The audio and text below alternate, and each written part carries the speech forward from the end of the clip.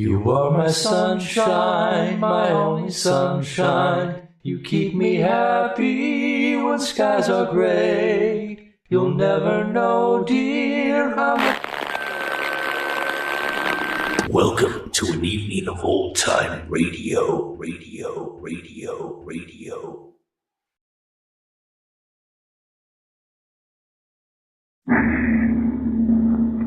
The shadow of Fu Manchu. Based on the series by Sax Roma.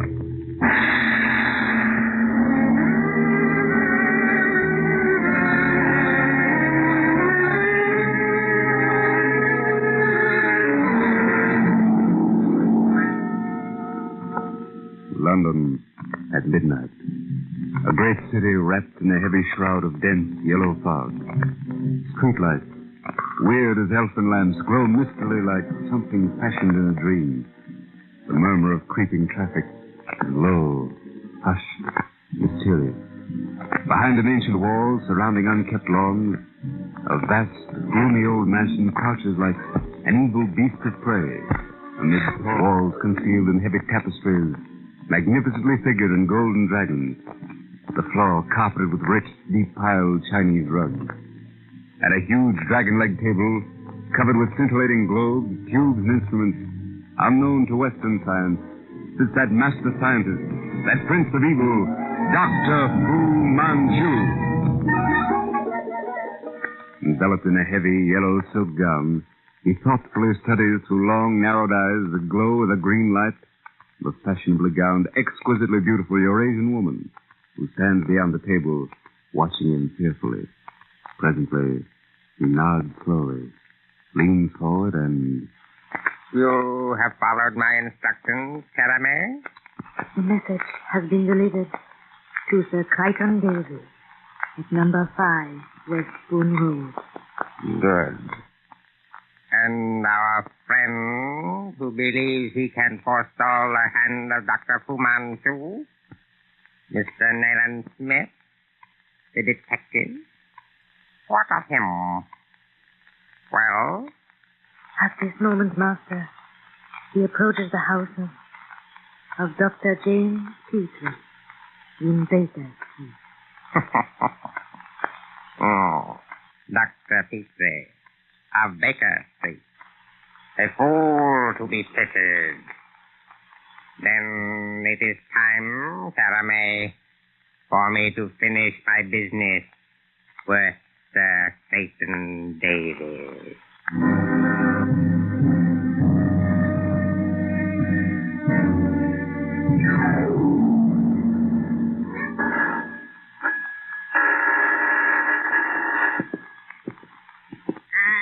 Visitors at this time of the night. A body cannot get any sleep in this house. Will? I beg pardon, ma'am, but is Dr. Petrie in? And where else would the doctor be at this hour but at home, where us disrespecting people should be? Come in. Wait a moment. Yes? Come in. A gentleman to see you, Dr. Petrie. Oh, yes. What are you saying, Mrs. McGregor? I said there'll be a gentleman to see you. What, at this time of the night? Why, it's midnight. Why can't these patients come at the regular hours? Well, show him in. Will you step in, sir? Thank you. Why, Nayland. Nayland Smith. Bit of a surprise, APT, old chap. Didn't expect me, I'll wager. Anyone but you, old man. I thought you were in Burma. Well, this is a delightful surprise. Excuse me, Petrie. What are you doing? I'm putting out your light. Oh, what's wrong? I'm not mad, Petrie. But before you're very many hours older, you'll know I have an excellent cause for caution. Just a second. Good. The one watching from the street. Perhaps I've arrived first this time.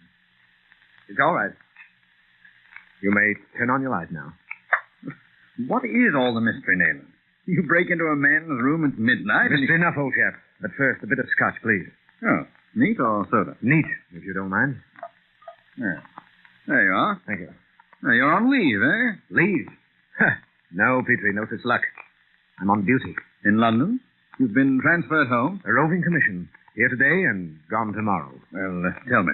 What's it all about? First, let me show you something. Wait until I take off my coat. Look at my arm. Ever see a wound like that? Not exactly. Nasty looking arm, okay. Quite healed, though. Good job it got you in the fleshy part of the forearm. Appears to have been deeply cauterized. Right. Very deeply. It had to be. An arrowhead dipped in the venom of a hamadryad went in there. A hamadryad? The most deadly of all eastern reptiles. There's only one treatment. A sharp blade, a match, and a broken cartridge. Devilish strong treatment. Even then, it's touch and go. An accident? That's the point. It was not an accident. And at this moment, I'm on the heels of the man who extracted the venom from the snake, prepared the arrow, and caused it to be shot at me. Oh, you're joking. Does that wound look like a joke? And that man, unless my calculations are wrong, is now in London. And you hope to find him? Petrie, I've traveled from Burma, not in the interests of the British government merely, but of the entire white race. And I honestly believe its survival depends largely on the success of my mission. Well, sounds rather fantastic, old man. If it only were fantasy. But I'm wasting time. I came to you because you're the only man I can trust. Aside from my chief, I hope you're the only one who knows I've left Burma. How can I help you, Naval? District practitioner is hard as I must have someone with me all the time, someone I can absolutely trust. It's imperative. Petrie, can you spare a few days to a weird and dangerous business? Well, of course. My practice doesn't confine me too closely. Good. Then we start now. Now? You mean tonight? Tonight. There's one move we must make immediately. I must warn Sir Crichton Davy. Crichton Davy? Of the Indian Bureau? Exactly. He's a doomed man unless he follows my instructions without question, without hesitation. Oh, yes. Better take your pistol. We'll get a taxi at the corner. Come on, Petrie. We must hurry. There isn't a single moment to lose. Oh, beastly fog. Crichton Davy, eh? Oh, influential man. One of the political bigwigs, Petrie. And for that very reason, nothing, absolutely nothing can save him if he hesitates to do as I say. Oh, here's a cab. Get in. Number 5, Westbourne Road, as quickly as you can. The fog, Governor. Take a speed suit. Can't make any speed, sir. Do the best you can, and there'll be an extra couple of bob in it for you. Right, sir.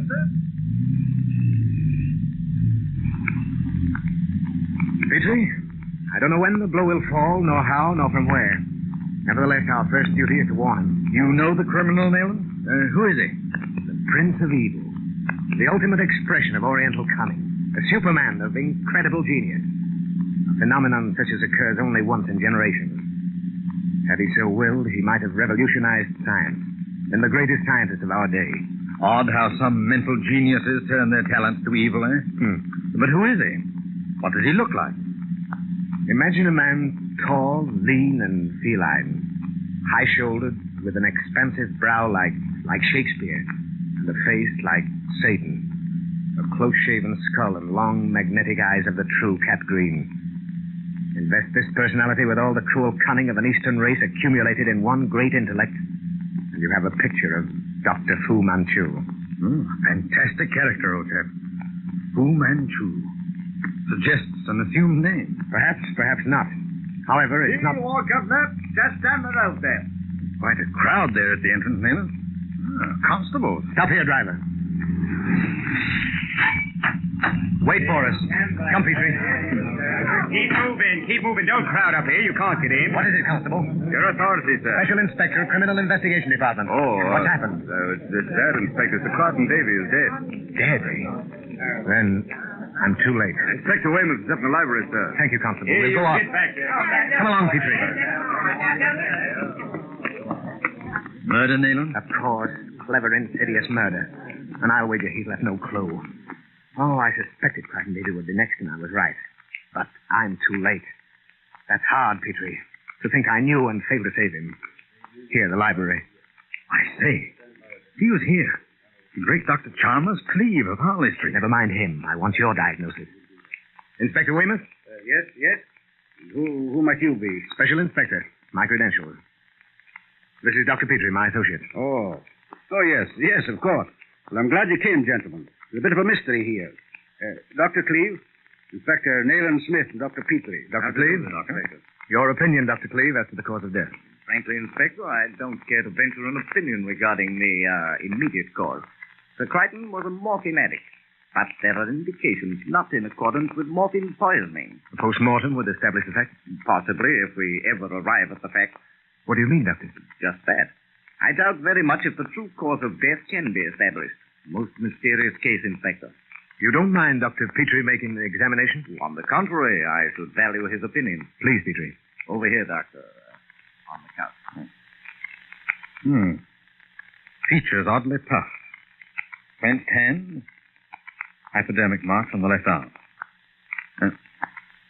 This faint red mark on the right forearm. You've noticed it, of course, Dr. Cleve? Yes, not unlike the imprint of rouged lips. Not a birthmark, I can vouch for that. A local inflammation, I should say. Well, I rather doubt that. Nor anything constitutional. Does it suggest anything to you, Petrie? I'm sorry, Nayland? No, nothing. I agree with Dr. Cleve. It's most curious. Heart failure? I can't be certain. As Dr. Cleve says, a post-mortem might clear the atmosphere. Inspector Smith, perhaps you'd like to question Sir Crichton's secretary. This is he, Mr. Burgoyne. Oh, thank you, Weymouth. I understand, Mr. Burgoyne, Sir Crichton was taken seriously ill in this library. At 11:30. I was working here, he in the little study there. I see the connecting door is closed. It was closed then? It was. Always is. It was open, however, about 11:25 for a moment when a message came for Sir Crichton. Message? What was it? I couldn't say. It was brought by a district messenger. I placed it at Sir Crichton's elbow on the desk. Yes, and then? 5 minutes later, Sir Crichton burst open the door and staggered in here with a strangled scream. He fell to the floor, and as I lifted him and carried him to the couch, he gasped something that sounded like the red hand. Before I could reach bell or telephone, he was dead. The red hand. You believe he referred to this red mark on his arm? No, sir. I do not. Red hand. The red hand. I wonder. Could it? Great Scott. The Zayat kiss. The study, Burgoyne. Have you been in there since Sir Crichton died? Why, yes. For a glance round only. That is, I stood in the door. You didn't go inside? Why, no. Windows, other doors, everything. Closed or open, did you notice? Closed, sir, tightly. I came out again immediately. Fortunate for you, old man, that you're not at this moment lying there beside Sir Crichton. By Jove! What's that? Petrie, Weymouth, come with me. You others stay clear. The instant we're inside that study, Burgoyne, close the door. Petrie, at the least sign of movement, on the furniture, floor, anywhere, shoot and shoot quick. Come. Careful, gentlemen. Don't touch anything on your life. That wailing. What in the name of heaven? Stand still. There it is. Don't move.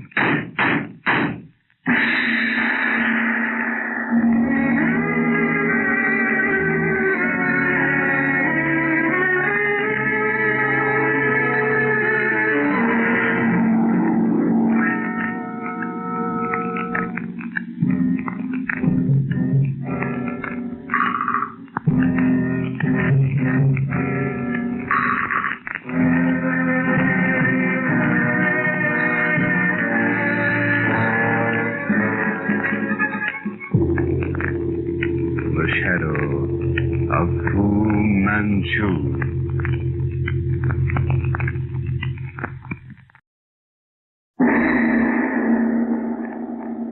The Shadow of Fu Manchu. Based on the stories by Sax Roma.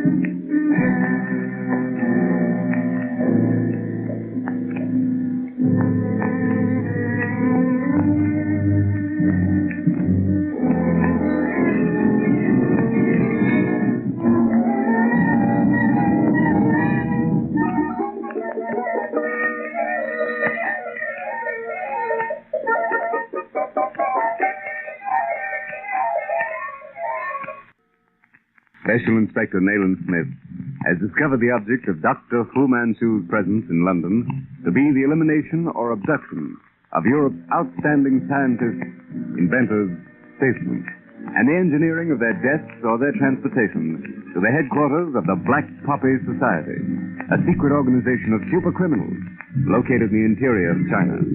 With Dr. James Petrie, Smith arrives at the home of Sir Crichton Davy, the first on Fu Manchu's list, to find that the British statesman has already fallen a victim to the insidious Dr. Fu. While Smith, Petrie, and Inspector Weymouth of Scotland Yard are examining the death chamber, a strange, weird cry is heard outside the house. A movement in the window catches Smith's eye. He fires. Nayland, what was it? Great Scott. Must be losing my grip. Missed. Every shot. What the devil was it, Smith? Whatever it was, it's gone. Slipped out of the window just as we came in. You heard that cry? Of course. What were you shooting at? Something in the window? I didn't see it clearly, just a glimpse. And that cry, you heard it before? In India, the cry of the dacoit. In this instance, it was very probably used to call back the thing that caused Sir Crichton's death. Inspector Smith, are you all right? Open the door, Weymouth. Let them in now. There's no danger for the moment. No shots, Inspector. What was it? Never mind that now. This envelope on the desk. It's the one that was brought to Sir Crichton just before we arrived. The same, sir. He started to open it.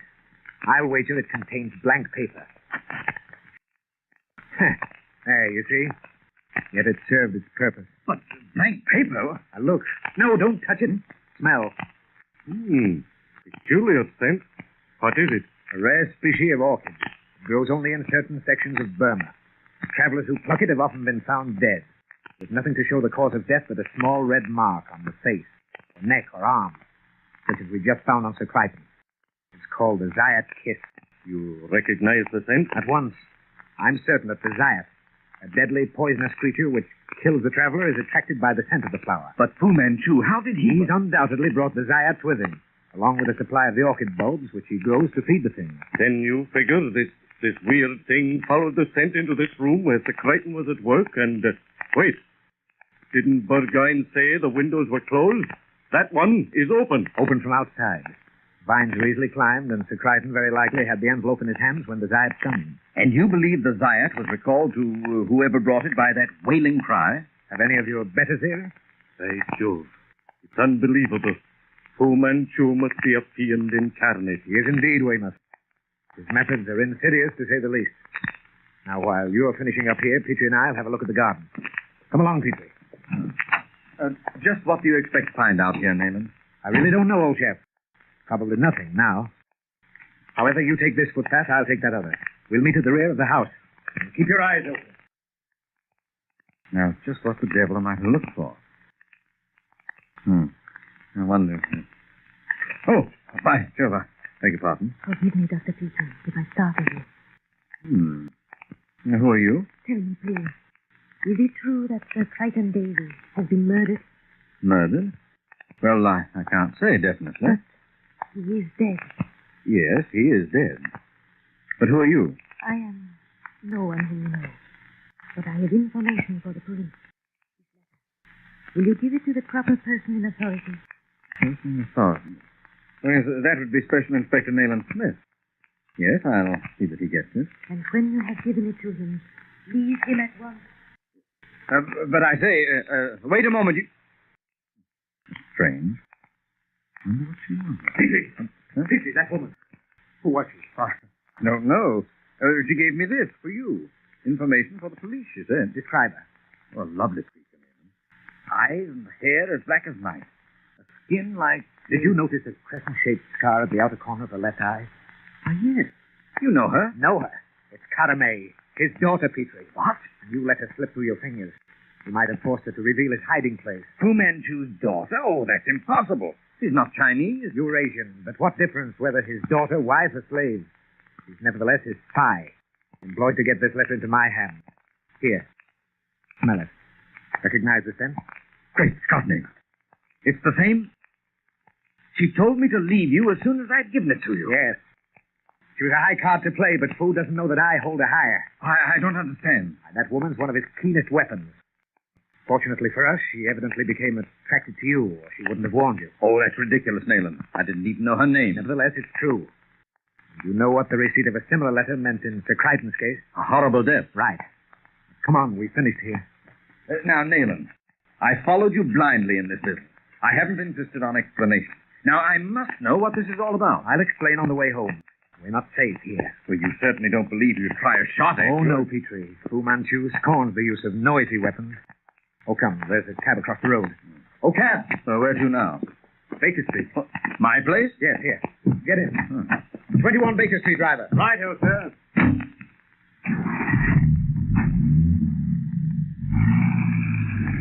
I say, Nayland, someone took the cab behind us. I think it's following us. I expected that. Well, if I escape alive from this business, old chap, I'll know that I lead a charmed life. But aren't you going to try to throw them off? Useless. Wherever we went, Fu Manchu would find us. You no doubt still wonder why a servant of the British government lately stationed in Burma appears in London in the character of a detective. Rather. Simply because I stumbled onto a clue, quite by accident. I discovered definite evidence of the existence of Fu Manchu. Well, is he an emissary of an Eastern power? I can't say definitely, but I do know that a certain Eastern power will be requested to see that Dr. Fu removes himself and his influence as far and as quickly from England as possible. And if your Eastern state refuses? Then, Petrie, anything may happen. A fanatic, Nayland. A madman with unlimited power. He's much more. Whether a fanatic or a duly appointed agent, Fu Manchu is undoubtedly the most malignant personality existing in the world today. He's a fluent linguist, both in civilized and barbaric languages. He's an adept in all the arts and sciences a great university could teach him, and many black arts that no university could possibly teach him. He has the brains of any 3 men of genius. But what is his object? His object? Why did Rene Corot fall dead in a Paris opera house? Heart failure, wasn't it? He died because his last speech had shown that he held the key to the secret of Tonking. And what became of the Grand Duke Stanislaus? Do you remember? Suicide, as I recall it. He alone was fully aware of Russia's growing peril. He alone knew the truth about Mongolia. That knowledge caused his death. But Sir Crichton Davy. He was the only living Englishman who understood the vast importance of the Tibetan frontiers. I'm beginning to see, Nayland. Yes, it was their knowledge of the East that doomed them. When any great leader dares to arouse the West to a sense of the awakening of the East, he's destroyed. Incredible. You mean to say that Fu Manchu controls this terrible secret movement? Exactly, Petrie. Fu Manchu and none other. Here you are, Governor. 21 Baker Street. Eh? Oh, yes. You are, driver. Thank you, sir. Look, that car back there. It stopped. Followed us every foot of the way, Nayland. Of course, Petrie. Come on, let's go in. But they followed us all the way. Aren't you going to do anything? Of what use? We could prove nothing against them. Further, it's very evident that an attempt will be made upon my life tonight. And by the same means that proved so successful in the case of Sir Crichton. You can't mean that he'll make an attempt against you here. I mean exactly that. We'll have an opportunity to observe the Zayat kiss in operation very soon. The scented letter given you by the woman is ample proof of that. Now, what caused Sir Crichton's death, Nayland? What is the Zayat kiss? I don't know exactly. Some sort of insect, I believe, which is attracted by this perfume. Well, what sort of insect? Again, I say I don't know. But forewarned is forearmed, Petrie. Fu Manchu has made the blunder common to all men of unusual genius. He's underrated his adversary. Let's go into the bedroom. Now let us appear to make preparations to retire. I'm sure we may rely on Dr. Fu's servants to attempt my removal, if not yours. Well, I say, roll those golf clubs in that blanket and put them in your bed. I'll do the same with these pillows in mine, eh? Yes. So. There we are. And now? Turn out the light and take a chair into the corner by the door. We'll be hidden by anyone looking through the window, yet we'll be able to see a silhouette against the window in the moonlight. Lower the sash. Right. You shouldn't have long to wait. I've put the perfumed envelope on the coffee table in the center of the room. You know, it's a climb of 30 feet, Nayland, from the garden to my window. Oh. To a dacoit who very likely operates the Zayat kiss, an ivy-covered wall is a grand staircase. 2 o'clock. Presently, Petrie, presently. You have your flash? Yes. And my pistol. Good. When I give the word, turn your flash on the envelope on the coffee table. Don't shoot. This scalp of yours will do the trick. Certain, Nayland. The window. Shadow. It has a box What's in your hand? He tossed it through the window. The flash, Petrie. Light. Great Scott, Nayland, look! Hold the light steady. Quick, man, quick!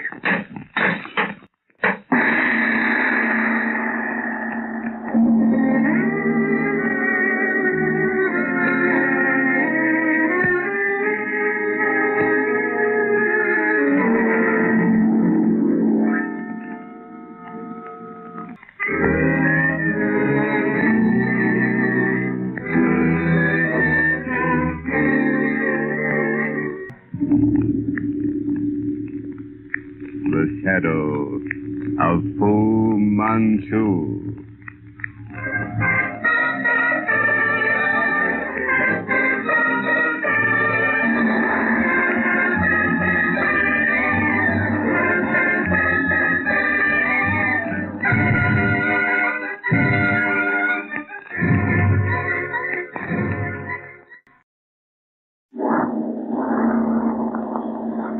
The shadow of Fu Manchu. Based on the stories by Sax Rohmer.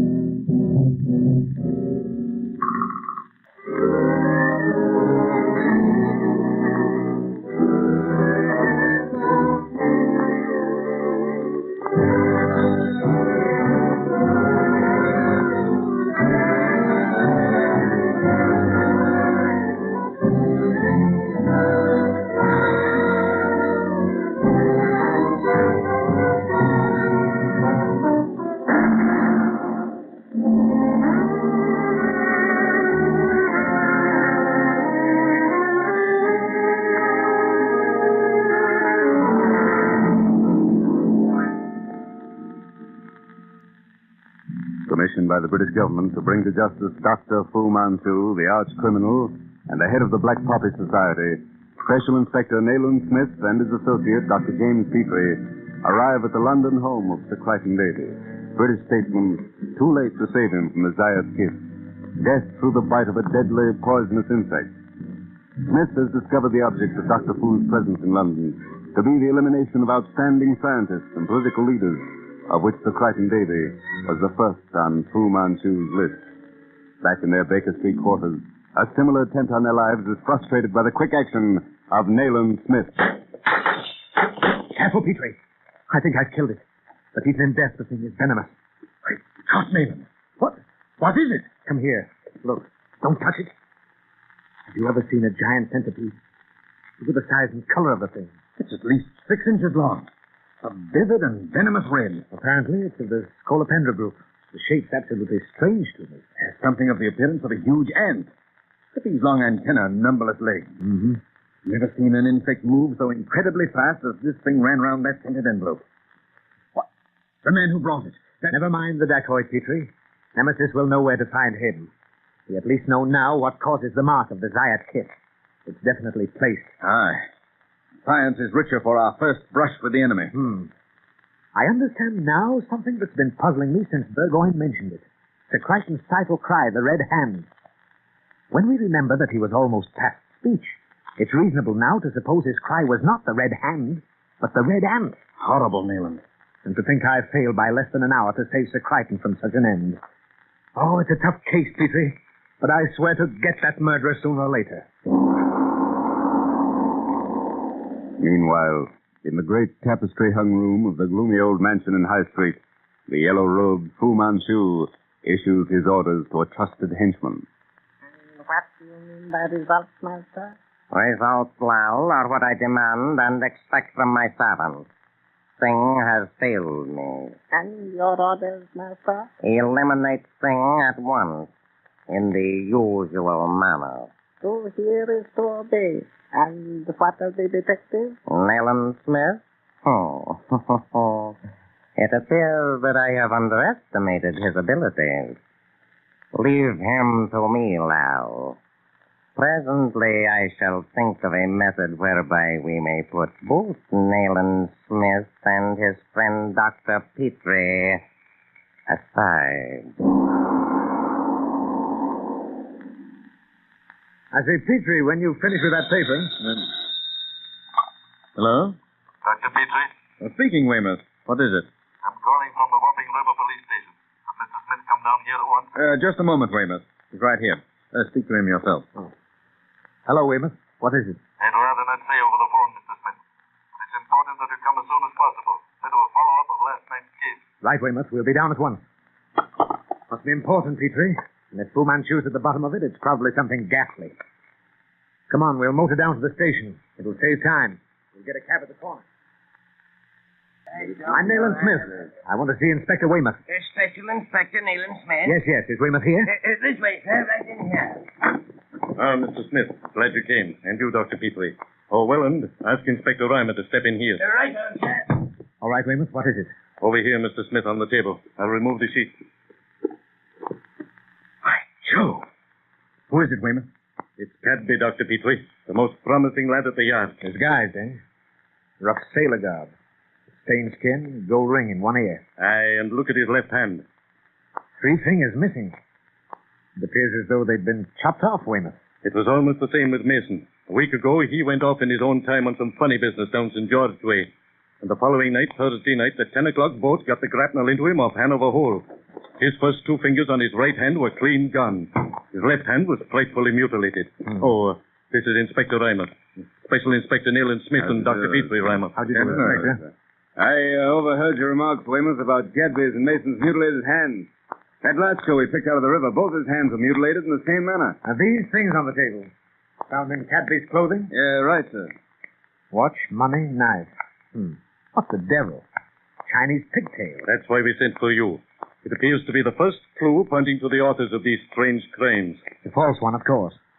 Attached to a most ingenious bald wig. Yes, we believe it's part of a Chinese makeup. Cadby was clever at disguise. Disguise, yes, but certainly not used by Cadby. Now, look here. Too small by inches for his head. And look how the crown's padded. This thing was made for a most abnormal head. Where did you find him, exactly? Limehouse Reach on the Commercial Dock Pier, exactly an hour ago. And you last saw him at 8 o'clock last night? That's right. How long has the man been dead, Petrie? Oh, roughly 24 hours. Then we know that he was on the track of the Fu Manchu group, that he followed some clue which led him to the neighborhood of Old Ratcliffe Highway.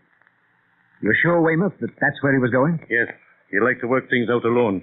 Would have meant a big lift for him if he'd pulled that case off.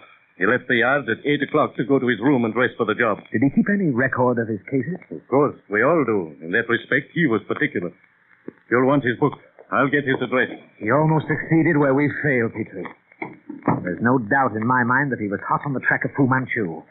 Mason, the other officer, probably blundered on the 10-2 and met with a similar fate. Without other evidence, the fact that they both died in the same way as the dacoit would be conclusive, for we know that Fu Manchu killed the dacoit. Exactly. But, Inspector Smith, what is the meaning of the mutilated hands? Oh, heaven knows, Reimer.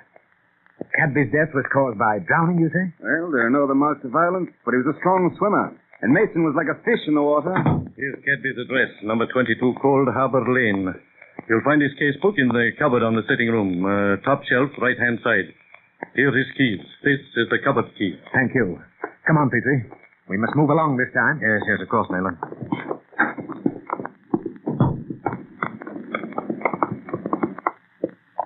Good job we kept the cab. Number 22, Cold Harbor Lane, driver. As quickly as you can.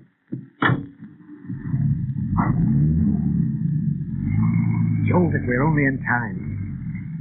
Fu Manchu is sure to come there. This time, Petrie, we'll... Wait. The pigtail. I forgot it. Stop, driver, stop. We've got to have that pigtail, Petrie. Don't wait for me. Go to the address and get that book. Come straight on to Scotland Yard and meet me there. Oh, but Nayland, I'll wait or we'll go back. A few minutes can make no difference. Do you suppose Fu Manchu's going to leave evidence like that book lying about? It's 1,000 to 1 he has it already, but there is just a bare chance. Go on, driver.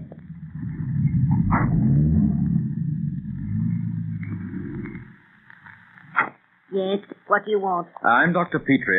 Sorry to bring bad news regarding your tenant, Mr. Cadby. Bad news, eh? Oh, well, that was to be expected. The company tip. What with that wailing at the back of the house last night, and tonight again, just a moment before you knocked. Wailing? Just now? This police car should let me in. Where's Cadby's room? First floor, second door to your right. There's a woman in there now. Don't move. What are you doing in this room? Academy. So I did get here in time. Oh, Dr. Petrie. What have you taken from that cupboard? Give it to me. Oh, I have taken nothing. Oh, Dr. Petrie, you must go at once. You are in terrible danger. Please go. Not until you give me what you took from that cupboard. Then you're going with me to the police. I will tell you all I can, all I dare. I know how to deal with your friends. But with you, I am lost. If you could only understand, you would let me go. Let you go? You have no claim to mercy. I am not free as your English women are free. What I do, I must do, for it is the will of my master. And I am only a slave. And you, Dr. Petrie, you are not a man if you can give me to the police. You have no heart if you can forget that only last night I tried to save you. You lured Cadby to his death. Oh, no, I swear I did not. I spied upon him, yes. But it was because he would not be warned that he met his death. I could not save him. Then save yourself by telling me where I can find Fu Manchu. Oh, I dare not. I dare not. Not if you would go to find him. Your friend, Leland Smith. Yes, I would tell him. And he would die. No, that's ridiculous. Come on. Tell me. Could you hide me from him if I came to you and told you all I know? Well, the authorities would have... The authorities. They can put me on the rack if they choose. But not one word would I speak. But to you, I would tell all I know. Very well, then. Speak. Tell me where I can find Fu Manchu. Oh, no. No, not now. Not... Good heavens. Dr. Petrie. I have been waiting for an opportunity to meet you personally. Fu Manchu. No, do not reach for your pistol. It would be useless. Take him, Lau. But be careful. Very careful. He must remain alive for the interesting little experiment we shall perform later.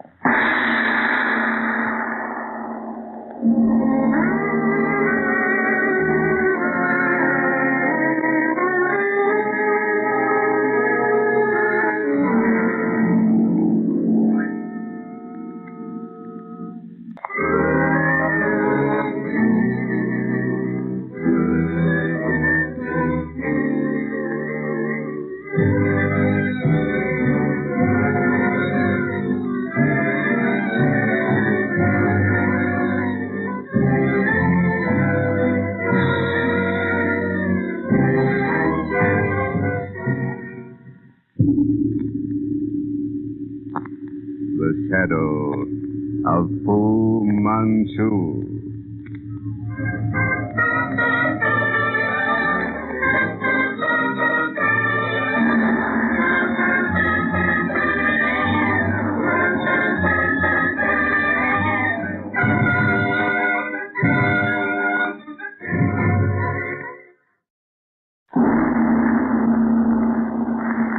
The shadow of Fu Manchu.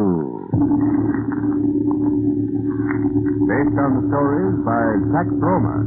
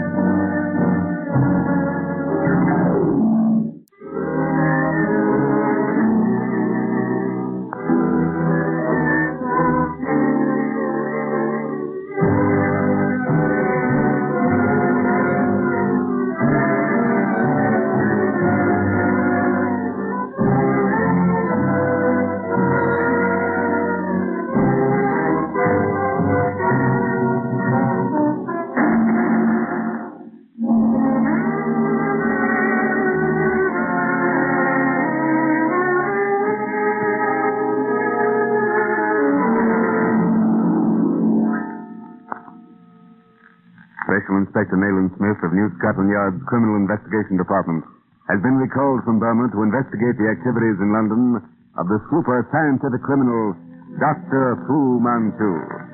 Through a series of mysterious murders, Smith discovers a clue to the whereabouts of Fu Manchu, who has meanwhile cleverly trapped Dr. James Petrie.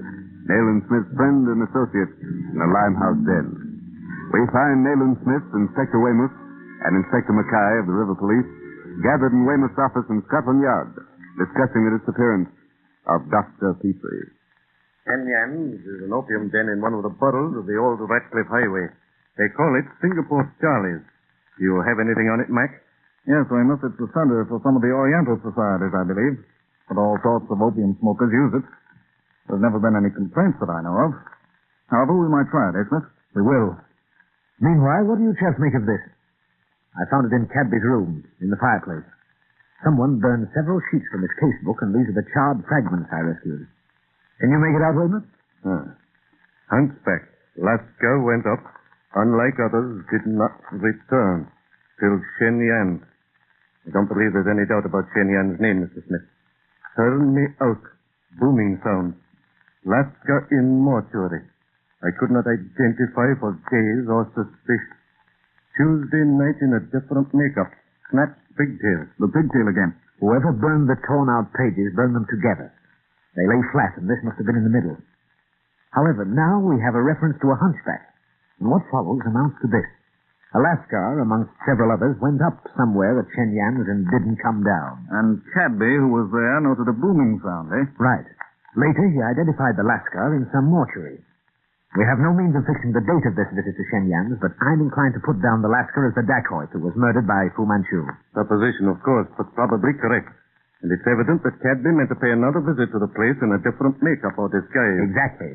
And the Tuesday night proposed was undoubtedly last night.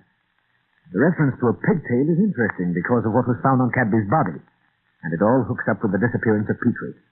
Someone else was in Cadby's room searching for that book when Petrie arrived. And even if Petrie hadn't scratched on the wall, I am taken, I'd still know it was Fu Manchu. God help him, Mr. Smith, if he's fallen into the hands of that fiend. Amen to that. Well, it's exactly 10:20. I'll trouble you, Weymouth, for the freedom of your fancy wardrobe. I'm going to Shenyang's tonight. Risky business, that. How about an official visit? Oh, worse than useless. By your own admission, the place is open to inspection. No, Weymouth. We're dealing with the most stupendous genius the modern Orient has ever produced. I don't believe in disguises. Still, if you're determined, there's an end of it. Foster can make him up. What character do you propose to adopt, Mr. Smith? Oh, the usual rough seaman. Something like Cadby. I'm going with you, of course. Not necessary, Weymouth, old chap. I can handle it. I can pretend to smoke opium as well as another. They make a first-rate seaman. I'll be going along, Mac. Come. We'll drop down the river from Wapping and reconnoiter close to the riverside. Then, Mac, you can put us ashore somewhere below. In here. Bit of a job for you, Foster. Yes, sir? This is Special Inspector Nayland Smith. How do you do? How do you do? You're to make him up as he directs. I'll put on my own outfit. Rough seaman, Foster. Gold earring and everything to go with it. Right, sir. Will you sit here in front of this glass? Do your best on him, Foster. He'll need it. Right, Inspector. Anything else, Weymouth? What do you say, Mr. Smith? Keep the police launch close to the back of the place, Mac, with the men ready. Your fellows, Weymouth, should loiter about close to the front, near enough to hear a whistle. I've arranged for that. If we're suspected, are we to give the alarm? I'm not sure yet. Even in that event, I might wait a bit. Don't wait too long. We shouldn't be much wiser if your next appearance was on the end of a grappling hook somewhere down Greenwich Reach with half your fingers missing. I'll try to have all my digits when you see me next. Yes, sir. All of them. There you are, sir. That's the best I can do. Your own mother wouldn't know you. Look. Good job, Foster. I don't even recognize myself. How are you coming, Weymouth? Ready. By the old Harry. You're a villainous-looking beast. Well, you'd hardly instill confidence in a child yourself, Weymouth. All right. If we're ready, let's start. We'll stop in the assembly room. I have a few orders for my men. That Eurasian woman you mentioned, Smith, Karameh, I believe you said her name was. Just how does she figure in this business? She's one of Fu Manchu's keenest weapons. Beautiful and extremely clever. But I place my hopes for Petrie's safety in her. A slim hope, my friend. She's one of the enemy. Yes, but she's in love with Petrie. In love with him? Great Scott, how long has he known her? 24 hours, to my knowledge. But he doesn't know she loves him. She saw him the first time at Sir Crichton Davis' home the night Sir Crichton died. Oh, love in the East, Weymouth, is like the conjurer's mango tree. It's born, grows, and flowers with the touch of a hand. Little enough to put one's confidence in. Well, here we are, the assembly room. Guthrie and Lyle, get along you two and find a dark corner which commands the door to Singapore Charlie's off the old highway.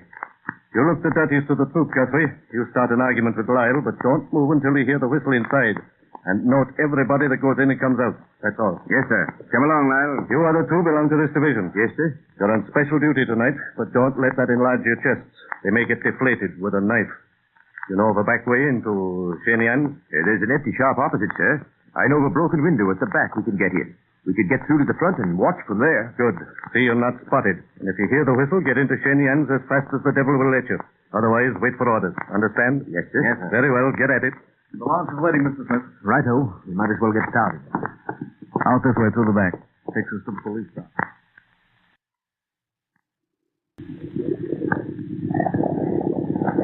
Suppose Fu Manchu uses Shenyang's place. How do you know he's there tonight? I don't know, chap, but it's the only clue we have pointing to one of his haunts. Who is he, sir, exactly? This Dr. Fu Manchu. I've only the vaguest idea, Mac. But he's no ordinary criminal. And he has the backing of a political group whose wealth is enormous. What's his object, Smith? His mission in Europe is to pave the way, if you understand what I mean. He's the advance agent of a movement so epoch-making that not one Britisher nor one American in 100,000 can even conceive it. On your left, past the wooden pier. And not where the lamp is, just beyond that, next to the dark square building. Shenyang. Drop us somewhere handy and lie close in with your ears open. We may have to run for it, so don't go far away. Righto. That's slow, lad. We'll put in at the stone stairs. Quiet now, everyone. Shop front is camouflaged, so it's like a barber shop, Smith. Although I don't suppose a man has been shaved there in years. Easy, men. Here we are. We'll be handy if you need us, Mr. Smith. Right. Come on, Weymouth. There's the place. Across the alley. Come along, and leave the talking to me.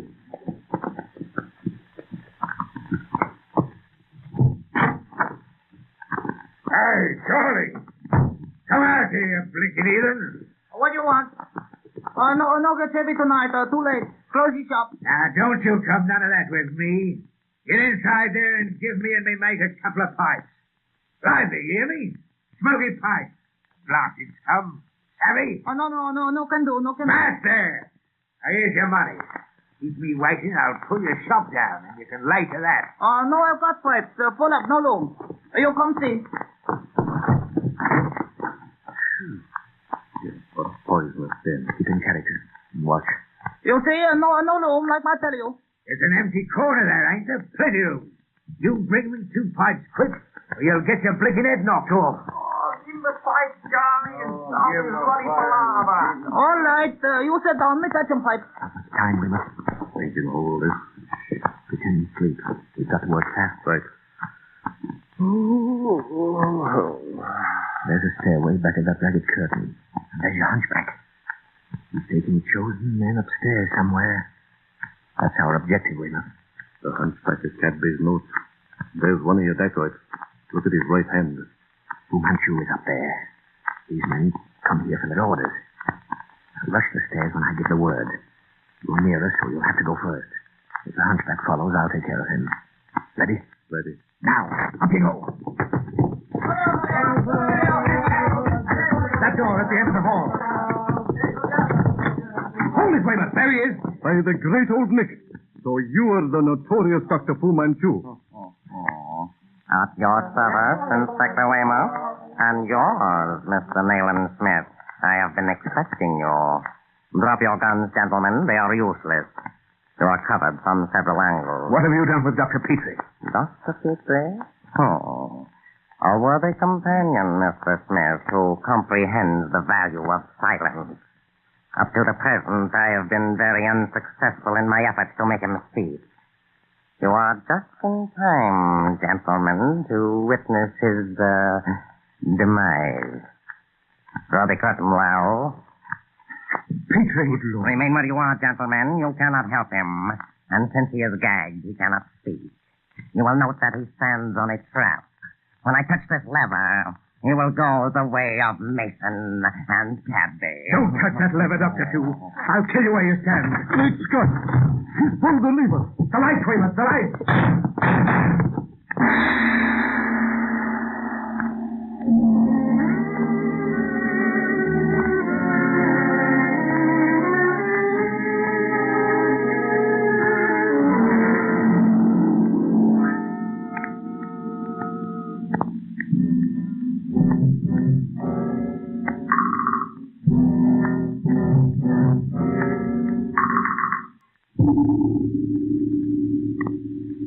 The shadow of Fu Manchu.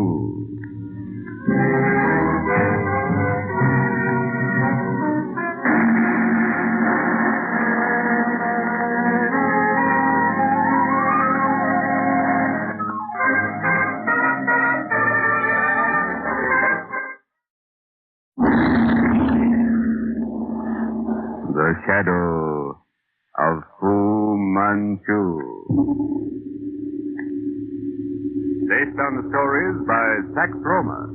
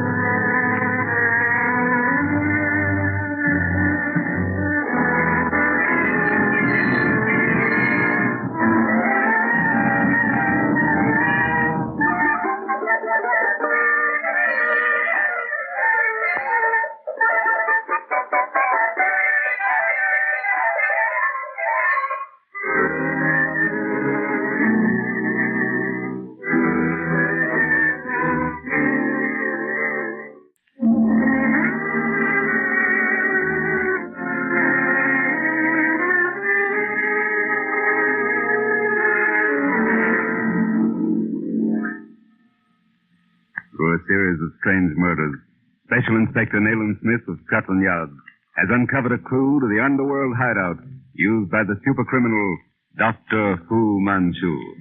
By a ruse, Fu Manchu has trapped Dr. James Petrie, the friend and associate of Nayland Smith, whom he is holding in a secret chamber in a limehouse den. Disguised as seamen, Nayland Smith and Inspector Weymouth gain entrance to the place and break into the secret chamber at the moment that Dr. Petrie is dropped through a trap door operated by Fu Manchu into the Thames River. The light, Weymouth, the light.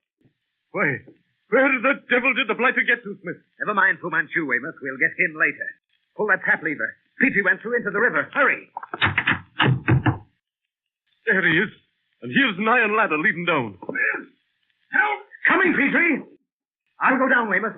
You get out there in the hall and give the alarm to your men. Right.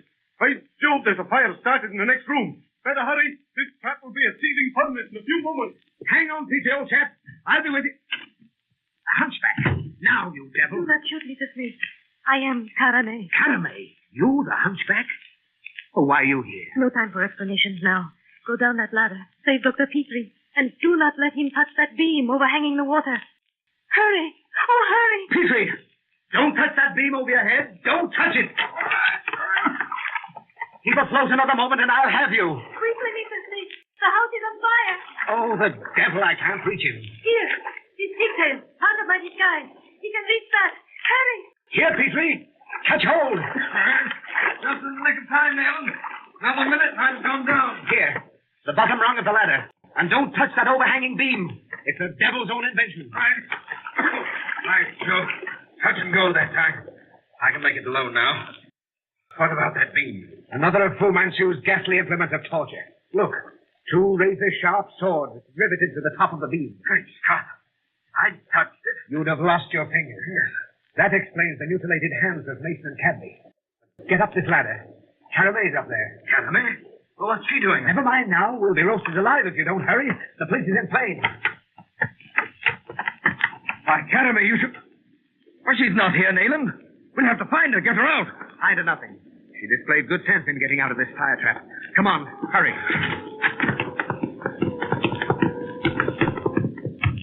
There's a line, men. By the Lord Harry Smith, we're just going in after you. Orders are to let that trap burn to the ground. The engines will keep the fire from the other buildings. All right, Dr. Petrie. Oh, yes, Weymouth, yes. How did the fire start? Ask your friend Fu Manchu. Is everybody out, Weymouth? Fu Manchu is still inside. At least none of the cordon of men have seen him leave the building. By Jove, Nayland. Perhaps we're well rid of him. It's a horrible death to wish a man, but... No, not until I see his dead body will I believe it. But Chathamy... Yes, a woman, Weymouth. Did you see a woman come out? Not a woman in the place. At least none came out. Oh, then she's still inside. Nayland, we've got to The get her. hunchback. Did he come out, Weymouth? Yes, and gave us the slip as fancy as you please. Petrie, that hunchback was Caramay. What? Caramay? Then she's clever, Smith. She got away clean. She was with those we took, 7 or 8. But just now, when we counted noses, she was gone. And so is Singapore Charlie. You want it over here, Inspector Weymouth? Will you come? Right. I'll get in touch with you later, Mr. Smith. Say, Nayland, did you bring the pigtail with you that was found on Cadby? Yes. I'd hoped to meet the owner. Have you got it now? No, I met the owner. Thank you, Nayland. For my life and her freedom. We'll never really excel at this business of man-trapping, Petrie. We're far too sentimental.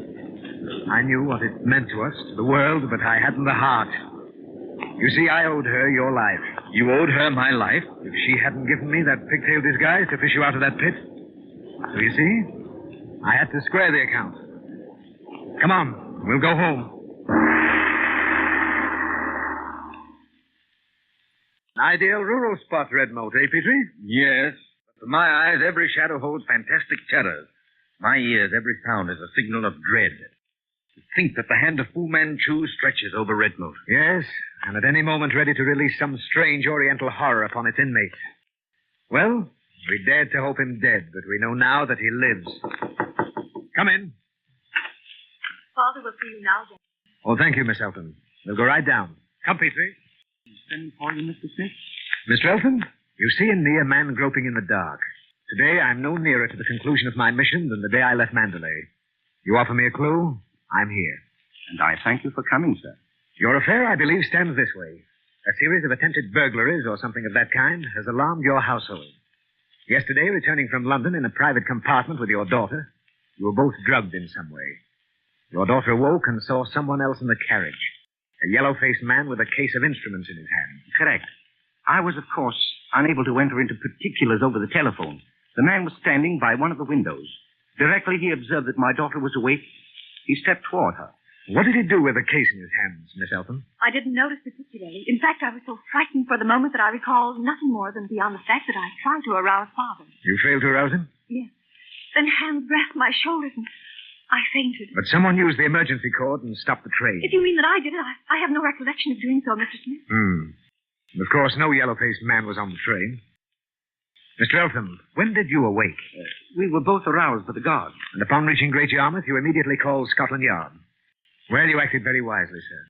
Oh, by the way, how long were you in China? You know that? Well, it is perhaps not so strange that you should be aware of my residence in China, Mr. Smith. By my not having mentioned it to you, may seem so. The fact is, I left China under what I may term an episcopal cloud. I have lived in retirement ever since. Yes. Go on, please. Unwittingly, I stirred up certain deep-seated prejudices in my endeavor to do my duty, Mr. Smith. But to answer your question, I was in China from 1896 to 1900. 4 years exactly. Eltham. Oh, yes. Now I remember. And I'm happy to have met you, sir. Thank you, sir.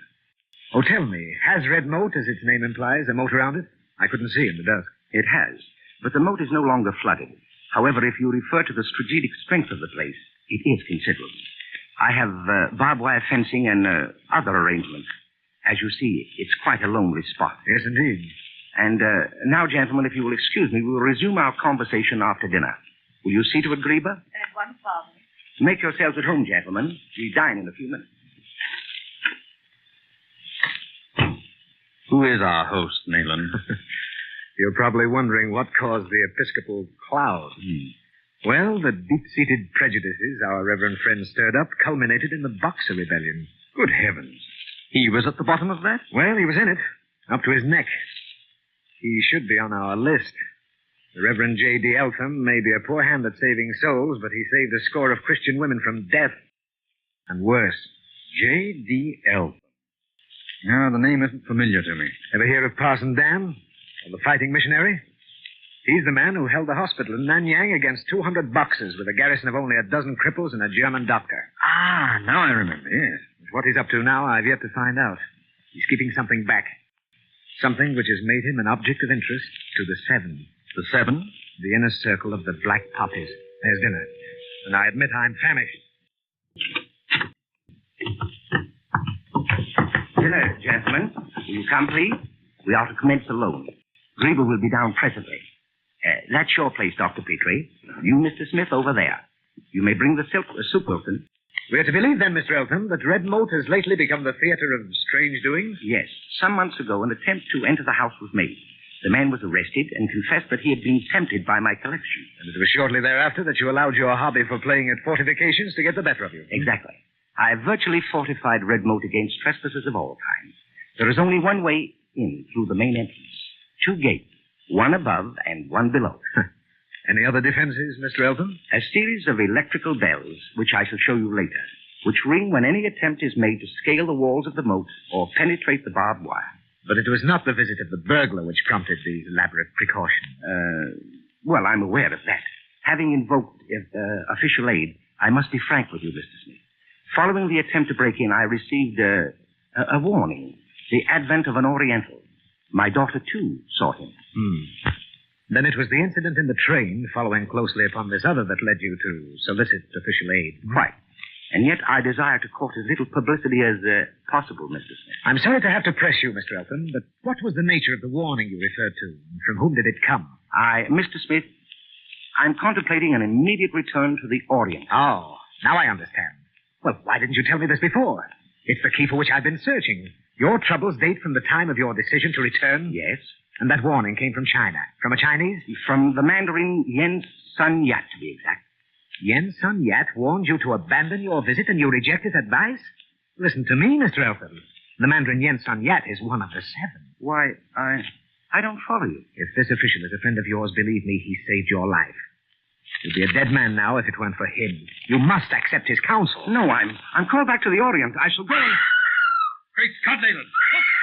Good heavens, it's Grieber!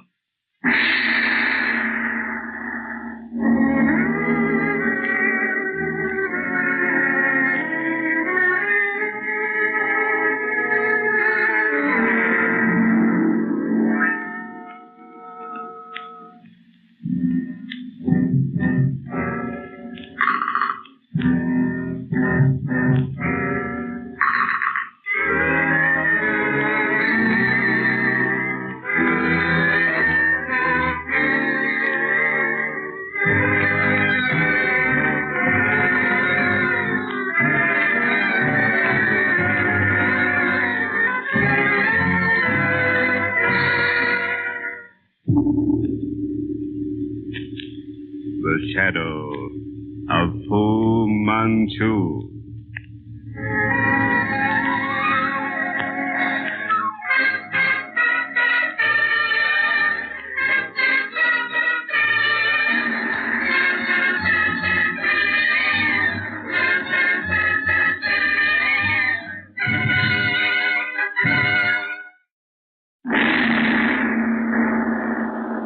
The Shadow of Fu Manchu. Based on the stories by Sax Roma.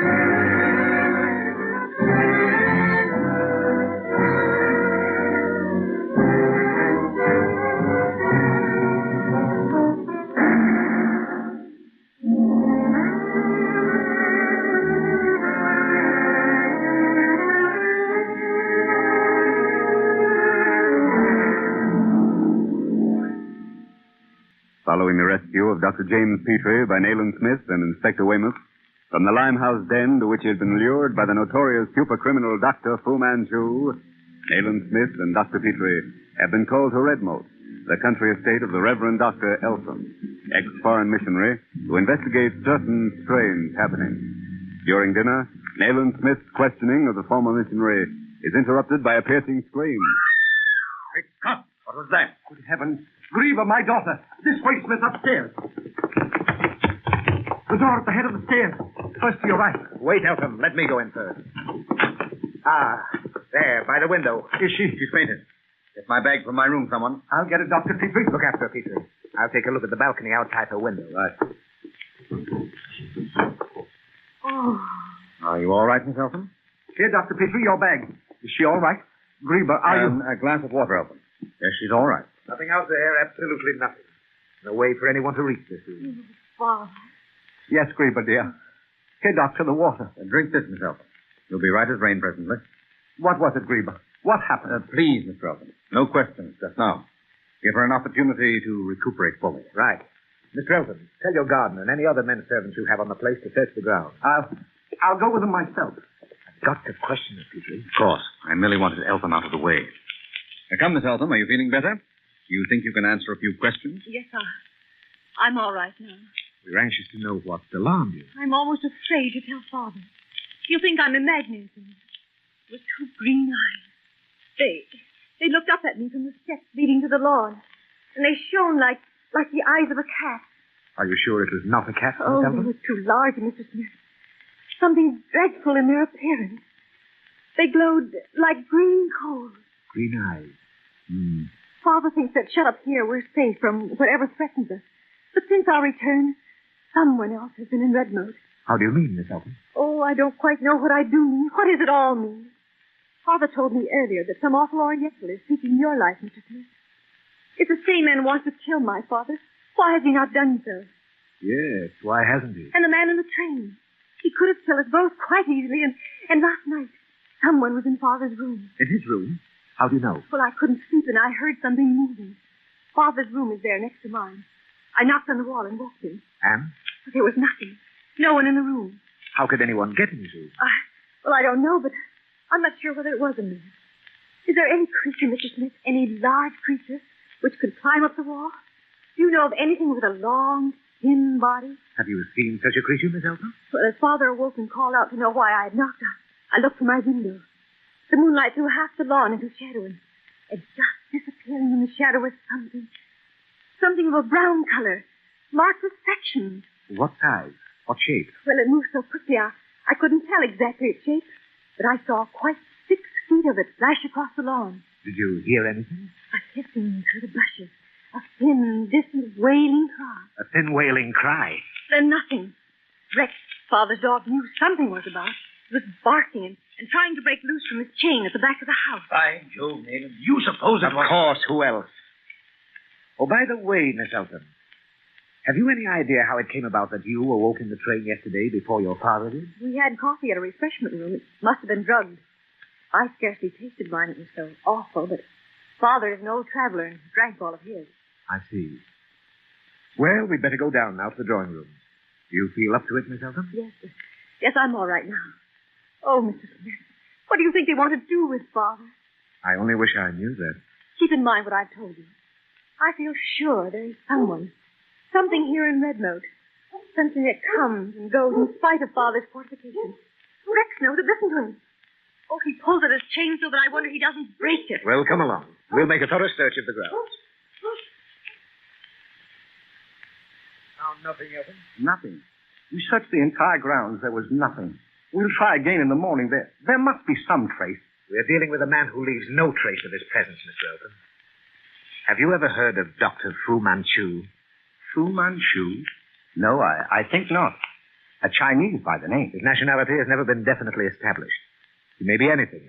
Chinese, Mongolian, Tibetan, Japanese. We only know that he's an Oriental. Very likely he's of mixed blood. Aside from that, just who and what is he? I can only tell you that he's undoubtedly the most formidable influence for evil in the world today. A scientific genius. A mental giant. He does nothing by rote or rule, He strikes when and where it's least expected. But good heavens, man, what has he to do with me? How have Mr. Eltham, you have influential friends in China, yet they daren't have you in Nanyang at the present time. Knowing the Orient as you know the palm of your hand, you'd likely see things not meant for Occidental eyes. At least not yet. But our precautions, Mr. Smith. Your precautions here have baffled the enemy for the moment only, Miss Eltham. But the attempt in the train indicates their anxiety to waste no opportunity. And while you and your father were in London, getting his outfit, no doubt, they've been fixing some second string to their fiddle here. You believe, Nayland, that in case no opportunity offered before Mr. Eltham returned, they provided for getting at him here? Exactly. But how, Mr. Smith? Ah, that's the mystery. The mystery in your case, which we must fathom. Although it seems incredible, I'm of the opinion that some emissary of Fu Manchu's is actually inside the moat. Oh, that seems possible. You're thinking of secret passages and so forth. There are none. I've measured every foot of the place. There isn't a rat hole left unaccounted for. And as for a tunnel under the moat, the house stands on a solid mass of ancient Roman masonry, a former camp of Hadrian's time. There is no entrance and no exit, Mr. Smith, save by the front steps. Nevertheless, Miss Eltham, I hold to my theory. How else can you explain the experience you just passed through? I don't know. No, nor do I, yet, but I hope too soon. Well, if you don't mind, I'll retire. I'd like to get out early tomorrow before your gardener, Edwards, has a chance to spoil any trace which might have been overlooked. Come along. Good night. Good night. So, we're in the thick of it again, eh? We're always in the thick of it, Petrie. Our danger's no greater in Norfolk than in London. Oh, if you're not too tired, stop in my room a bit to smoke. I feel like talking. Glad to. Leave the light off. Come sit by the window. Eltham's dog's restless tonight. I feel that something's about to happen. By Jove, what do they want with Eltham? It is a mystery, old chap. That man in the train with the case of instrument. The apparition of the green eyes tonight. Can they have been the eyes of Fu Manchu, Nayland? No one else, Petrie. Some peculiarly unique outrage is being contemplated. You can wager on that. Something calling for the presence of the master. Do you suppose he's trying to prevent Eltham's leaving for the Orient without killing him? Quite possible. He probably has instructions to be merciful. And heaven help the victim of Oriental mercy. That dog.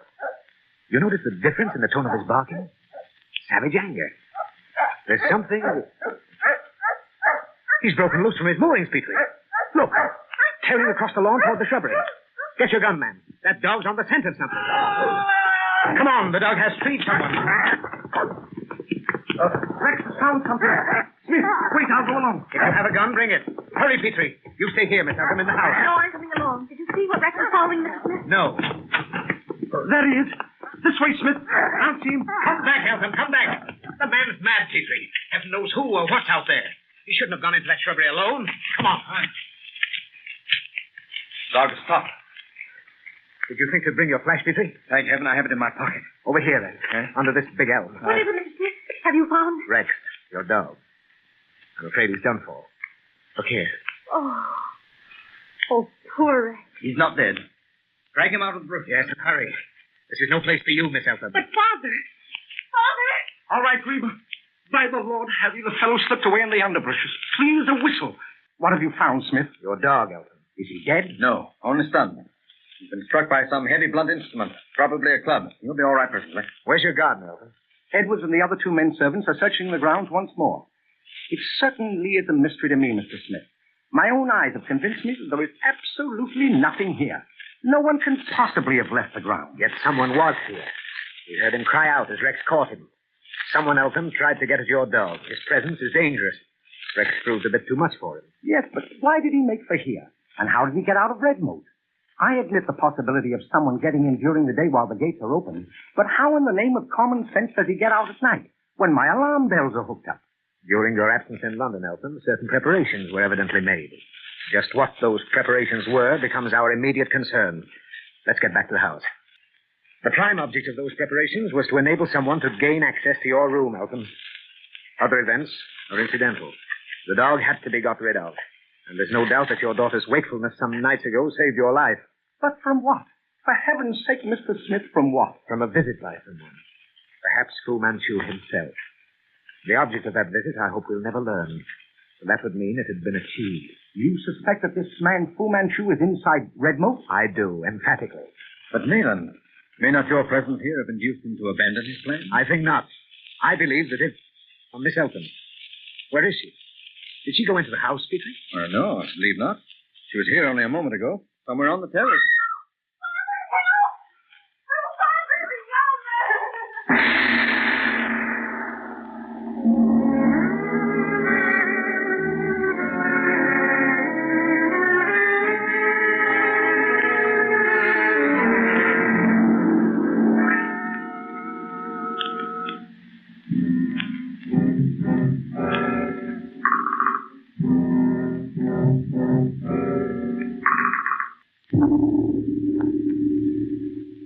The shadow of Fu Manchu.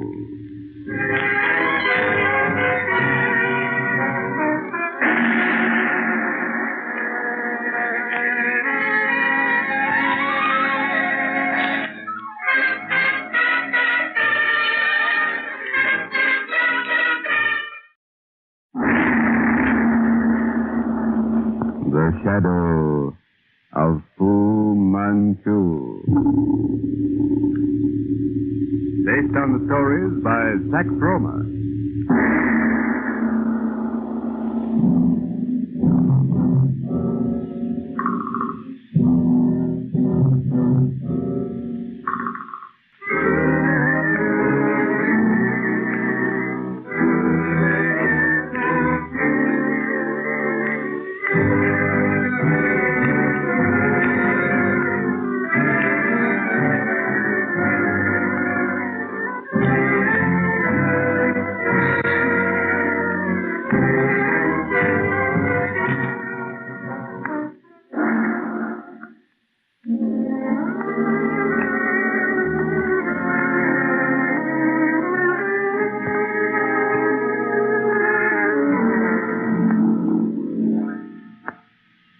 While investigating certain mysterious occurrences at Redmoat, the Norfolk estate of the Reverend Eltham, famous fighting missionary, Inspector Nayland Smith discovers evidence of the malignant presence of Dr. Fu Manchu. An attempt to kidnap the missionary is frustrated by the quick action of the inspector. As Eltham, Smith, and Dr. Petrie, the inspector's friend and associate, return to the house from a hurried search of the fortified grounds, they are startled by a frenzied cry for help. Good heavens. My daughter. It's Grieber. Over there, at the edge of the shrubbery under the elms. The cry came from that direction. Come on, Petrie. What? Bring lights, Elton. Lanterns, hurry. Bear more to the right, Petrie. The cry came from over there. Grieber. Grieber. Good heavens, Smith, where is she? The cry seems to come from this direction. She can't be very far. And they can't get out of the ground, guarded as they are. Miss Eltham! Miss Eltham! Oh, the Lord forgive me. I could do murder tonight. If that fiend has harmed her... Get yourself together, Elton. They can't get her out. Post Edwards and Robbins at the gate. We'll circle the ground. They must be inside Redmoat. I'll post the servants, then meet you at the upper side of the moat. We'll take this path, Petrie. Come on. In heaven's name can we do, Nayland? Search everywhere. Typical of Fu Manchu, this. Because of our presence and all these fortifications, he finds it difficult to reach Eltham, so he concentrates on the girl. Heaven help her, Petrie, if she's fallen into the hands of Fu Manchu himself. He wouldn't murder her, Nayland. Oh, in her case, death would be merciful. I'm positive he's received instructions from the Seven not to do harm here, merely to prevent Eltham from returning to the Orient. But his methods of prevention are usually far worse than death. Oh, here comes Eltham and one of the servants. By Jove, Nayland, where can the girl be? Somewhere in Redmoat, rest assured. But where? Have you found anything, Mr. Smith? Nothing, Eltham. Absolutely nothing. There's not the slightest trace.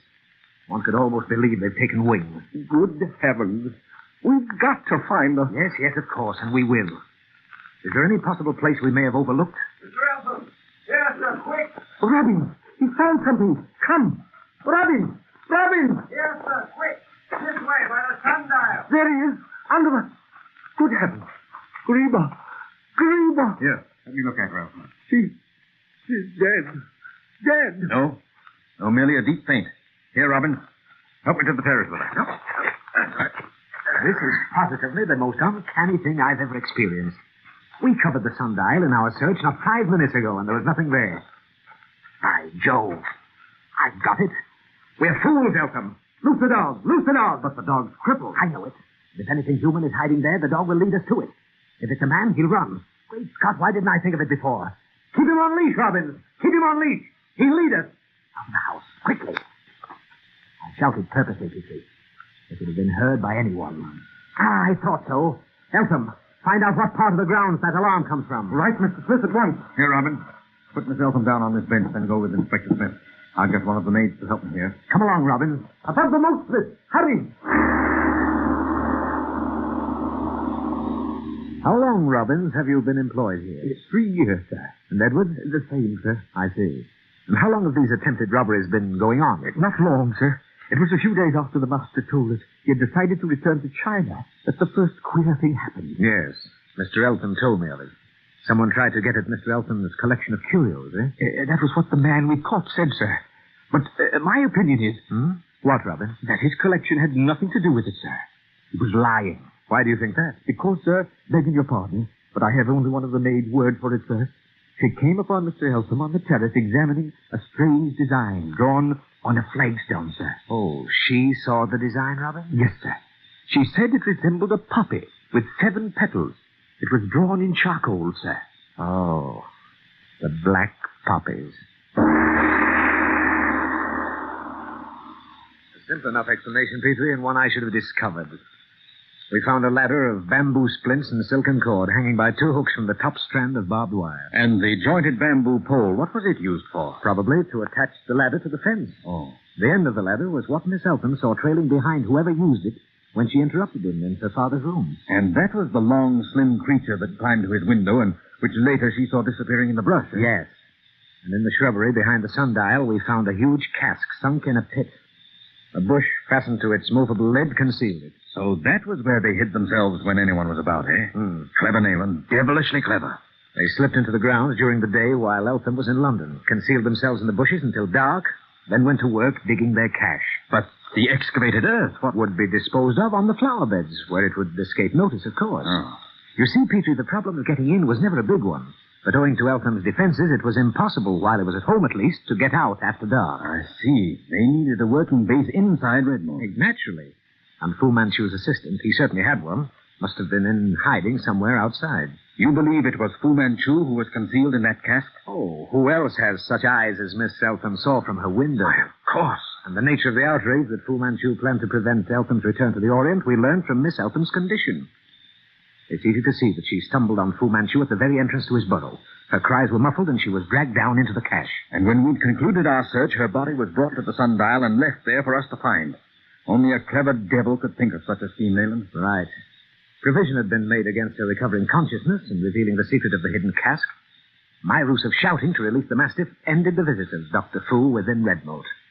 Oh, how is the girl? Well, she made slow recovery and couldn't remember anything that had happened after she saw Fu Manchu rise up before her in the shrubbery. In fact, her memory is a complete blank. In your opinion, that was due to what exactly? To the hypodermic needle puncture at the upper end of her spine. Unconsciously, then, Gleber furnished the explanation of how Fu Manchu planned to keep her father in England. By means of this operation, he designed to erase from Eltham's mind his plans to return to the Orient. If we only knew the nature of the fluid which produces such a mental blank. Oh, one of the many strange secrets of Dr. Fu Manchu, Petrie. Well, I can't understand why Eltham didn't tell you of the warning he received from the black poppies. The warning Robin told to us. Simply because he had no idea as to its significance. He'd never even heard of them. Oh, by the way, have you seen this? Star Telegraph. Look at the item at the top of the personal column. Orient. Of abandoned visit. Eltham. Ah, so he's not returning to the east. I'm glad, for his sake and the girls. But it marks another victory for Fu Manchu. Well, that depends, Nayland, on the way you look at it. Oh, and what about Sir Lionel Barton? You saw him today, didn't you? Oh, I saw him. He only just returned from somewhere in Egypt, digging in the tombs of Biban el Moluk. That man bears a charmed life, Petrie. For on the evidence of his open letter to the Times, he's seen things in Tibet which Fu Manchu would have the West blind to. I think he's discovered a new keyhole to the gate of the Indian Empire. Well, what was his reaction to your warning against Fu Manchu? Oh, he laughed at me. Orientalist and explorer, he's the first to penetrate the forbidden city of Lhasa. The first to make the pilgrimage to Mecca. Now he again turns his attention to Tibet, thereby signing his own death warrant. Well, that he's reached England alive is a hopeful sign, don't you think? On the contrary, England is the web at the moment. The spider's waiting, Petrie. And Sir Lionel is an impossible man to shepherd. You ought to see his house at Finchley. Huh? What's it like? Completely hemmed in by trees and bushes. Damp as a swamp. Smells like a jungle. Everything topsy-turvy. The man only arrived this morning, and he's already working, eating, and sleeping in a study that resembles an earthquake in an auction room. Any servants? A Bedouin groom, an Italian secretary, and a Chinese body servant, and heaven only knows what other strange people. Chinese body servant? Yes. A squint-eyed Cantonese he calls Kui. Oh, by the way, all Sir Lionel's baggage disappeared from the landing stage, including his notes on Tibet. Significant, eh? Of course. But he argues that since he crossed Tibet from the Kwenlun to the Himalayas without being assassinated, he certainly won't be murdered in London. Didn't I read somewhere that he'd unearthed a tomb in Egypt lately? You mentioned that he'd been there. Probably. As I came away, a sarcophagus as big as a boat was being delivered. It's something unique, according to Sir Lionel. And what do you propose to do? Oh, what can I do? I'm positive Fu Manchu will try to get at him. But, as I say, he merely laughed at my warning. You've taken precautions, of course. I had the yard send a man down to watch the house. What's Sir Lionel like, Nayland? A bull in a china shop. Tall, massive, unkempt. Built like a Kodiak bear. With a voice like a foghorn. I left him wearing a dirty dressing gown, stamping around his oriental furniture, works of references and mummies and pottery and spears and whatnot, alternately dictating his book on Tibet from memory and talking to me. He's certainly wasting no time. You know, we're making little headway in this business, Nayland. With all the forces of the law arrayed against him, Fu Manchu continues to slip through our fingers. Yes. I never read a report of someone found drowned, of an apparent suicide, of a sudden, though seemingly natural death without wondering. Fu Manchu's tentacles of evil embrace everything. You said that Sir Lionel bears a charmed life. Now, the very fact that you're still alive, Nayland, is a miracle. Oh. Well, now, who the devil can that be at this hour? Mrs. McGregor's in bed long ago. I'll see you at David. Right.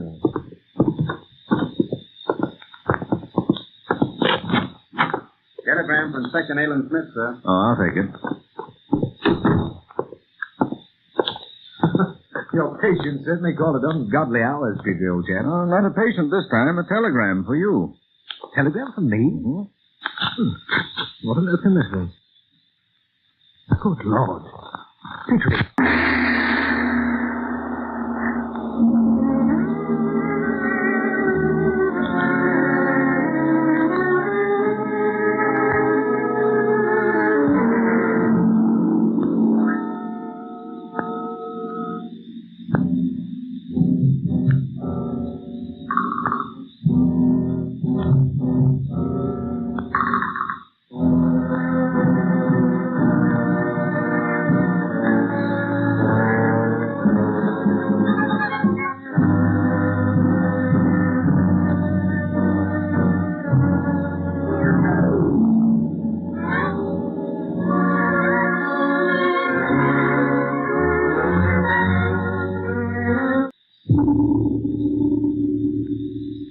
The Shadow of Fu Manchu.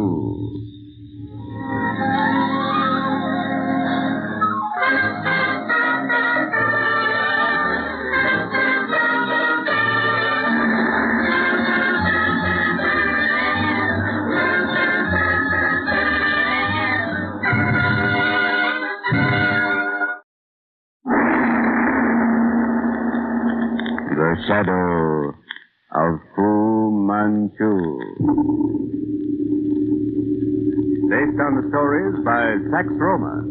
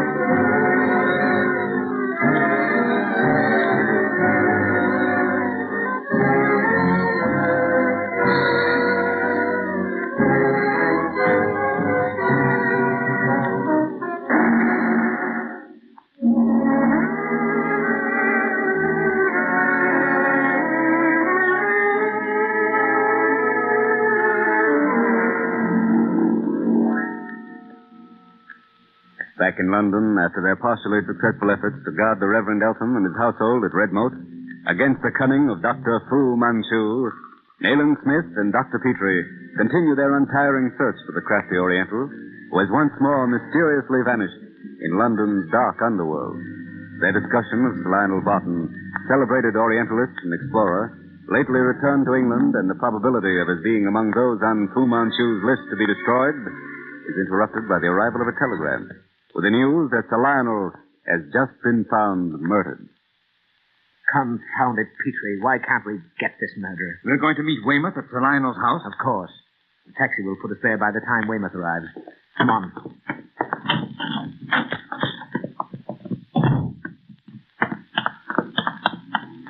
Here comes a late prowling cab. Taxi. Number 16, Westerly Road, Finchley, driver, and as quickly as you can. Police business in case you're stopped. Righto, sir. I knew Fu Manchu would reach Sir Lionel. But that conceited fool would laugh at my warning today. That house of his gave me the creeping shudders. Well, if it's anything like your description, it must be ideal for Fu Manchu's work. Ideal? The sunlight can't penetrate to the rooms. When I got there this afternoon, I thought I was in a jungle. Clouds of gnats floated in and out of the windows. There's a steamy smell about the place that's positively malarious. Reminded me of spots I've seen in Burma. Difficult to picture here in London. It's the jungle transferred to the British Isles, Petrie. The entire front of the place is covered with a sort of monkey creeper, which is imported from heaven knows where. It has a close, exotic perfume that fits in the picture.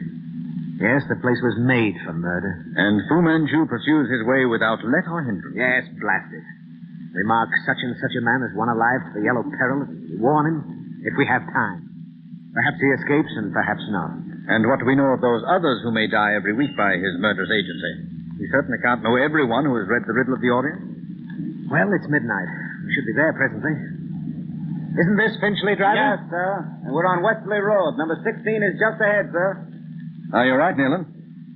Isolated and ideal for murder. Shall I drive in, sir? Yes, up to the house.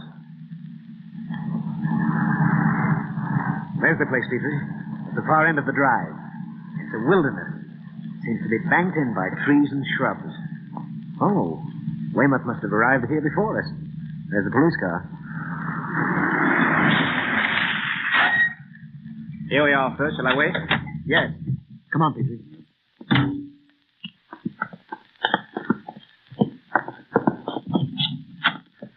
There you are. Glad to see you, Mr. Smith. Hello, Weymouth. And you, Dr. Petrie. Just arrived myself. We left immediately. We got your telegram, Weymouth. Don't be startled at the appearance of the place, Doctor. I was. It's half a museum. The rest is circus and menagerie combined. Well, it certainly is in keeping with the exterior. Here's the library. Great Scott, what's that? A young leopard chained outside the window. The place is full of surprises and mysteries. Where is he, Weymouth, and how was it done? I thought perhaps you'd like to hear what led up to it so far as we know before seeing him. Oh, yes. Go ahead. Well, the man you asked for from the yard got here all right and stopped in the road outside where he could watch the gate. About 10:30, a young lady turned up and went in. Woman? Yes, but not the one you have in mind. It's not Caramel? It was a Miss Edwards, Sir Lionel's typist. She'd forgotten her purse and came back after it and gave the alarm.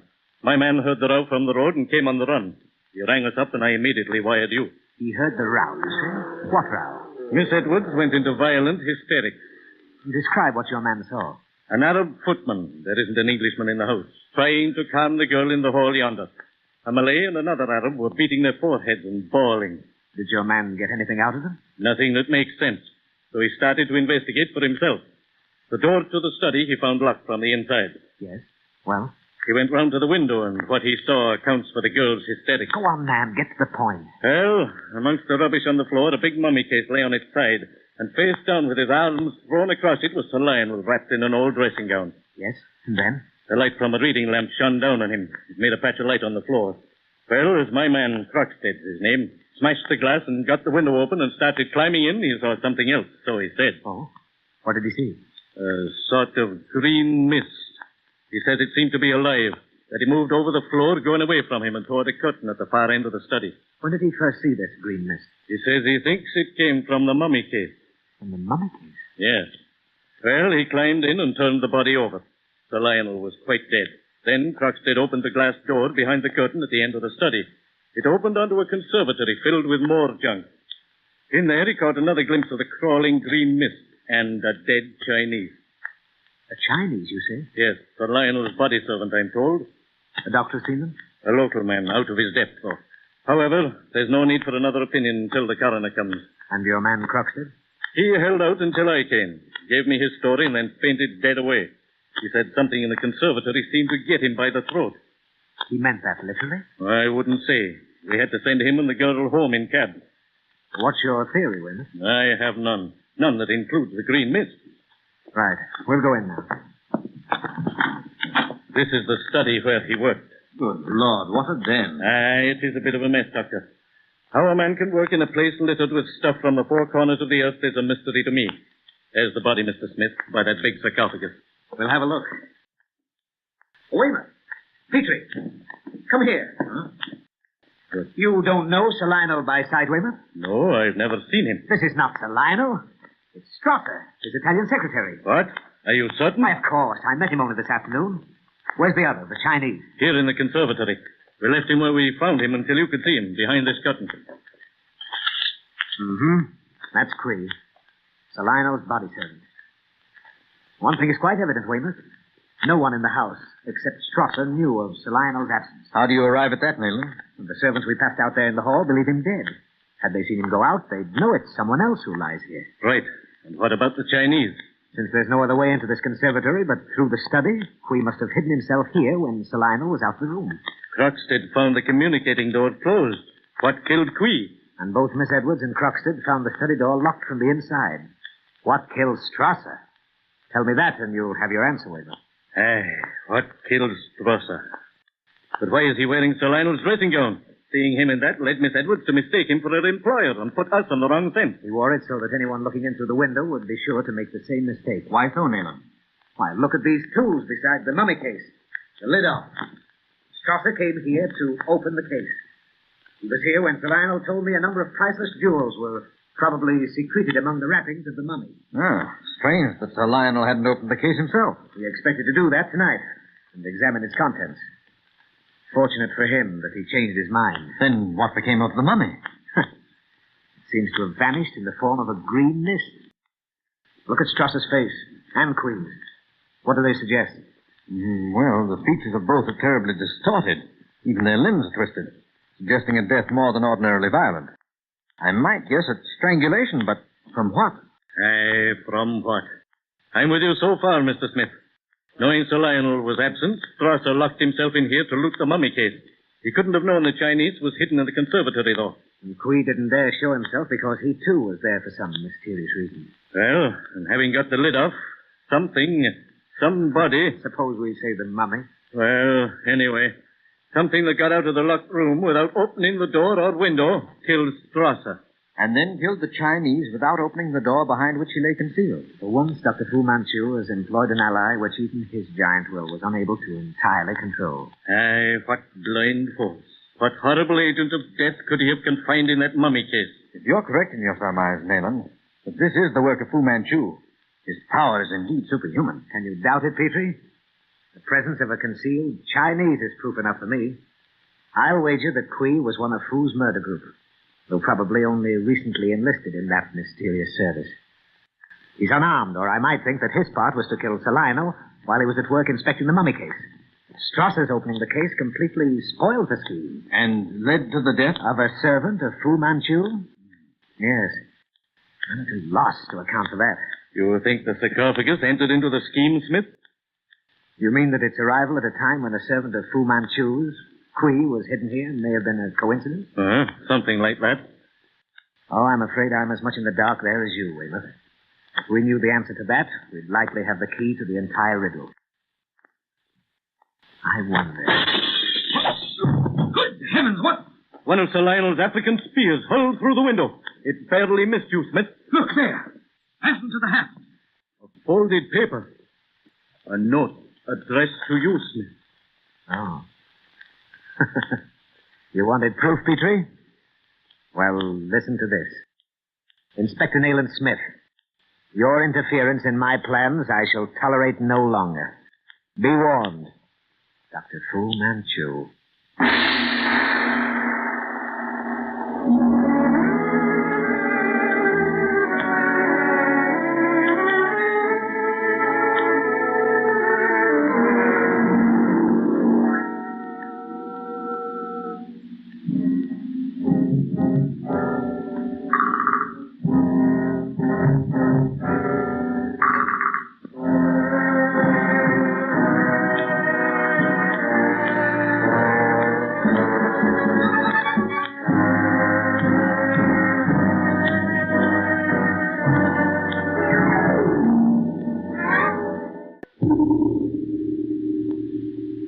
The Shadow of Fu Manchu.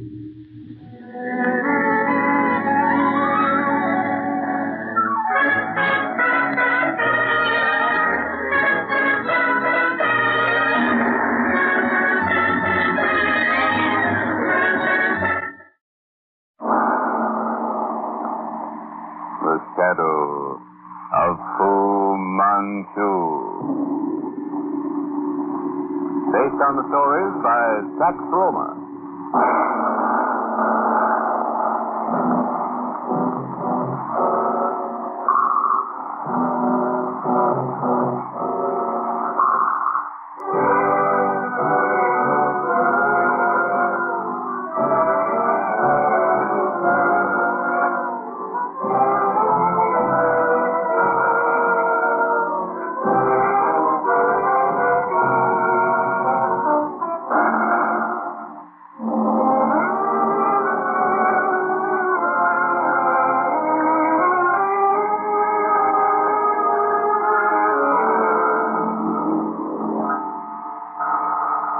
Inspector Nayland Smith has received word of the sudden and mysterious death of Sir Lionel Barton, renowned Orientalist and explorer. At Rowan House, Sir Lionel's home, Smith finds that Strasser, Sir Lionel's secretary, is the victim, having been mistaken for his employer. He has been murdered by what Inspector Weymouth of Scotland Yard terms the green mist, a creeping vapor escaping out of the mummy case. As Nayland Smith, Dr. Petrie, and Inspector Weymouth are examining the distorted body of the victim, a heavy African spear is hurled through the window, barely missing Nayland Smith. There is a message attached. We find him grimly staring at the paper in his hand. Well, Petrie, you asked for proof of Fu Manchu's hand in these crimes. Here it is. Read it again, Smith. Inspector Nayland Smith, your interference in my plans I can tolerate no longer. Be warned, Dr. Fu Manchu. By Jove, it's uncanny, Nayland. Aye, that it is, Doctor. How in the name of seven devils anyone could get past my men who surround this place is beyond comprehension. I'll have the ground searched at once. Useless, Weymouth. Search now would be a waste of time. Let's go on with our investigation. You might instruct your men, though, to close in and watch the house. Another spear might be disastrous for one of us. I'll see to it at once. The green mist. What do you make of it, Petrie? Nothing, Nayland. Absolutely nothing. I'm fairly at a loss. See how heavy this mummy case is? Strasser must have turned it over as he fell. He wouldn't have laid it on its side to remove the lid. Look at these paintings, inside and out. Wonderfully preserved all through the ages. Hello. Huh? What is it? What have you found? Piece of twine. See what's attached to the end of it? What? A rubber stopper. Here in the side of the case is the hole it fills. Don't you see the idea? The mummy was taken from the case and the servant of Fu Manchu took its place. It was then delivered here to Sir Lionel's home. Jove, and the first to raise the lid would receive the benefit of the green mist, delivered by the person concealed in the case. Who but Dr. Fu would think of such a scheme? Well, we found nothing. Absolutely nothing. Not even a trace, excepting... Excepting what? The chained-up leopard. It's dead. Killed by another of these spears. Oh, something we overlooked, Weymouth. Prolonged silence of the beast should have warned us of the presence of someone. Whoever it was had to kill the leopard first to get close enough to the window to hurl in the spear and move. I say, what's all this? What's going on here? Sir Lionel. It's murder, Sir Lionel. Huh? I warned you. You see, you've had an awfully narrow escape. Oh, dear. I should have listened. Strasser, is he dead? Quite dead. What does it mean, Mr. Smith? Simply that a visit was paid your house by Dr. Fu Manchu, the man I warned you against today. Oh, great Scott! Why did he kill Strasser? Strasser, you see, wears your dressing gown. Does that mean anything to you? He was mistaken for me. Exactly, Sir Lionel. He was after the jewels in the mummy case. Oui, wonderful then. Why? Well, if I'm not mistaken, he was in the pay of Fu Manchu and lay in hiding, awaiting just such an opportunity to murder you. Oh, he killed me? I doubt that, Mr. Smith. He's been in my employ for several years. In some way, Sir Lionel, Fu Manchu got to him and possibly forced him to act for him. I don't like to contradict you, sir, but I don't think this is the work of your Dr. Fu Manchu. What do you mean? I had a wire from Professor Rimbaud tonight. That's why I left the house so suddenly, to meet him at the Travelers' Club. However, in one thing you were right. No one but Strasser knew of my absence. You saw Professor Rimbaud? I did. He knew of my discovery of the tomb of Nakada. Knew that the sarcophagus had been brought untouched to England. He warned me not to open it. Well, what reason did he give Sir Lionel for his warning? He gave me curious particulars of the strange death of Pierre Manette, the French Egyptologist. Particulars new to me. What was the nature of the particulars? Pierre Manette discovered, but kept secret, the tomb of a Mentai, another of this particular brotherhood of magicians who were familiar with the magic art. Another magician, you say, Sir Lionel? You mean this Makara was a magician? Yes, as was also a Mentai. It appears that Pierre Manette opened the Mentai's mummy case on the spot and was found dead beside it, apparently strangled. I recall reading of Manette's death. The particulars were missing. It was hushed up by the Egyptian governor. How long, Sir Lionel, had this mummy case lain at the dock? 2 days. I'm not a superstitious man, Mr. Smith, but I thank heaven that I was not here to see what came out of that sarcophagus. So do I. Because whatever the magician Makara had to do with the matter, by means of the sarcophagus, Fu Manchu made his first attempt upon your life. He failed this time, but he'll try again. And Fu Manchu does not fail twice. Late the following night, Nayland Smith and Inspector Weymouth are engaged in an investigation at the dock of the disappearance of the mummy. For the moment, Dr. Petrie is alone in his Baker Street quarters. Seated at his desk, he is engrossed in a treatise on Oriental poisons. A stealthy movement in the dark hall outside his door attracts his attention. Snatching up his pistol from where it lays at the desk at his elbow, he leaps to a seat and turns as a hooded figure steps into the room. Don't move or I fire. Who are you? Take off that cloak. Oh, no. No, put down your pistol, Dr. Petrie. I must speak to you. Academy?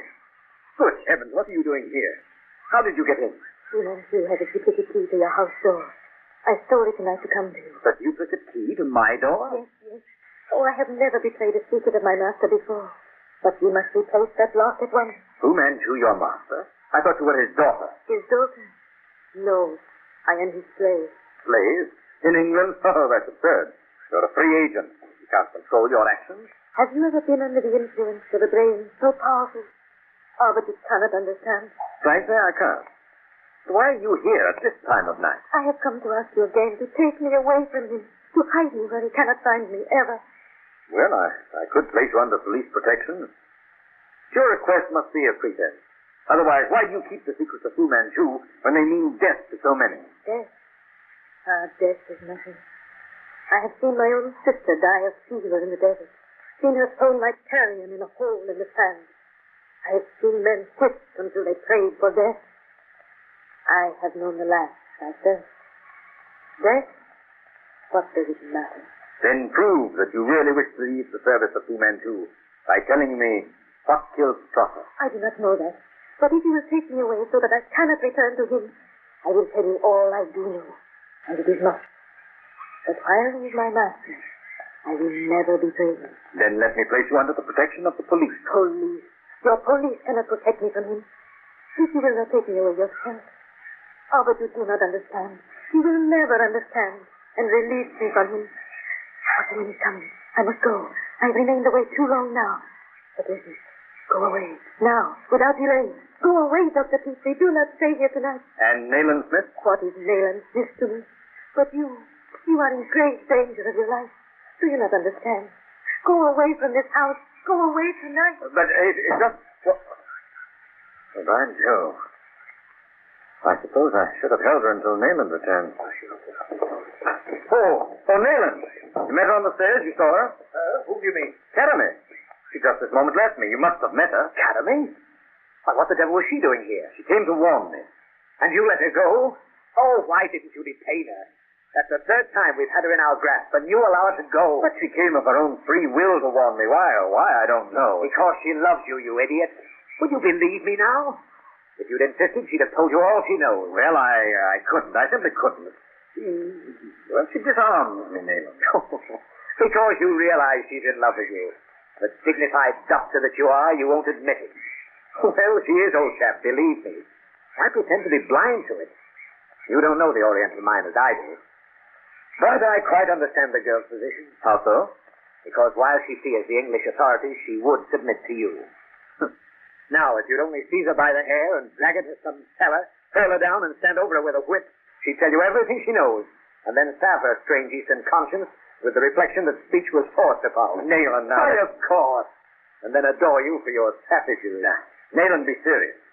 You know what her warning meant before. Yes, and I can guess what it means now. Oh, I'll answer that.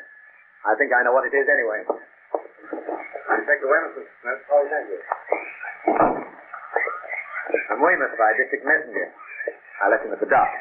He was to send me any evidence he might find. This will likely be fragments of the mummy. Do you know where the mummy was removed from the case? Yes, the dock. Someone else was in the sarcophagus when it reached the Lionel's house. A mummy case is practically airtight.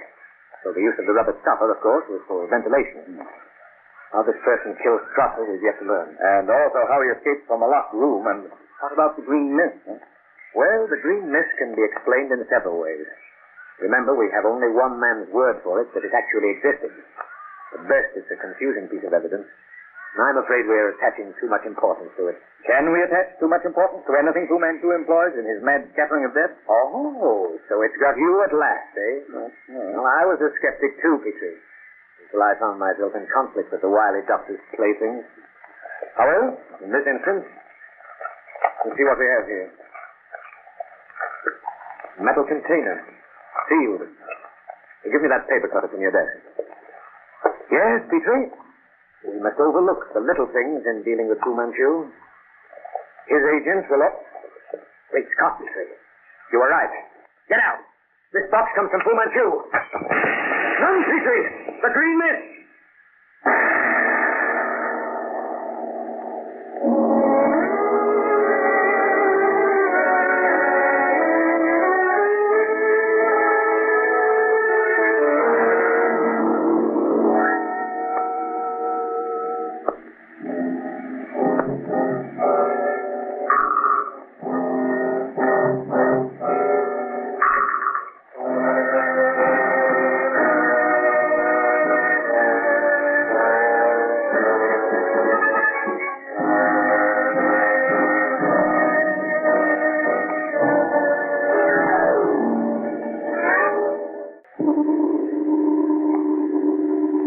The shadow of Fu Manchu.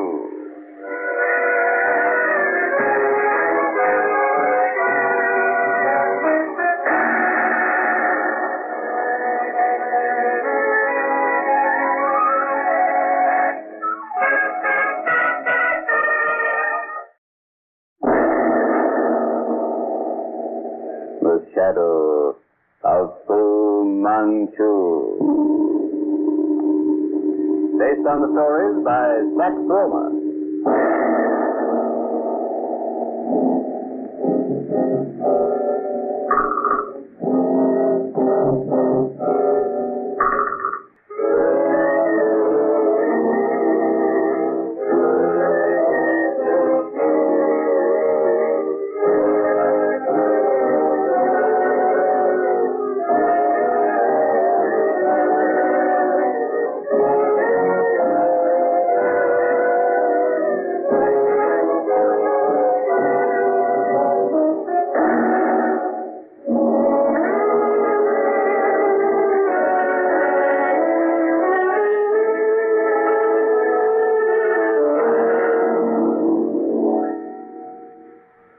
Due to circumstances beyond control of the arch-criminal, Dr. Fu Manchu, the secretary of Sir Lionel Boston is strangled by a poisonous vapor known as the green mist.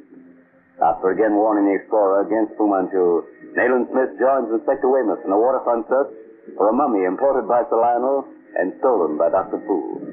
Fu Manchu's Eurasian slave Karame comes to Baker Street to warn Dr. Petrie of danger and leaves as Nayland Smith returns. A parcel, presumably sent by Inspector Weymouth, is delivered to Smith. As he prepares to open it, it explodes, A greenish-yellow oily vapor billows out into the room. Petrie, run! Get out! Fu Manchu sent that boat. Get the bedroom windows open, Petrie, quick. Oil, gas. I should have recognized it as Sir Lionel. What in heaven's name is it? Identical with chlorine in many respects. But there must be other properties. Fu Manchu alone knows what they are. Great Scott, we've been blind. There was never anyone in the mummy case. There was enough of that frightful stuff to have suffocated a regiment. But you see, Nayland? Of course I see it. Now, he didn't count on the mummy case being upset. And Quee's part was to remove the plug by pulling the strings. The gas is heavier than air. The case would have emptied through the vent and the gas been dispersed, with no clue remaining. Secretary inhaled the stuff, capsized the case in falling, and the gas poured out under the conservatory door behind which Quee was hiding. Fu Manchu evidently made more than was necessary to kill Sir Lionel, and so he contemptuously devoted the remainder to me. Well, his contempt is justified, Petrie. It's through no cleverness on my part that Fu Manchu's caused a double failure.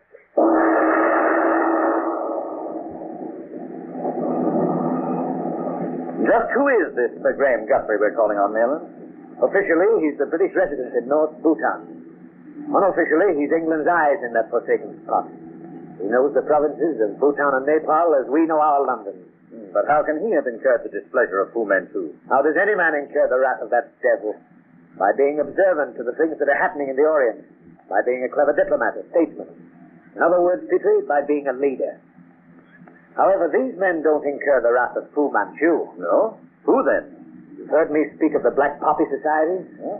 The seven, the inner circle of the society, are the ones who turn thumbs down. Then they instruct their agent, Dr. Fu Manchu, to eliminate the individual. And we've certainly seen enough to realize that Fu Manchu stopped at nothing in obeying their orders. But in what way has Sir Graham antagonized the Black Poppies? From what I learned at the Indian office this morning, Sir Graham inadvertently stumbled across evidence of a secret movement in the North Provinces. Evidence that would rock the Empire. And you say he's scheduled to speak before the ministry tomorrow? Yes. And that's the reason for our call on him this evening.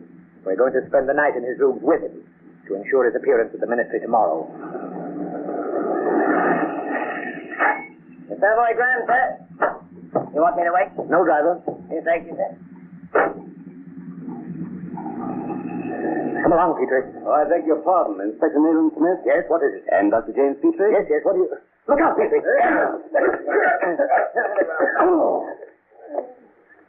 Have you the Dr. Lyle? Yes, Bob, we have him. Get a limousine in. Hurry. Yeah, we've been unnoticed so far. All right, that's who. Drive on. You know where.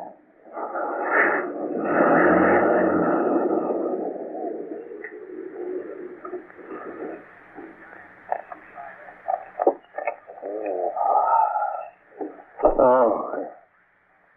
Great Scott. Where the devil? Nayland. Nayland, old man. Oh. Where are you? Speak up. Oh. Well, what, Petrie? Are you... Here. Thank heaven you're alive. Where the devil are we? This hole is as dark as lost pocket. Heaven knows, Petrie. Sandbagged. Both of us. Well, he has us at last. All right, old man. We're alive. Let's be thankful for that. And I dragged you into it. Oh, dry up. I'm not a child. There's no question of being dragged into the matter. I'm here. If I can be of any use, well, that's enough. There were two Orientals in European clothes sitting in that big car as we got out of ours. They must have come up behind us as we spoke with that other chap and sandbagged us. The fellow that spoke to you was an Englishman. Yes. We were rushed into that limousine and it was all over. Great Scott, how my head aches. It must have given me an awful crowd. Fu Manchu, of course.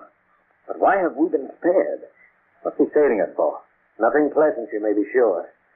And like a couple of schoolboys, we walked deliberately into his trap. Yeah. We're chained, Nayland. Chained in a black cellar. Steel collars, arm and leg chains. Someone coming. Light under the door. Careful, Petrie, and guard your speech.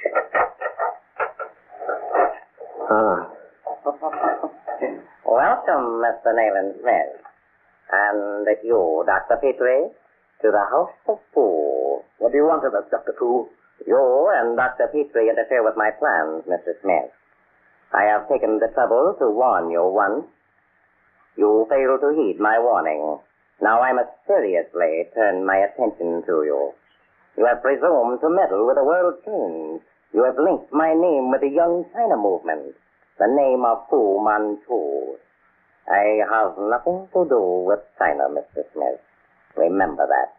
But the black poppies, Dr. Fu. You are an incompetent meddler, Mr. Smith. I despise you. You, Dr. Petrie, are a fool. I am sorry for you. You needn't be. So, I am determined to remove you both from the scene of your blunders. Opium will sort to do the same for you. That is a matter of opinion, Dr. Petrie. You may not have had the opportunities that have been mine for studying that subject. In any event, however, I shall not be privileged to enjoy your advice in the future. You will not outlive me, Fu Manchu, and our deaths will not profit you in death will not profit you. I have files, and he has seen a wire jacket. Your files and wire jackets don't impress me. Perhaps not. You have seen a wire jacket, Dr. Petrie. As a surgeon, its function would interest you. You have other pets which I have seen. Pets? Oh, yes. My pythons, hamadryads, and my scorpions. But you have seen my scorpions, Doctor. My zayas. Yes. And have you ever visited Molokai, the leper island? My bacilli come from there, Doctor. And my black spiders that sit in the dark and watch and leap. So, you have warned Sir Graham Guthrie. Tonight at 12:30, Sir Graham will die. You, Nayland Smith, were in Rangoon. You remember the call? Listen. It calls for you, Nayland Smith, and for you, Dr. Petrie. And at 12:30, in 3.5 hours, it will call for Sir Graham Guthrie.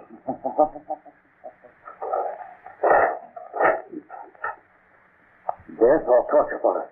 Which is it, Nayland? He intends to learn our plans first. You mean you heard him mention his files, his wire jackets, torture? As I thought.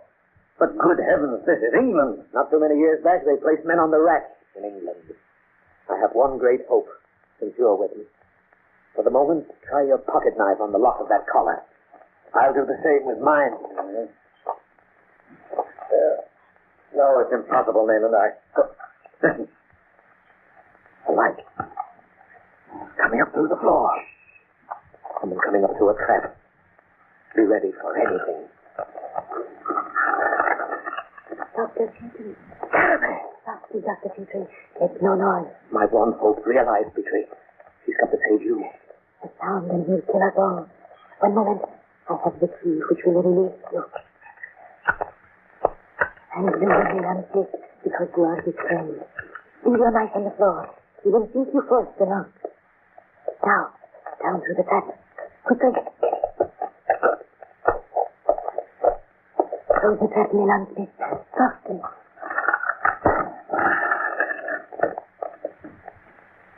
Where does this passage lead, Carame? That I may not tell you. You must tie your handkerchief over your eyes and do exactly as I tell you. Certainly, Carame. Give me your hand, Dr. Petrie.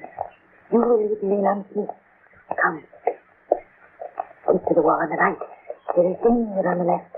You recognize the smell, Nayland? Orchids. The atmosphere of a hothouse. Great Scott! Sounds like a leopard, Nayland. Steady, old chap. Hold tight to Carame's hand. Wait. Eh? What? What is it, Carame?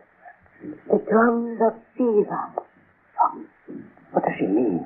The drums of Caesar. To us, Petrie, they can mean only one thing.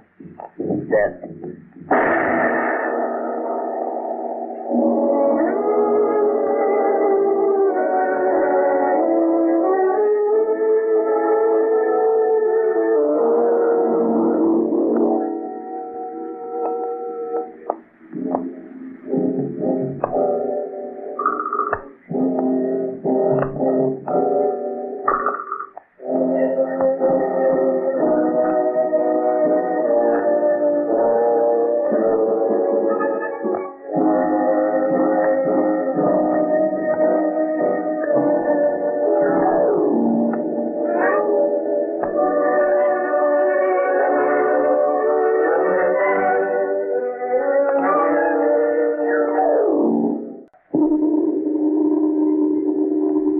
The shadow of Fu Manchu.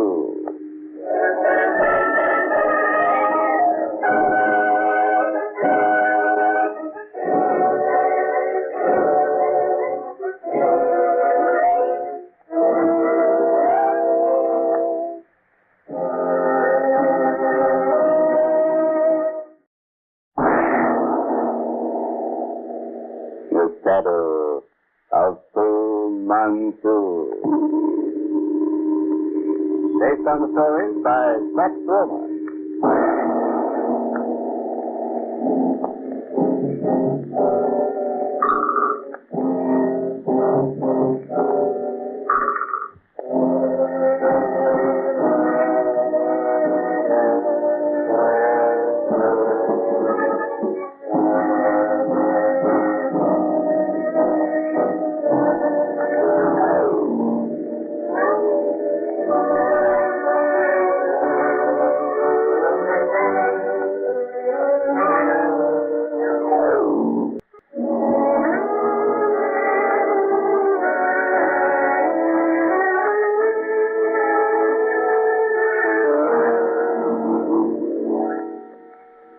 Attempting to warn Sir Graham Guthrie, British resident of Bhutan, on leave in London, against Dr. Fu Manchu, Nayland Smith and Dr. Petrie are trapped by the agents of the wily Dr. Fu.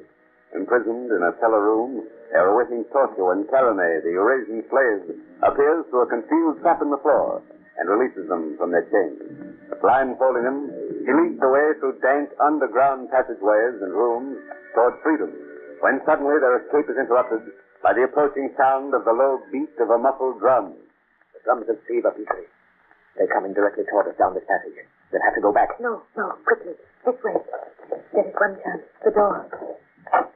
Inside, quickly. Make no sound on your line. If we should open this door. Quiet now. They come.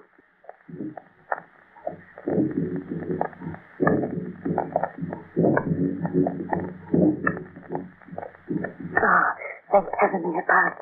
He comes for you. Take you to his chamber of horrors. Quiet and follow me.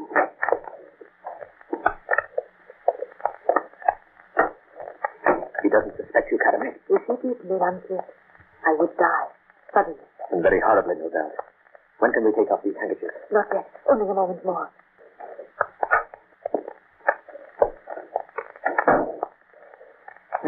We're on the garden path, Petrie. Be still. I'll not get out of danger. Here, let me help you. Give me your hand, Nayland, please. Boat? Yes. Great Scott, Nayland, where are we? What stream is this? The Thames, the Tigris, or the Styx? Oh, do not speak, Dr. Petrie. For my sake, if not for your own. You are still in grave danger.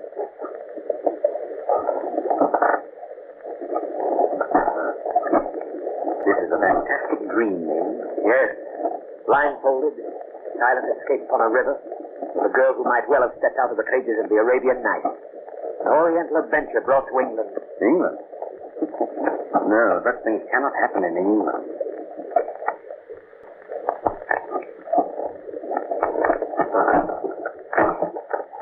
This is far enough. Now, let me help you out. Careful. What about these blindfolds, Karame? Oh, not yet, please. Now, walk as you are facing. 10 paces. You will find yourselves on a path. The clock will strike presently. I rely upon your honor not to remove the blindfolds until then. You owe me this. We do. You mustn't go back, Karame. We'll take you with us. Take care of you. You must not return to that place. Twice I have asked you, Dr. Petrie, to take me from you. You spoke of police protection. You would let them lock me up, imprison me, and make me betray Fu Manchu. But no, it is too late. And your police, they are helpless against him. Remember, until the clock strikes.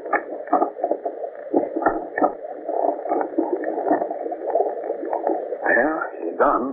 What's her secret, Peter? Why does she cling to that monster? Heaven knows.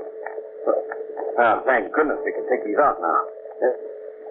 Where the devil are we, Nayland? Towing path on the Thames. Look over there. The moon shining on towers and battlements. Wait, Windsor comes. 10 o'clock. 2.5 hours to save Sir Graham. Well, let's run for it. We may catch a train. Come on.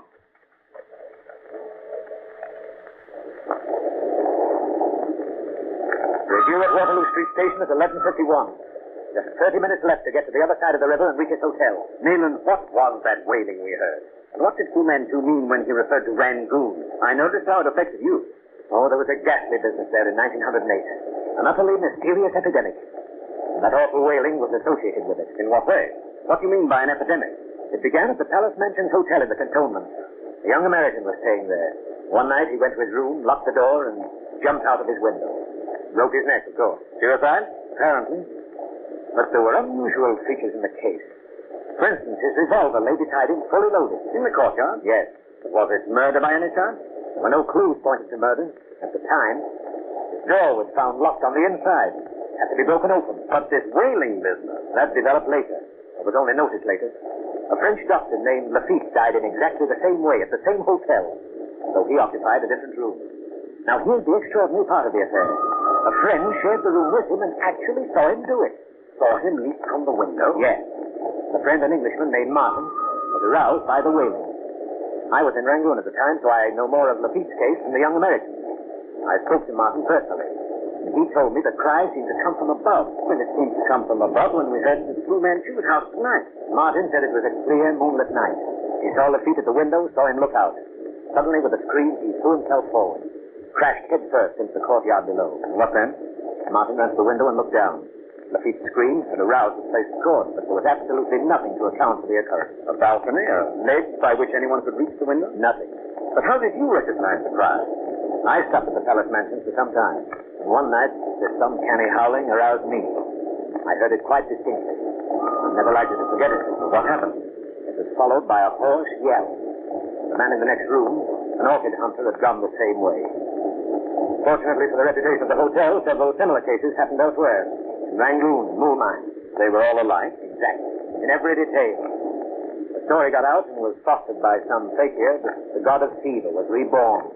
The cry was his call for victims. Oh, the ghastly business. Yes. One which led to an outbreak among the dacoits. It gave the district superintendent no end of trouble.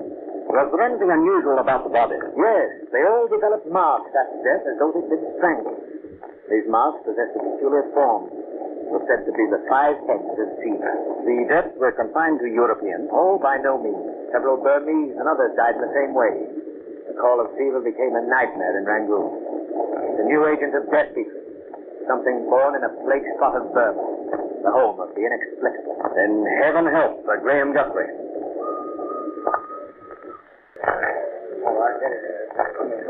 We still have a few minutes, Peter. We can get to Sir Graham's room through the rear entrance to the hotel without being seen. Just a moment there. Hold on. Where do you think you're going? We have to get to the lobby without being seen from the front entrance. Lead the way, please. Ah, like that, is it? Well, now you'll get out the same way you came in through the rear entrance. Lively now. I'm the hotel detective. If you are, look at this. Oh. Oh, excuse me, Inspector. I didn't know. I'm Williams, sir. Take us to Sir Graham Guthrie's room at once. This way, sir. The freight lift will take us to his floor. Right here, Inspector.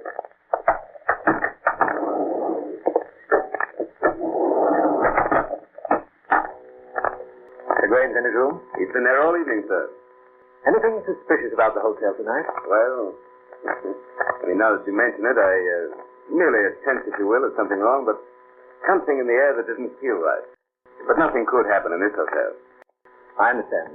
That's why we found you in the basement, eh? You were giving the place a going over. Right, sir. My usual post is in the lobby. I suppose I should have stayed there. Oh, here we are, Inspector. Sir Graham's door. Well, what is it? Open the door, Sir Graham. It's important. Well, what do you want? My credentials, sir. Oh, Williams. Stay here where you can watch the lift and the stairs. Oh, police. Well, come in, gentlemen. Thank you. Switch off the lights, Peter. Close the door and lock it. What's all this? No time for ceremony or explanation, sir. In a moment, the clocks will strike 12:30. At exactly that time, an attempt will be made on your life. Oh, on my life? Here at the top of the Savoy? That fact strengthens the danger, Sir Graham. Do you recall the mysterious epidemic broke out in 1908 in Rangoon, and the death due to the call of... Great Scott, what is that? The call of fever, Sir Graham. Calling for you. For me? The epidemic in Rangoon? They were strange deaths, but they were suicides, Inspector Smith. No, they were murders. No, but in every instance, the victims threw themselves in the windows of locked rooms. And those windows were quite inaccessible. And the conditions are identical. Quiet now, please. And be prepared for anything. Strange, Nayland. I feel that peculiar sense of impending danger which invariably precedes a visit from Fu Manchu.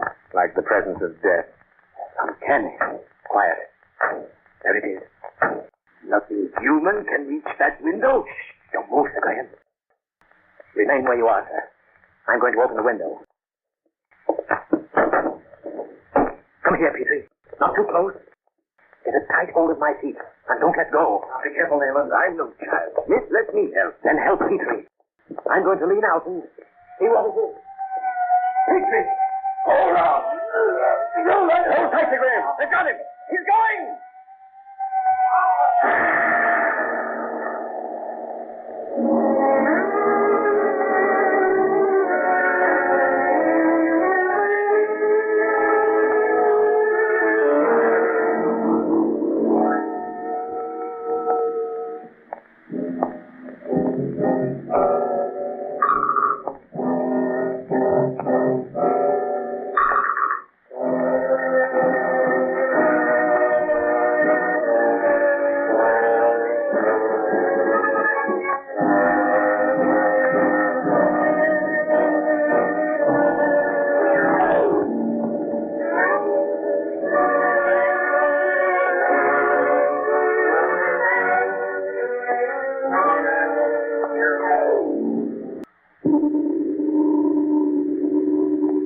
The shadow of Fu Manchu.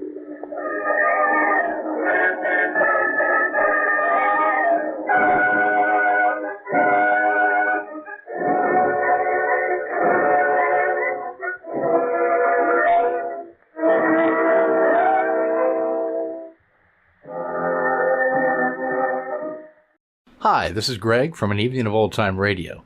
Hope you're enjoying the video and the old time radio shows.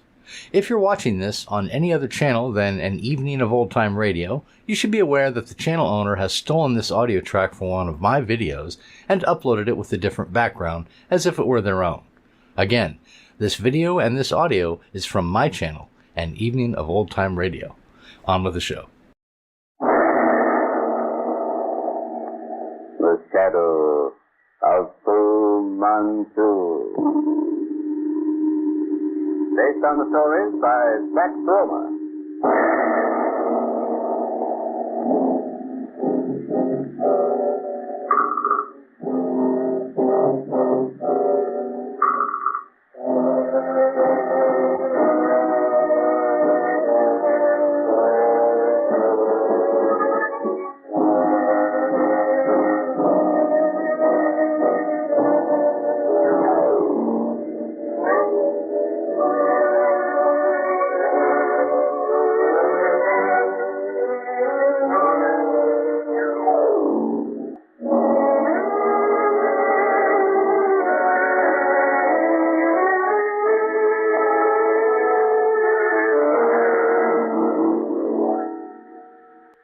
On their way to warn Sir Graham Guthrie of an attempt to be made on his life by Dr. Fu Manchu, Nayland Smith and Dr. Petrie are trapped and held by the wily Orientals. Through the help of Karame, the Eurasian slave, they escape, and in a desperate race with death, arrive at Sir Graham's London hotel barely in time to warn him of his impending danger.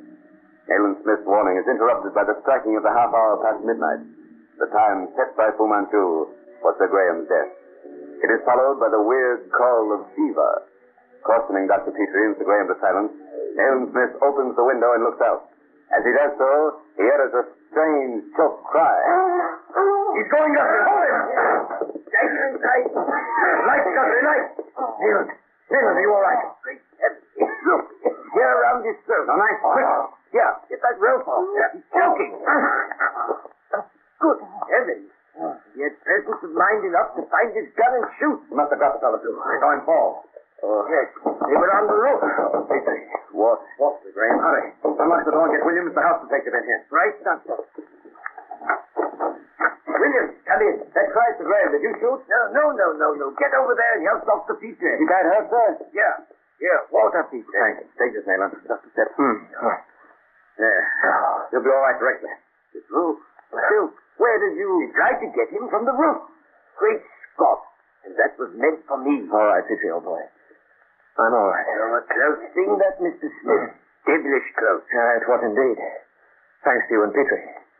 Well, we'll go down now to the courtyard. I want to have a look at the fellow. You come along if you wish, Sir Graham. You're safe. For tonight, at least. Well, Petrie, what do you think of that?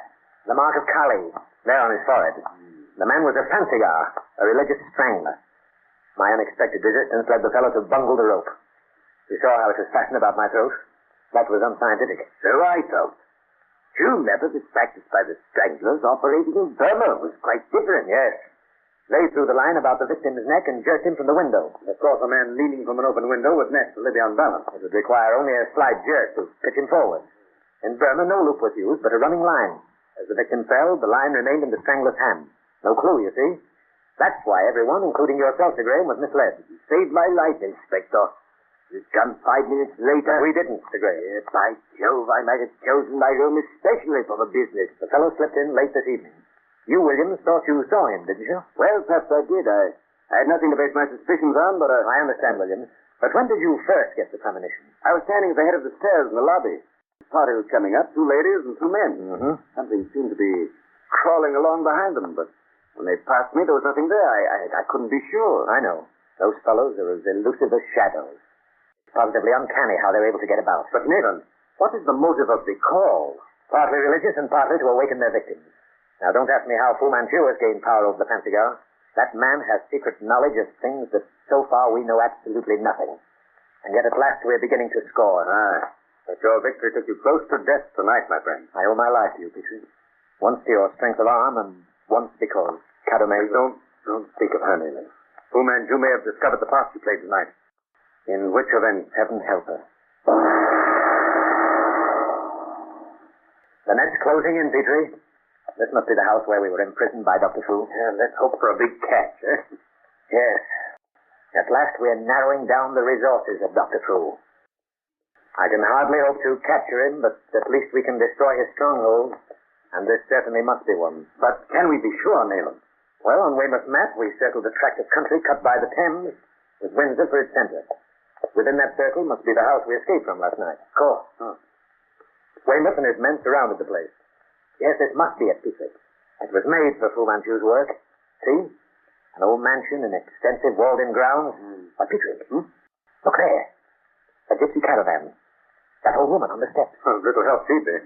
Weymouth and his men should be close on the house by now. Nevertheless, I want to speak to her. Maybe she has seen. I say there. Come here, will you? What will you, Master? You talk to her, Nayland. I'm going on. I'll be along presently. Oh, have you by any chance seen... Oh, I say. Petrie, come back here, quick. What is it, Nayland? Never mind me, Petrie. Catch that fellow behind the wagon. After him. Don't let him escape. It's a decoy. Right. Oh. There, my dear. There's no use struggling. Let me go. I know nothing. Nothing. Oh, no, of course not. But this time, young lady, I've caught you, not Petrie. Well, the fellow got away, Nayland. Got away? Where did he go?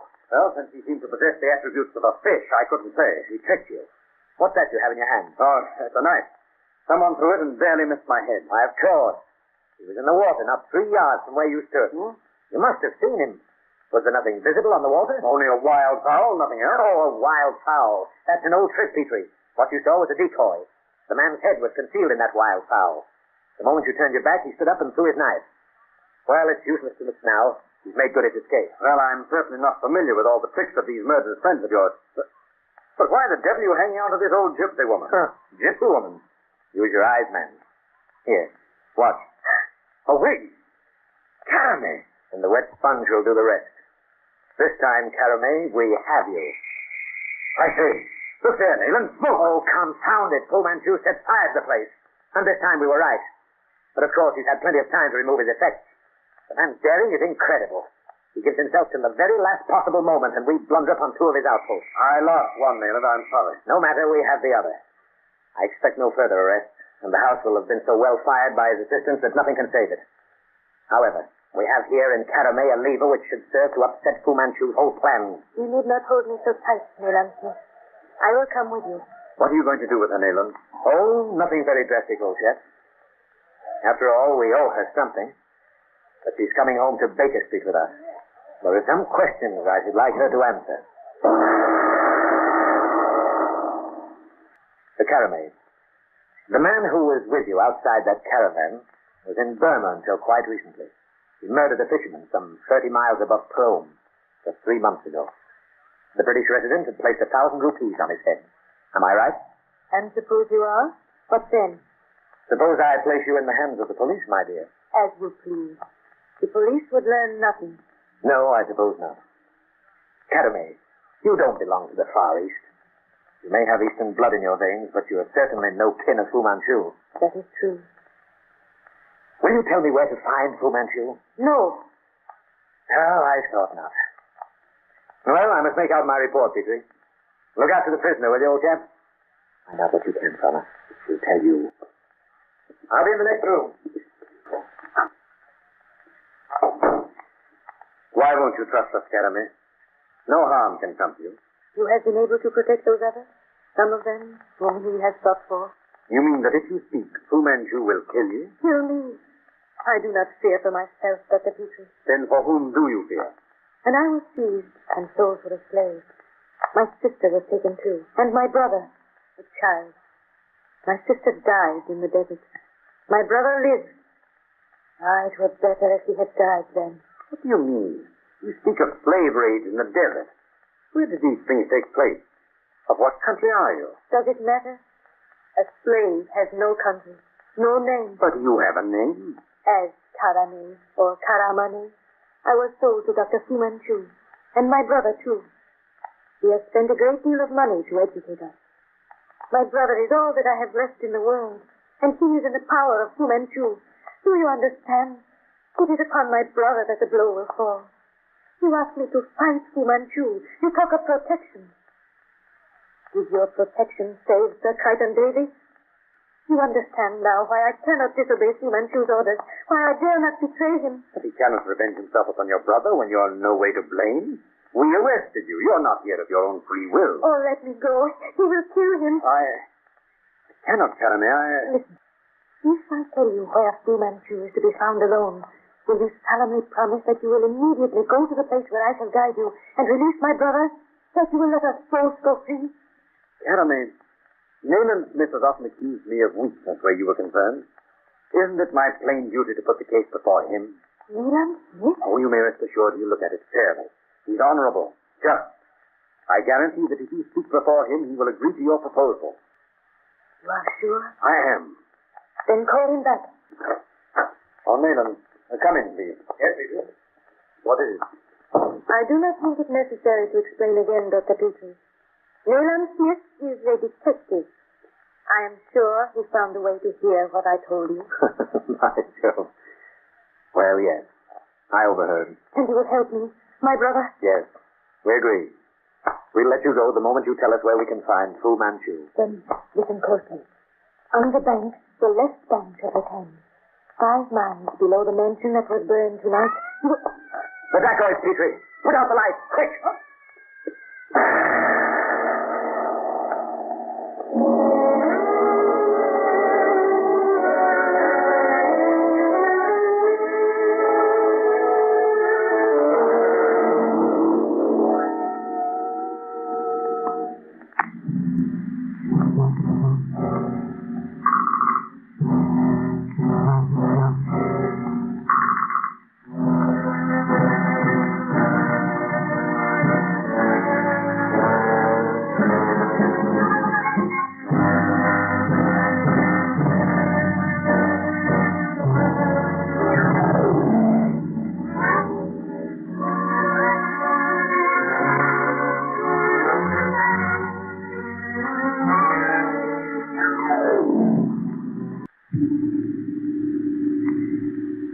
The Shadow of Fu Manchu.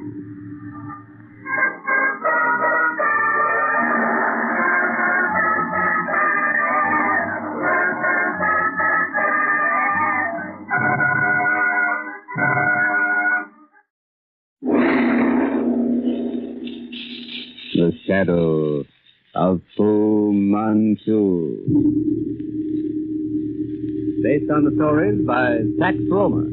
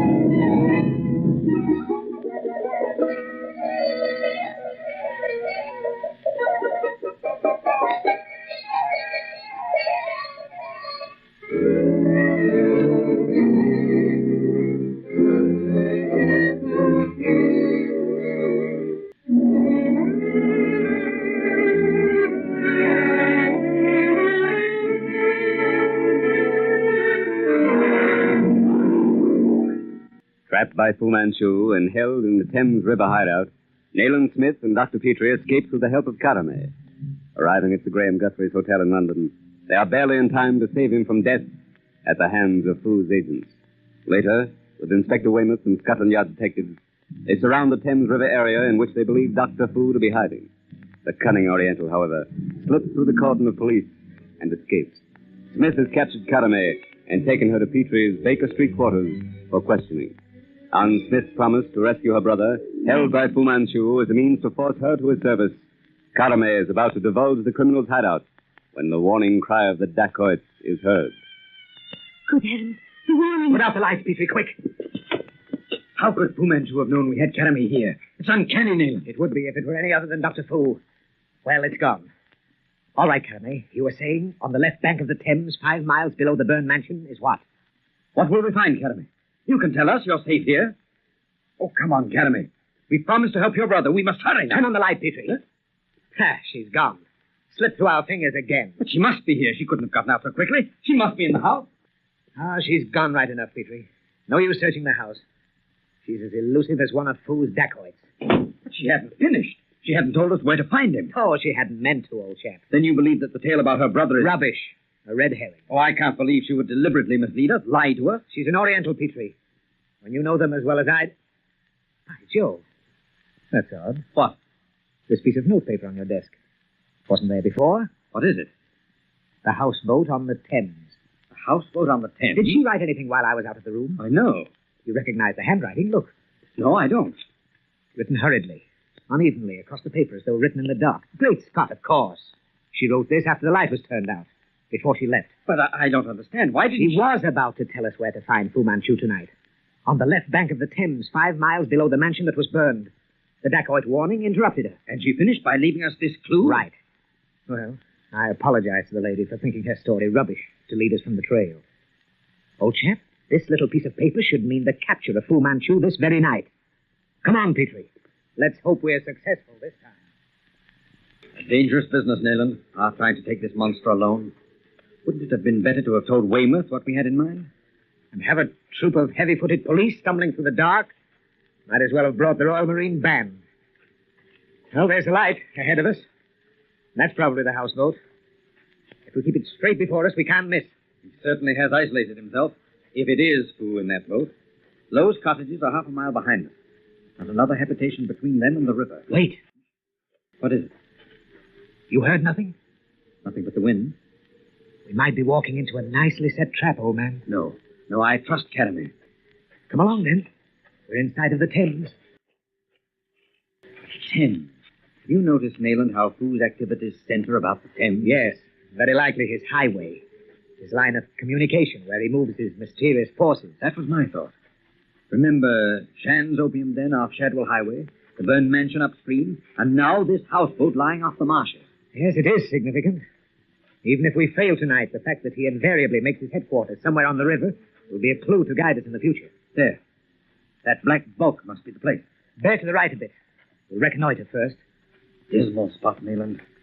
If it weren't for the moonlight, I'd be tempted to go back. Yes, and yet it's bad for us, if anyone should be watching. That can't be her real name. Eh? Whose name?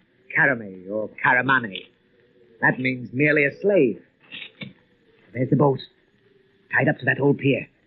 And that light we've been following. It's coming from a cabin. Softly now, we're close. Wait. Before we go out on that pier, look closely. You see anyone down there on the boat? No one. Seems to be a ladder leading down to the deck. Careful. Step as lightly as you can. How the deuce are we going to get to that deck without being seen? We'll have to risk that. Here's the ladder. I'll go first. Follow as soon as I reach the deck. Make as little noise as you can.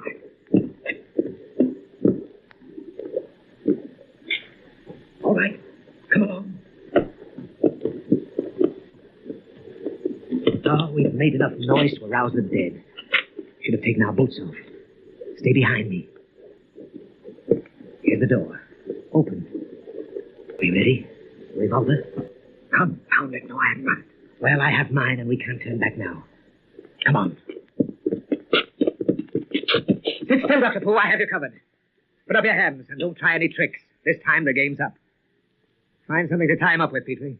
I would advise Dr. Petrie to glance behind him before he moves. An old worn-out trick, Fu Manchu. I'd given you credit for better... Nayland, don't look round. Keep him covered. The dacoit has a knife at my throat. An impasse, Nayland Smith. You thought I was alone. So I was, but my faithful Lau followed you. I thank you, Lau. The honors are even, Mr. Smith, or are they mine? Don't you move, fool. I warn you, or I'll blast you to kingdom come. And should you fire that gun, our estimable Dr. Petrie also dies.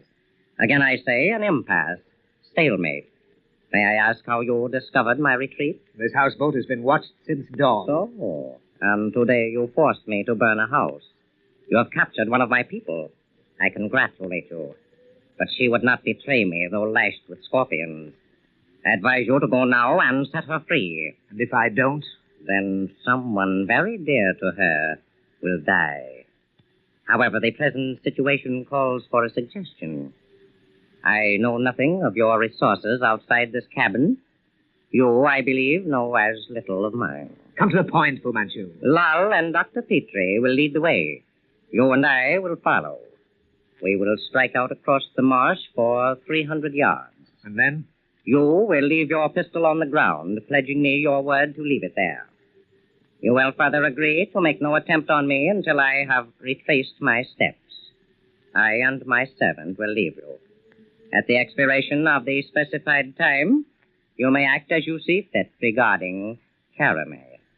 Do you agree? The dacoit will leave his knife? On the ground with your pistol. I agree. Come. No. Petrie and the dacoit first, then you, and I last. Very well. It will be awkward on the ladder. I will accept your word, Dr. Petrie, to hold to the terms. I promise. You have heard Lal? Yes, master. Lead the way with the doctor. And here, Nayland Smith, we part. Lal, my friend, drop your knife. So, Mr. Smith, I have kept my part of the bargain. Search the dacoit, Petrie. He may have a second weapon hidden. No, nothing. Now search Fu Manchu. You will permit, Doctor? Of course. Yeah, just a moment. No, nothing, Nayland. Now, Mr. Smith, your part of the bargain. I curse myself for a fool, Fu Manchu. No one on earth would dispute my right to shoot you where you stand. But you will not. No, I can't. There's the gun, beside Lal's knife. Good night, Nayland Smith. Dr. Petrie, may you reach London safely. Come, Lal. Great heavens, what an experience. And to think we got through. What the devil are you doing, Nayland? You'd better do the same. Take off your coat and vest and loosen your collar. We have one chance in 1,000. Thank heaven we're both fit. I don't understand. Tonight, old chap, we literally have to run for our lives. Eh? East is the river, to the south, Fu Manchu. That last house at the edge of Lowe's cottages to the north must be our goal. But that place is deserted. We found it so when we came out. But it's our only chance. Perhaps we can barricade ourselves inside. Come on.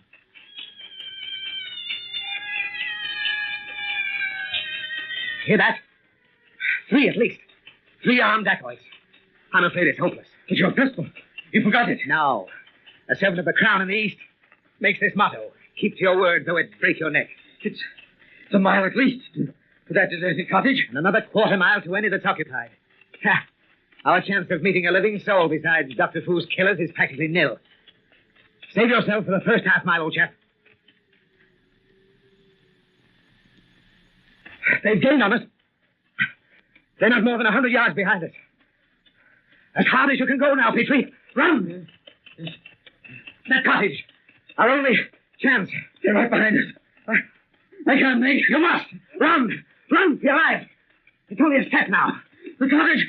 Someone just ran in. They've got us. Come on. Only one. Come in quick. Down, Petrie. Behind the door. They can't get in. Great Scott. Over there in the corner. Someone... Sorry, Petrie. We're in for it now. Down on the floor.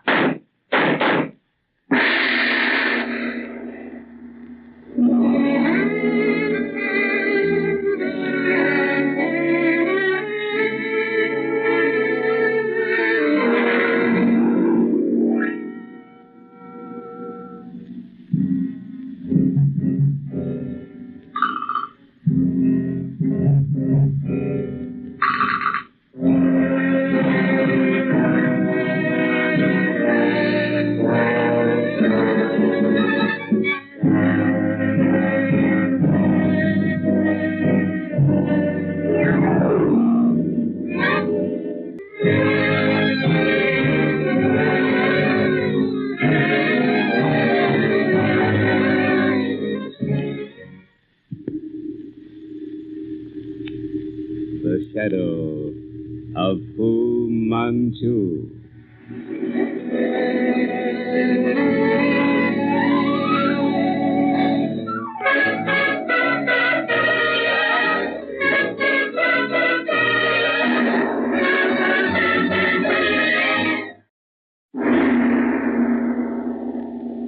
The shadow of Fu Manchu.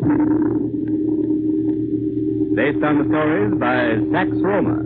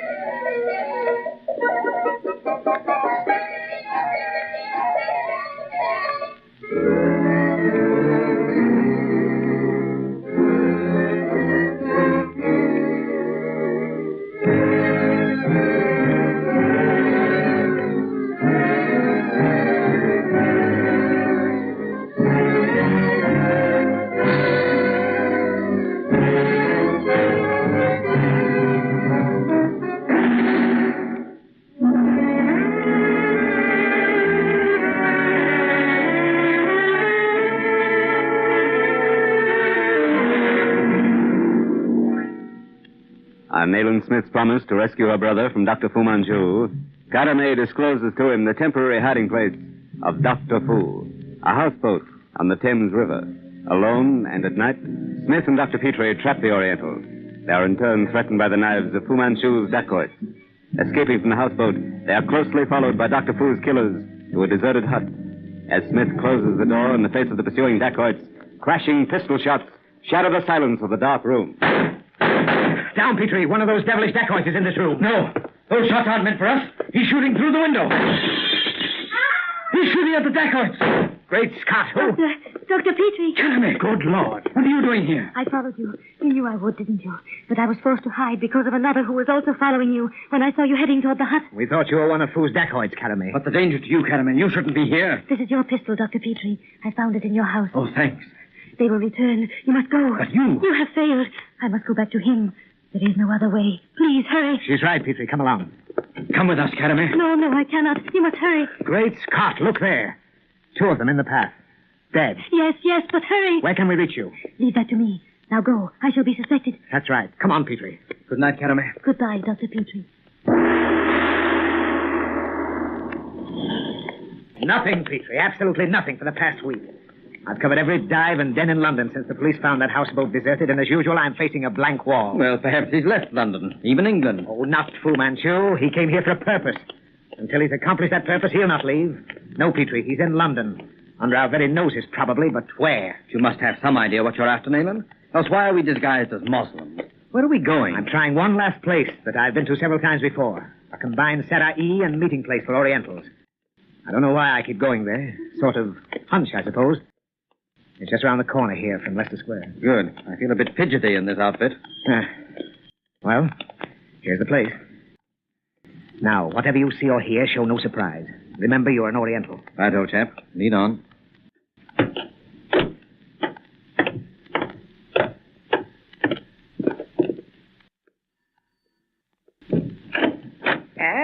What you want here? Niharak Saeed, Yusuf. Narak Said and Barak Smith City. I did not recognize you. Enter and welcome. The house of Yusuf is honored by your presence, Sidi. You have many guests tonight, Yusuf? Allah smiles upon my house this night, Sidi. Yes, there are many guests. You wish to see? Yes, but without being seen. Take us to the small room with the panel. The room is vacant, Sidi. This way, please. The city has further orders? None, Yusuf. You may leave us now. Honor, I You seem to know the old fellow pretty well, Nayland. Yes, through his son. I helped the young rascal out of a mess in Alexandria. Oh. I've been here several times hoping to run across one of Fu Manchu's men. So far, I've always drawn blank. You spoke of a panel. Yes, here. It'll give us a fair view of the main room, and we'll remain unseen. I'll open it. Huh. Quite a gathering. Bit of the Orient in the midst of London, eh? Do you expect to find one of Fu's men here? Being a recognized meeting place for Orientals, I'm certain that some of the Fu Manchu group use it at times. Those two Chinese over against the far wall. Yes? Do you recognize them? No, Oh, a new arrival. Look. By Jove. A woman. Fashionably dressed and certainly out of place here. Crossing the room in this direction. Great Scott. Don't you recognize her? Even hidden by that thick veil? Carry. Good heavens, what's she doing here? It's amazing the way she gets about. At last we have something to go on. Who's she speaking to? I can't see her. Oh, neither can I. She's too far to the side and... Oh, she's going back, leaving. The man she spoke to. We've got to see him. We must get that chap. Come on, close the panel. Hurry. Come on, we're going into that main room. The city is leaving? The woman who just left. Whom did she speak to, Yusuf? A stranger, Yasid. He has never been here before. We must see him, Yusuf. Speak to him. But he has already gone by the rear door. Oh, blast it. Come on, Petrie. Around to the alley. All right. Hurry, down this alley. Oh, if we've missed the fellow. Here, the back entrance. Not a soul in sight. We couldn't have been 5 seconds behind him. Where the deuce could he have gotten to? He must have sprouted wings. Couldn't he have gone with Karame? She'd have had to wait for him to come out of the alley, and we'd have met him. Oh, I'd give £100 to have that fellow. Well, we can't stop here. Let's get back to the street. Yes, by the gods. Clues in this war with Fu Manchu are few enough, and through a tiny error of judgment in time, we bungle. Oh, well, come along. We might as well consider ourselves beaten and go home. The mere thought that our waiting at that panel a moment too long may have given Fu Manchu a victory is appalling. Yes, it is, Nayland. Although he is only the tool of the Black Poppy Society, but a tool that menaces the civilized world. Shall we walk? Baker Street isn't far. Yes. Oh, what dark scheme have we had a glimpse into? What state secret's about to be stolen? Or what servant of the crown is to be kidnapped or murdered? Well, on this occasion, Nayland, Karame may not have been acting as his emissary. It may be that bosh, of course she was. The person she spoke to received urgent instructions. His hasty departure proves that. And curse it, I never even had a glimpse of him. Look out, men! For heaven's sake, watch where you're going. That car almost hit you. That car, a Mercedes. Did you see who was in it? How could I? I was hauling you out of the way. Nayland, you're in London, not in Burma. Karame in that car. She threw something out of it as it passed, a folded paper. Wait a moment. Yes. Here it is. Look here. Karame in that car? That's impossible, Nayland. She must have passed this spot long ago. What the devil can she mean? Well, if it isn't a secret... Listen. Andaman second, white-haired Stuart. What does that mean, Petrie? Great Scott, she saw through our disguises, recognized us.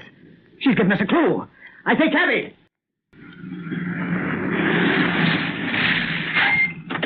Baker Street, number 15. Righto, sir.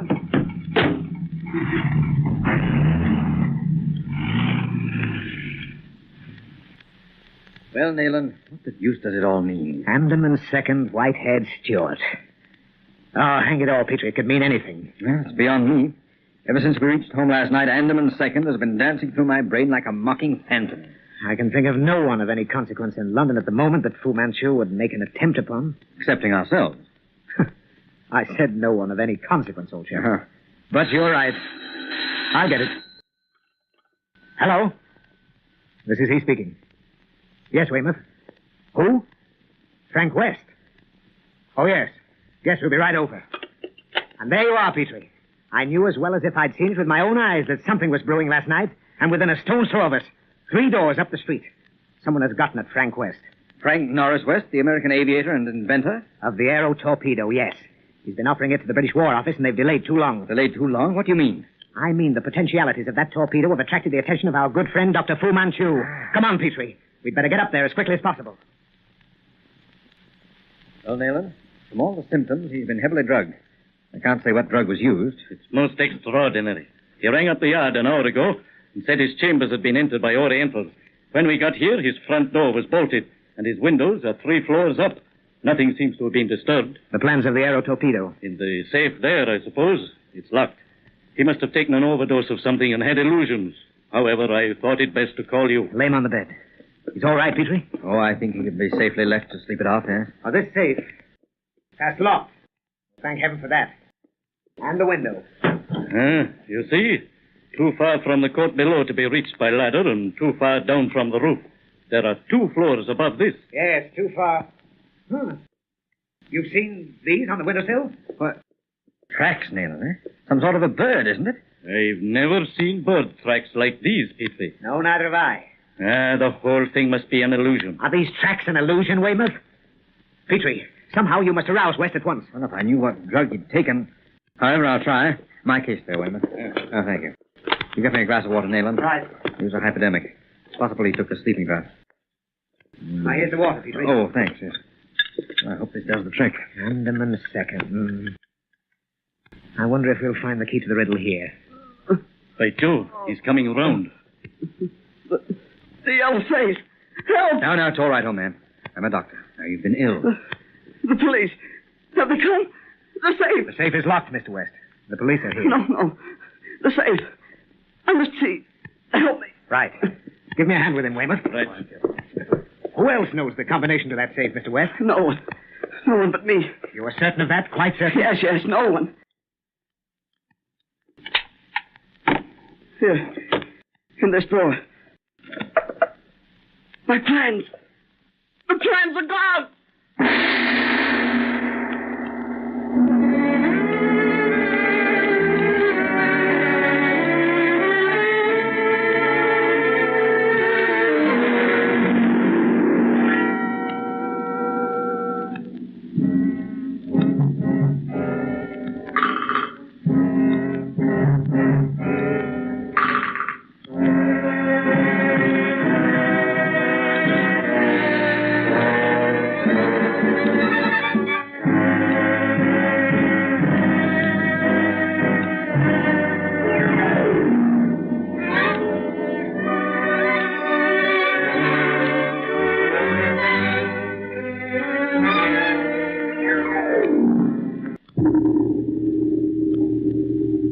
The Shadow of Fu Manchu.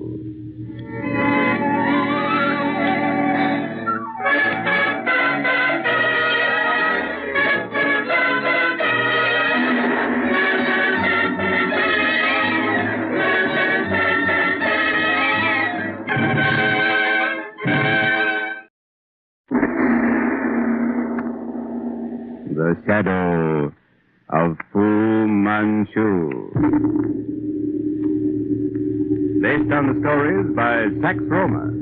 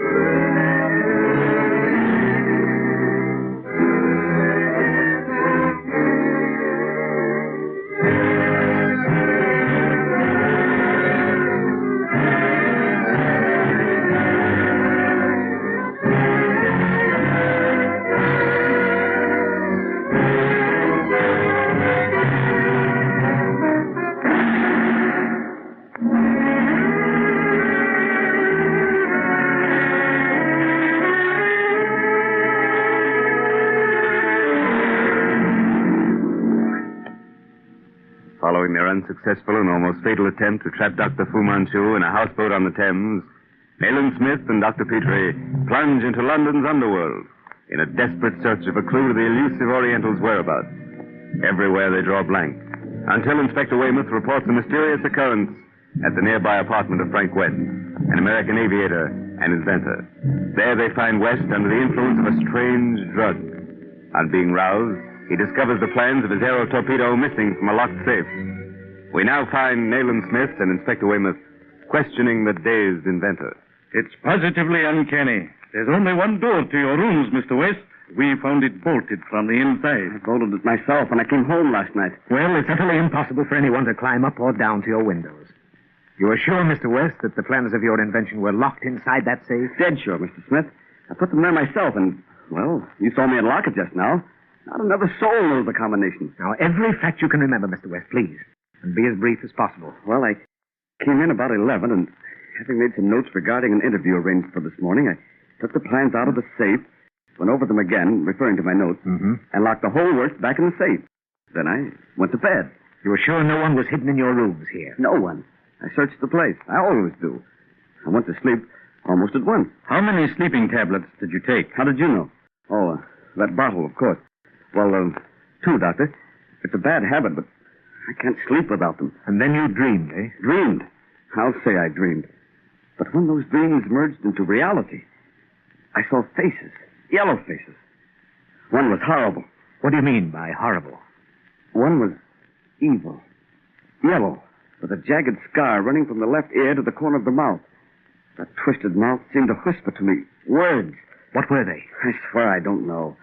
That face withdrew, and somehow I got to my feet, or dreamed I did. You'll think I'm crazy, but I stood holding to the bed, trying to command my will, to break the power of those sleeping tablets. And then?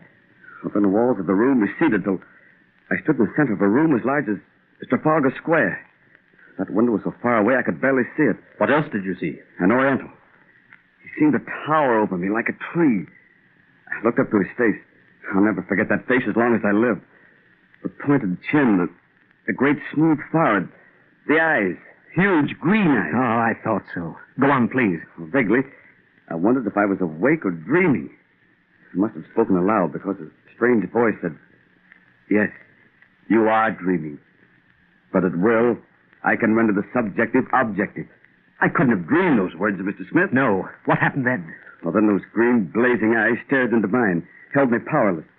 They seemed to drain me of something vital. The whole room seemed to turn green. Oh, I know. You think it was delirium. I thought so, too. And then I saw words coming from my own mouth. Eh? I think, Mr. West, you're a wee bit upset. This will be outside your experience, Weymouth, but his statement doesn't surprise me in the least. I know what his experience was due to. Go on, Mr. West. How I saw a sound, I just can't explain. I simply tell you I saw it. Somehow I knew I'd betrayed myself, given something away. You gave away the combination to your safe. Hey, Jove, how the deuce... Under hypnotic influence, Weymouth, the subject tells what's in his mind. I've seen it done many times in India. And then, West? Well, then the room was empty, normal size. I dragged myself to the hall, the phone. I called Scotland Yard, and that's all I remember. Andaman Second, Whitehead Stewart. What was that again, Smith? Andaman. I seem to recall hearing that word somewhere. Last night? The Oriental spoke it? I don't know, but somewhere. When's the first train to Tilbury? 5:22 from Fenchurch Street. Oh, too late. We'd never make it. Look, take a taxi and pick up 2 of your best men to leave for Shanghai at once. Charter a special to leave for Tilbury in 25 minutes. And have another cab wait for Petrie and me downstairs at the door. Right. I'll arrange it at once. And now that you can think clearly, Mr. West, of what does your experience remind you? Why... Now, think, man, think. The errors in perception regarding time, the idea of seeing sound, the illusion of the room changing in size. By Jove, cannabis indica, Indian hemp. You must have had an unusual dose, old man. Exactly. It's quite evident, West, that last night someone substituted hashish tablets for your sleeping tablets. Perhaps not pure hashish. Dr. Fu Manchu is a profound chemist. But how? When? I was here. My door was locked. You had a visitor during the afternoon, perhaps? Why, yes, in the late afternoon. It was a lady? Well, quite right. Well, how you guessed it. Well, anyway, a lady whom I recently met came here to ask my protection from a mysterious man who had followed her from Charing Cross. He was waiting for her down the lobby. You say you knew the lady? Well, I'd only met her casually a short time ago. Quite charming. An Oriental, I believe. Her name was Kadame? Well, yes, but how? Beside the point, old man. You left her here alone? Well, naturally. Well, I went down and sent the fellow about his business. At least that was my intention. Oh, what do you mean? Well, the fellow had gone by the time I reached the lobby. Or had never been there. And when you returned, the young lady had also left. Yes. By George, outsmarted by a pretty woman, and I'm supposed to have been around. But just now, you mentioned someone by the name of Fu Manchu. Is that the thief I'm indebted to for the loss of my plans? There's no doubt of it. Well, I've had attempts made by the agents of 2 European governments, but an Oriental is a novelty. This Oriental, Mr. West, is the greatest novelty of the age. But how in thunder did he get into my rooms through locked and bolted doors? We haven't time to explain that if we're to stop the men who have your plans. Come along, Petrie. We're going to Tilbury. There's only a bare chance of success. Knowing something of Fu Manchu's powers, I can understand how he extracted from West the combination of his safe, but I can't see how he got into a locked apartment on the 3rd floor. Yes, what's your theory on that, Smith? Haven't you two figured that out yet? Don't the peculiar tracks on the window ledge mean anything to either of you? Well, I suppose they do furnish the key to the mystery, but how? Have you forgotten Fu Manchu's habits, more particularly of his pets? Well, I admit, Neil, that I'm completely at sea. And a man couldn't climb to that window no matter how agile he may be. How about Fu's pet marmoset? The monkey. By Jove, old chap, I believe you've hit it. Yes, they were the prints of a small monkey. For a moment, I thought they were the tracks of some large bird. Even so, I'm still in the dark. Of course, it's guesswork, Weymouth, but here's my theory. For want of a better one, it does cover the facts. It's contrary to Fu's character to keep any creature for amusement. So the marmoset would be trained to do certain tricks. Ah, I see what you're getting at. The monkey climbed the water spout running beside the window, eh? Exactly. You notice the iron bar across that window? That's to prevent a window cleaner from falling. Right. It was simple for the monkey to climb the water spout to that window, perhaps with a cord attached to his body, to climb to the sill over the bar and climb down again. Of course. By means of the cord, a rope was pulled over the bar, then one of those silk and bamboo ladders. The scar-faced yellow man climbed up, unlocked the door, and enter Fu Manchu. By Jove, Petrie, it is plausible. At least until we discover a more plausible theory, Weymouth. Once Fu was in that room, the rest was easy for him. And Kadame was once more the decoy.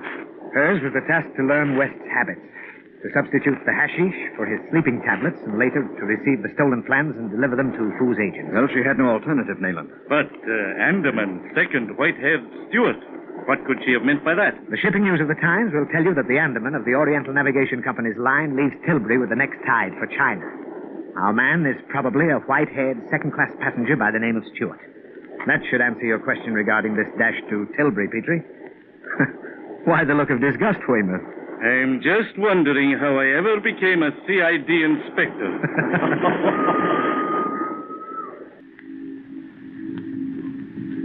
Inspector Nayland Smith? Yes, sir. You followed my telegraphed instructions, Captain? Yes, I did. We have 9 Orientals listed as second-class passengers. One of them has a scarred face, such as you described in your wire. He's listed under the name of Ram Singh. And the other? Well, oddly enough, we happen to have passenger aboard in either class by the name of Stewart, and none with white hair. I'll send for Ram Singh. If you will, please. Oh, one moment. I'll go with you.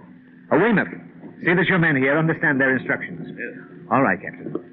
Oh, by the way, do you have a steward aboard with white hair? Let's see. Why, yes, as a matter of fact, he's the chief steward in second class. I see. And where would he be at the moment? Well, he'd be on the docks in charge of second-class stewards who were helping the passengers. Oh, thanks, Captain. On second thought, I'll let you see to this Ram Singh fellow. I'll stroll about a bit. I'll see you shortly. Here he is, sir, Ram Singh. Well, I hope you have the right man in this fellow, Inspector, for everyone's sake. The company will have a nice suit on their hands otherwise. I'll assume that responsibility, Captain. Oh, you are registered on the passenger list as Ram Singh. Is that your name? It is, sir. Mm-hmm. The papers you and your master, Fu Manchu, took from Mr. West's safe last night. Give them to me, please. Papers? Mr. West? Fu Manchu? I do not understand, sir. All right, Weymouth, search him. Davis, Ashley, go through him and make a thorough job of it. I appreciate your cooperation, Captain. I hope we didn't delay you too long. You may sail as soon as we leave your ship. I suppose you're taking this fellow with you if you find what you're after. Inspector Weymouth will take charge of him. Well, you were right, Mr. Smith. I think this is what you want. It meets the description of the packet containing the plans as given by West. Mm-hmm. Very clever. Petrie, our friend Fu Manchu certainly misses no detail. Oh, yes, Weymouth. This seems to be it. Well, Mr. Davis, you and Ashley have been spared a boring voyage. We're holding this fellow? Oh, by all means. Turn him over to Davis and Ashley. You'll go back to London with us, Weymouth. We're not finished until we've returned West's plans to him. Come along. Oh, thank you again, Captain. Well, Nayland, last we have to our credit one victory over Fu Manchu. Perhaps, Petrie. Perhaps.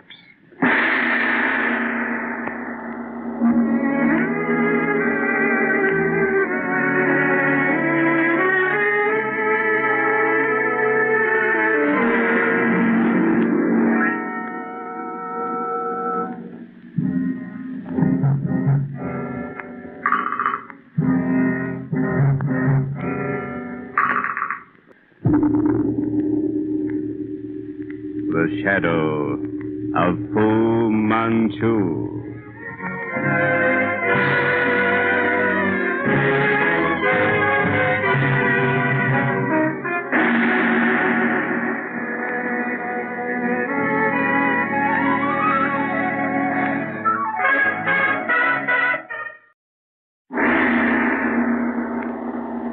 The shadow of Fu Manchu. Based on the stories by Sax Rohmer.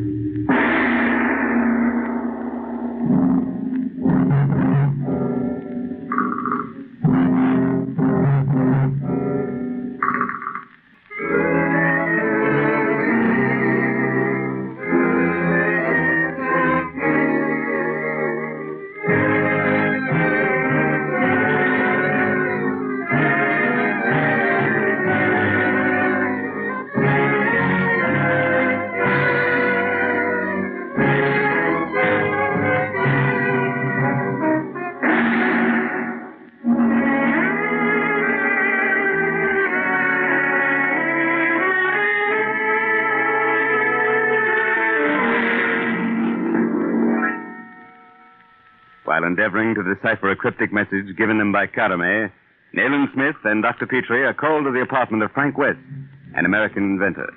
There they discover West drugged, and the plans for his new aero torpedo stolen from a locked safe. The inventor tells of seeing a yellow face in a vivid dream, and describes Dr. Fu Manchu. Nayland Smith is convinced that Karame's message must be a clue to the bearer of West's stolen plans. His theory is proven true when they discover a sealed packet, presumably containing the plans, and a second-class passenger of a ship about to sail for the Orient. We find Nayland Smith, Dr. Petrie, and Inspector Weymouth in a taxi on their way from Fenchurch Station to West's apartment. I hope, Weymouth, you'll arrange to keep this out of the papers. Fu Manchu will eventually learn of the failure of his plot to get West's plans out of the country and into the hands of the Black Poppy Society in Shanghai. But for the present, he must be left in the dark. Right, Mr. Smith. That means Ram Singh is to be kept incommunicado. Temporarily, at least. For the time being, Fu Manchu must think those plans are on the way to the Orient. Nayland, your attitude in this entire affair, at least in our recovery of West's plans, puzzles me. Now, back there on the Andaman and since, you seem to be vastly amused by something. Now that you speak of it, Petrie, I must say I'm under the same impression. Perhaps I missed something again, but for the life of me, I can't think what. We caught our man, found the plans all intact, and here we are. Now, somehow, Nayland, I feel let down. The thing came off too smoothly. Without a single hitch, eh? That's it, as though it had been rehearsed. Perhaps it was, Weymouth. However, in this instance, I believe we were simply very lucky. Oh, here we are, back at West's place. I imagine he'll be very much relieved at the return of his plans.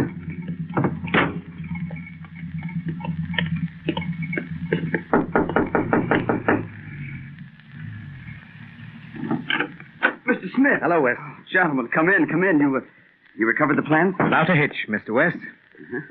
Here they are, just as they were taken from your safe. Apparently, they haven't even been opened. Thank heaven. I hadn't expected you to succeed, Mr. Smith. Certainly not so quickly. I'm indebted to you. More than I can say. Say no more about it, old chap. You see, these plans and specifications are practically the property of England. Seeing you all know what they are, I'll open the packet and see if it's intact. Yes, please do. Yes, this is the original envelope in which I placed... Great Scott! Smith, look here. These aren't my plans. Look, blank paper. What? Possibly. Blank paper. Do you hear, Smith? By the saints, the devil got away with it. Nayland, I felt all along we'd missed something. We should have examined the packet on the Andaman. We'd have gained nothing, Petrie, excepting to prove to anyone who might have been watching that Fu Manchu had actually tricked us. Will you explain, Nayland? Ram Singh had at least one Confederate on the Andaman, I'm sure of. Perhaps more. Here, Mr. West. You'll find your plans in this packet. What sort of a game is this, Smith? Where did that packet come from? Wait, woman. I'll open it, West. Yes, of course. Oh, thank the Lord. These are the plans. No mistake about it? No, these are the ones, all intact. But good heavens, Nayland, how... You see, Petrie, Weymouth, I knew before the captain ever brought Ramsing to the bridge of the Andaman that we'd find nothing on him. Or at least not Mr. West's true plans. Well, how did you know that? How could you know? Because I had them in my pocket while you were searching Ramsing. I had to let Ram believe I was satisfied with what we'd found and make no immediate examination of the packet. Which I certainly would have done, Petrie, if I hadn't been certain of where the real ones were. I still don't understand. Recall Carame's message, Weymouth. Andaman second, Whitehead Stewart. It took us long enough to guess what the first part of that message meant. I didn't fathom the last part until I had a talk with the captain, just before he went after Ramsing. When you left his office with him, eh? Yes. We all thought it might be a second-class passenger with white hair by the name of Stewart. But when the captain assured me there was no one of that name listed on the ship, the thought struck me that perhaps the word Stewart might have been misspelled and could mean steward. I was sure of it when I learned there was a white-haired cabin steward among the crew. By Jove, I must say I never thought of that. Fu Manchu did exactly as I'd have done under like circumstances. He covered the real bearer of the plans with a smoke screen. In this instance, Ramsing, whom he sent openly with false papers. The white-haired man must have been the person Karame met at the coffee house. You found the papers on him, of course. No. They were so sure of my being led astray by the false scent that they weren't particularly careful. I found the plans in the steward's cabin, in the most obvious of places, under his mattress. And the steward? I had him quietly picked up by a couple of Tilbury dock police. You'll find him at the Old Bailey police station. That man, Weymouth, must be kept hidden under any circumstance. Ramsing, you may let go whenever you like. But he'll go directly to Fu Manchu and report the recovery of the false papers. That's exactly what I want him to do. We'll continue to use him as the smoke screen. Dr. Fu mustn't learn of the steward's capture. You must believe him on his way to the Orient. Understand now? Of course. We'll leave the gentleman in the belief that his man got through. But why didn't you let us in on all this? Sorry, old chap. There wasn't time in the first place, and then... pardon me, gentlemen. Yes. Hello? Yes, it's Mr. West speaking. Inspector Weymouth? Yes, he's here. One moment. Someone asking for you, Inspector. Thank you. Hello? Yes, Wheeler. Lord who? Southery. I'll be along immediately. Stay there until I arrive. If we're finished here, Mr. Smith, I think you and Dr. Petrie had better come with me. Lord Southery has just been found dead at his London house. Come along. We'll get a cab at the corner. See, Dr. Thomas, the cause of death was due to heart failure? That's my diagnosis. He'd later developed symptoms of angina pectoris, but I hadn't anticipated a fatal attack so soon. Any other physician called in?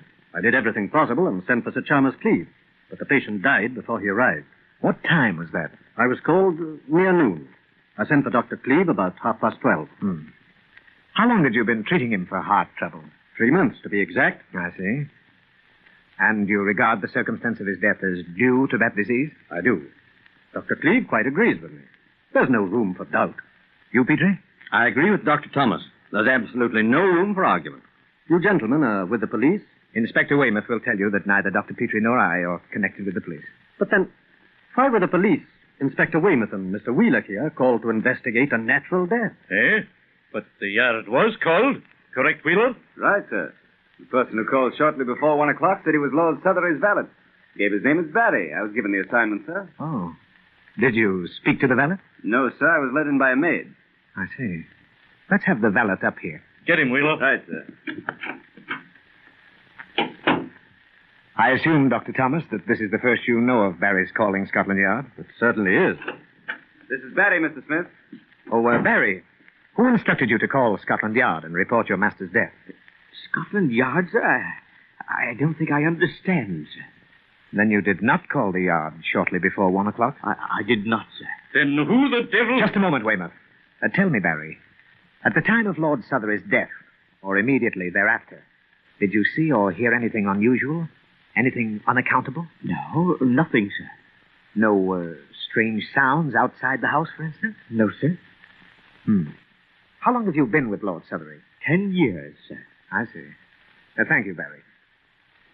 Well, Weymouth, Petrie and I can be of no further help to you here. We'll be at Baker Street if you want us. Oh, I suggest you trace that telephone call. Let me know about it, will you? Of course. Come along, Petrie. Right. Oh, thank you, Dr. Thomas. Nothing unusual about Sothery's death. Ha! He just returns from the East and after a brief illness dies of heart failure. But for that mysterious phone call, Nayland, I would diagnose it as such myself. Sir Chalmers Cleave is a great physician, yet he saw nothing suspicious. If Fu Manchu is responsible for Lord Sothery's death, there wouldn't be anything suspicious to see. Fu Manchu leaves no clues. Perhaps this business is making me imaginative, Petrie. That there was a taint in the air back yonder at that house. Peculiar to houses whose doors bear the invisible death mark of Fu Manchu. You believe he had a hand in this? I'm as sure of it as if I'd seen him strike the blow. And now what to do? It's a torturing frame of mind. Chained and helpless in our ignorance, we are led constantly into dead-end roads. Petrie, I'm going to run over to the yard. That telephone call annoys me. I want to check on it myself. Very well. I'll stroll on and meet you at home in an hour. Right, old Jeff. Cheerio. Dr. Petrie. What? Why, Carame. Oh, quick, Doctor. Come around the corner. I must speak with you. We must not be seen. Of course. What's the matter? You're excited, frightened. I followed you. Here. This will do. You have often asked me to help you to trap Dr. Fu Manchu. I am prepared to show you where he is. Trap Fu Manchu? Why, My brother. You are a doctor. I want you to come and see him now. He's in London? I thought you told me. He is at the house of Dr. Fu Manchu. And you want me to go there alone, now? With me, Dr. Petrie. Fu Manchu is not there now. The servants are out. No one is there but my brother. Oh, please. Well, of course I'll go, but why didn't you speak to me earlier?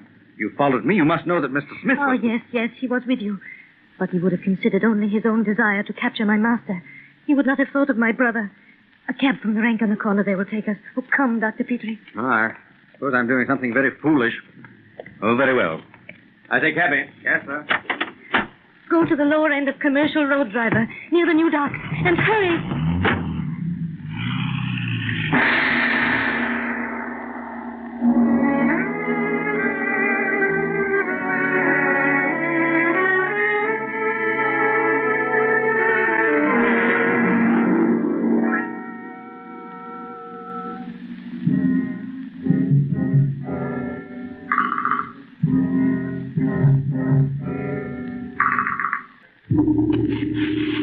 The shadow of Fu Manchu.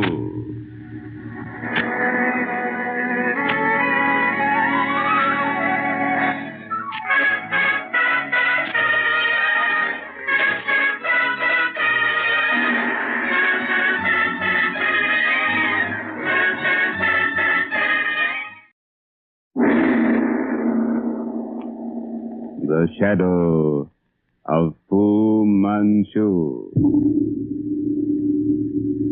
Based on the stories by Sax Roma.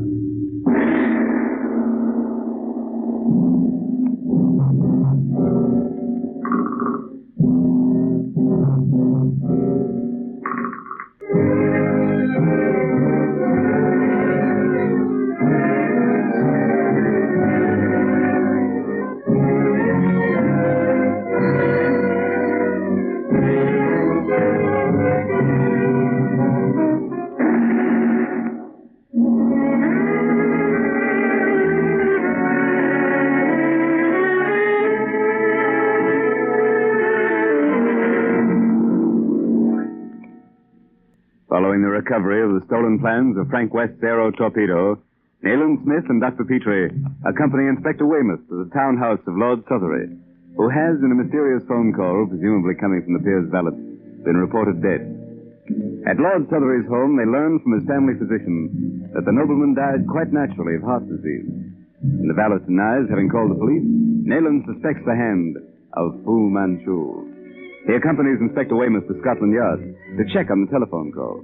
Dr. Petrie starts for Baker Street alone. On the way, he meets Carame, who pleads with him to accompany her to the house of Fu Manchu to attend her brother. In the dusk of evening, we find Dr. Petrie and Carame approaching the waterfront abode of the sinister Oriental. This way, Dr. Petrie. What a maze of filthy alleyways and courts. You shouldn't wander through them alone, Carame. It's dangerous. Be quiet, please. This is the place. I have the key. Come, Dr. Petrie. Quickly. We cannot make a light. Here, give me your hand. I will lead you. Very well. Now, be careful here. Stairway. Though Dr. Fu Manchu and the servants were out, it is possible that one of them may have returned during my absence. Wait. No one here. Come. By Jove, what a place. I've never seen such exquisite furnishing. Oh, we must hurry. My brother is in the room beyond. What's that? Oh, it is nothing. Dr. Fu Manchu's pet marmoset there on the cushion. Hurry, please. Down this corridor. It extends the balcony across one end of the next room, and they look down into the chamber. Great Scott. A laboratory. And look. Down there on that couch against the wall. My brother. Oh, come quickly, Dr. Petrie.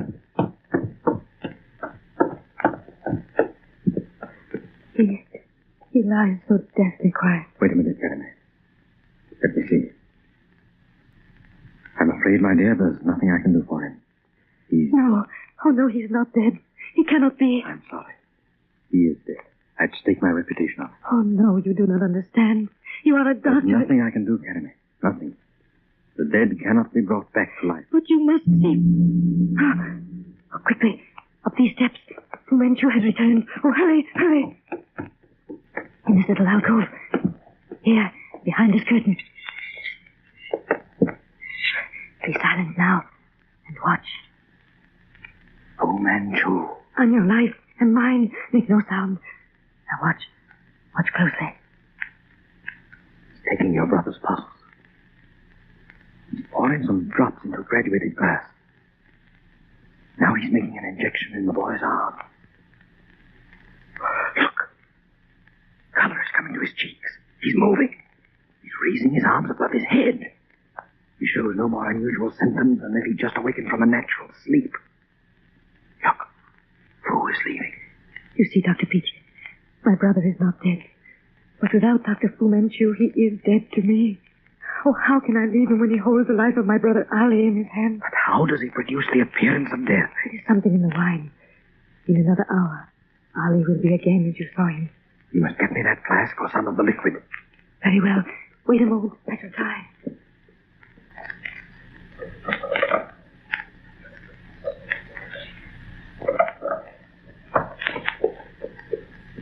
Here, take this. It is some of the liquid from the flask. Ah, good. And now, when will be the best time to take Fu Manchu and restore your brother? I will let you know. Do nothing until you hear from me. Come, we must go now. He's going away tonight, someplace to the north. But you must not come until I send for you. And now, good night. Oh, hurry. He may call for me at any moment.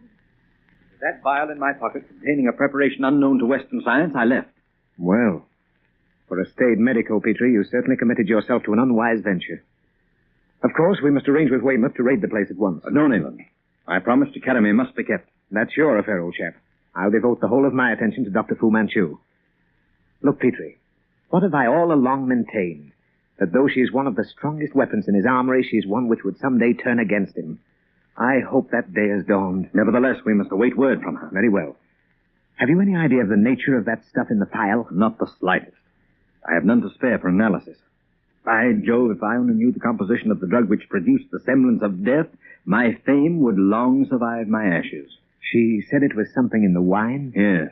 It is, of course, some extraordinarily powerful narcotic. By heavens, Nayland, if his treasure of obscure scientific wisdom were thrown open to the sick and suffering, the name of Dr. Fu Manchu would rank with the golden ones in the history of healing. And she said he was leaving tonight for the north, eh? Now, Petrie, I have an idea. Look up the next train for Lenich. Lenich? Why? There's the batch, you're right by your arm on the table. Look it up. I don't think we have much time to spare. Oh, yes, here. There's one in half an hour, the last. We're going to be on that train, old chap. But why in the name of common sense must we gallop off to Lenich at this time of night? We're bound for Stradwick Hall, the ancient home of the Sothery clan. There's a little problem I'm trying to work out in my mind. Oh, tell me this. Would you consider Lord Sothery the foremost construction engineer of his time? Undoubtedly. Greater than von Humber of Berlin? Well, perhaps not, but von Humber has been dead for 3 years. 3 years? Well, roughly that. Why do you ask? 3 years, I wonder. Petrie, don't think I'm trying to lead you blindfolded in order that later I may dazzle you with my wisdom. I simply fear that we may be going off on a wild goose chase. Then why go at all? The idea I'm acting on doesn't seem to have struck you. I wish it had. I'm sure it would argue in favor of its being sound. However, I'll explain later on the train. Very well. We'd best hurry then. We have barely time to make it. Your extraordinary proposal fills me with horror, Mr. Smith. As the trusted family solicitor, I must refuse. Now wait, Mr. Henderson. Except the heir, who's abroad on foreign service, there's no kin to consider. The word rests with you. If I'm wrong and you agree to my request, there's none whose susceptibilities will suffer. My own, sir? On the other hand, if I'm right and you prevent me from acting, you become a murderer. Heaven forbid. Lord Southery was a lonely man. If I could have put my proposition before one of his blood, I have no doubt what the answer would be.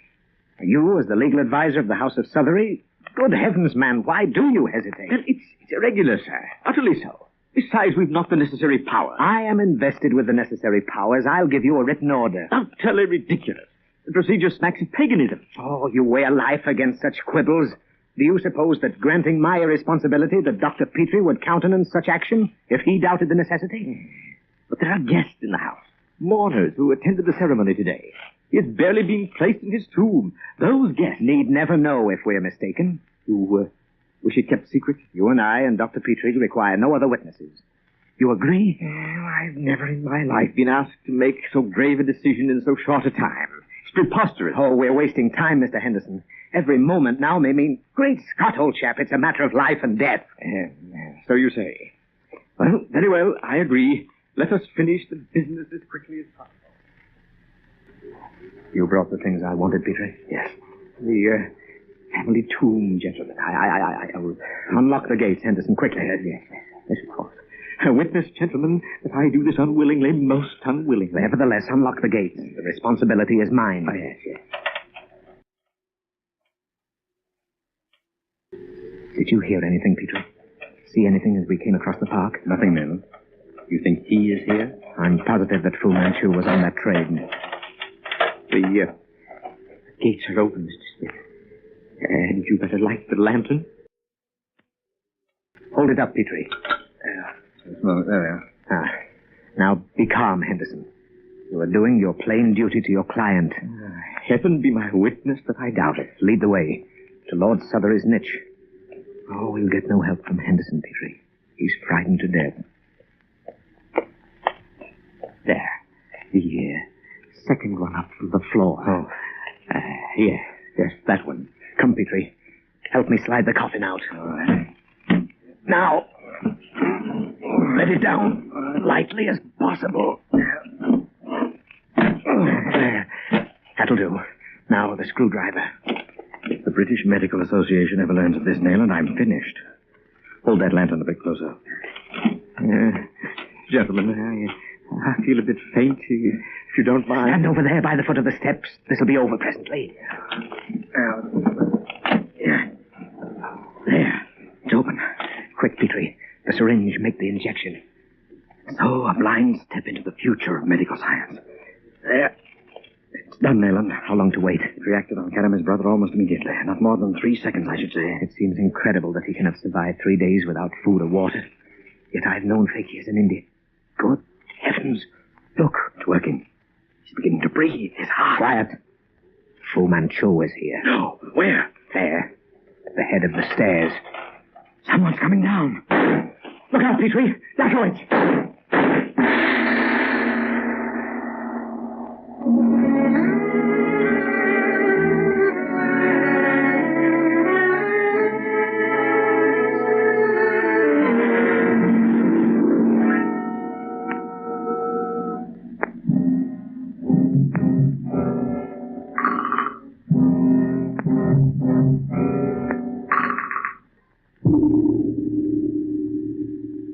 The shadow of Fu Manchu.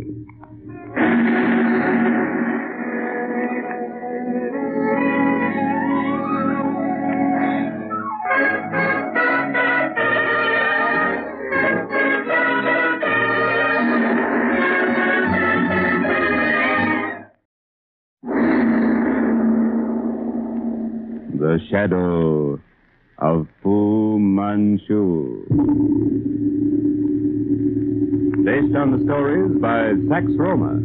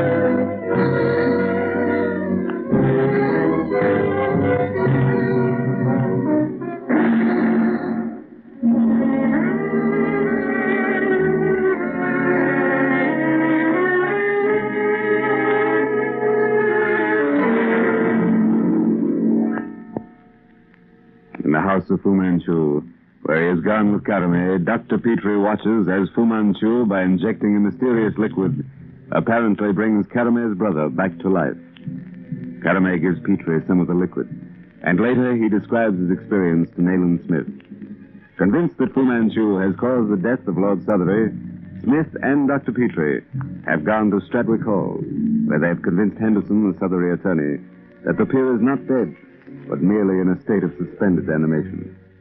In the family tomb, as Petrie injects the liquid given him by Karame into the arm of the apparently lifeless body of Lord Sothery, Dr. Fu Manchu suddenly appears. Stay with Sothery, Petrie. I'm going after Fu Manchu. Nayland, come back, you fool! Henderson, help Lord Sothery. He'll be all right presently. I'm going after Nayland. Nayland! Here, Petrie! Are you hurt? I saw you fall. He had a dacoit with him. Look here. A knife, great Scott. Near thing for me, Petrie. Barely missed me. Listen, that car. Fu Manchu's. By Jove, Petrie, we've lost him again. But we've saved Lord Sothery. Fu Manchu will credit us with a skill as great as his own. We must get to our car and try to catch him. Waste of time, Nayland. We have no idea in which direction he's gone. I have a good idea. Stradwick Hall is less than 10 miles from the coast. There's only one practical means of getting an unconscious man secretly from here to London. You don't think he meant to take Sothery to London? Before shipping him to China, yes. His clearinghouse, as you yourself once said, is probably the Thames. A boat of some sort, eh? Seagoing yacht, lying off the coast in readiness. Fu Manchu may even have had it in mind to ship Sothery direct to Shanghai and the Black Poppies. And he failed. This is a triumph for you, Nayland. Only half a triumph, now that he has escaped us. But we still have one chance. A raid on the house in Commercial Road. Have you any idea when the word will come from Karame? No, but because of her brother, she'll not delay. Oh, here comes Henderson with Lord Sothery. Seems, gentlemen, I am risen from the dead. A weird moment, Petrie. A newly buried man speaking from the mold of his tomb. Lord Sothery, you've been spared from the fate of heaven knows how many men of genius. What do you mean, sir? The Black Poppy Society lacks a Sothery, but I'm certain that Dr. Fu Manchu was in Berlin 3 years ago. And without visiting the grave of your Teutonic colleague, who died under mysterious circumstances at that time, I venture to predict they have a von Humber. Oh, by heavens, sir. You mean to say that von Humber's not dead? I mean exactly that, your lordship. If you recall the circumstances under which he apparently died, angina pectoris, I believe it was, Petrie? So the papers stated. It's true. I met his physician in Paris shortly after his death. He assured me that von Humber had died very suddenly of a bad heart. As I remember the man, he was strong and robust. Practically a young man in his early 50s. And his death was a great shock to his friends. He'd never complained of heart trouble. By Jove, sir. Now that you speak of it, von Humber's doctor did say his death was quite a shock. It's unthinkable. Impossible. Where Fu Manchu is concerned, your lordship, nothing is impossible. But who is this Fu Manchu? Why don't the authorities apprehend him? Perhaps, your lordship, that's the very reason they don't apprehend him. Because they don't know who he is, nor where to lay hands on him. I suggest that you guard yourself carefully. If you fall into the hands of Fu Manchu again, well, his futurist group in the Orient knows how to make men work. We are no other than a moving show of magic shapes that come and go, round with a sun-illumined lantern held in midnight by the master of the show. And in this case, Petrie, Fu Manchu is the master of the show. If we only knew exactly who he is, Nayland. Who is Dr. Fu Manchu? I've been asked that countless times, old chap. I don't know. Nobody knows. What group can we hold responsible for the overthrow of the Manchus? In my opinion, Petrie, Fu is one of the leaders of a group not yet ready to show its hand. There's at least one thing we can be sure of. None of the 3 places we raided here in London were his headquarters. The opium den, the mansion near Windsor, the houseboat on the Thames. Can it be the place to which Karame took me? Heaven only knows. That place in Commercial Road had a look of permanency, you said? Oh, very much so. Probably an old warehouse. Had that appearance from the outside, anyway. Inside, it was exquisite. I've never seen such oriental luxury. Rugs, inlaid tables, priceless hangings, bronze lamps. Mm-hmm. And the laboratory? I'd give 5 years of my life to spend an hour in that laboratory alone, Nayland. Hello. Karame? You... Yes? Where we left the taxi in Commercial Road. In half an hour? Yes, I understand. We'll be there. Well? We're to meet Karame in half an hour in Commercial Road. She'll lead us to Fu Manchu's house. How many men have you here, Weymouth? Enough this time, I hope. We have the place completely surrounded. The river police? Their launch with Mackay in charge is lying off the wharf. No escape that way. I see. Who's in charge of your outside men? Inspector Logan, one of the best. He has his instructions. All ready, then. Come, Karame. Lead the way. You will keep your promise to me? What do you want us to do? You and Dr. Petrie must enter first and bring out Ali. Until he is safe, you are to make no attempt upon Dr. Fu Manchu. How can we be sure we're not walking into a trap? You must accept my word. Ali, my brother, is in the laboratory. There is only one servant in the house. He dare not enter the presence of Dr. Fu Manchu without orders. And Dr. Fu, where is he? We have nothing to fear from him. He will be your prisoner in 10 minutes, if you do as I say. And the dacoit, where is he? Nowhere near the laboratory. I think I'd better come too. As you please, Inspector Weymouth, but move quietly. If you are ready, come. Let no one in or out of the place, Logan. Give us 10 minutes. If we're not out, follow. I'll see that this door is left unlocked. Right, Inspector. Come. We must not delay. Make as little noise as possible. Now, up these stairs. Then we will be in the house proper. This is the outer room, Nayland. Beyond, the balcony and the laboratory. Move softly across this chamber. We dare not make a light. I'll use my flash. Come, quickly. At last. I stand in the house of Fu Manchu. A great moment, Petrie, for me. And one we'll not soon forget. The greater will be when we have Fu Manchu behind bars. Karame, where is she? This way. Along the balcony and down the stairs into the laboratory. Look, down there under that dim light. Is that the boy Petrie on that couch? Yes. Karame. Make no noise. Come, Dr. Petrie. Down these stairs, Nayland.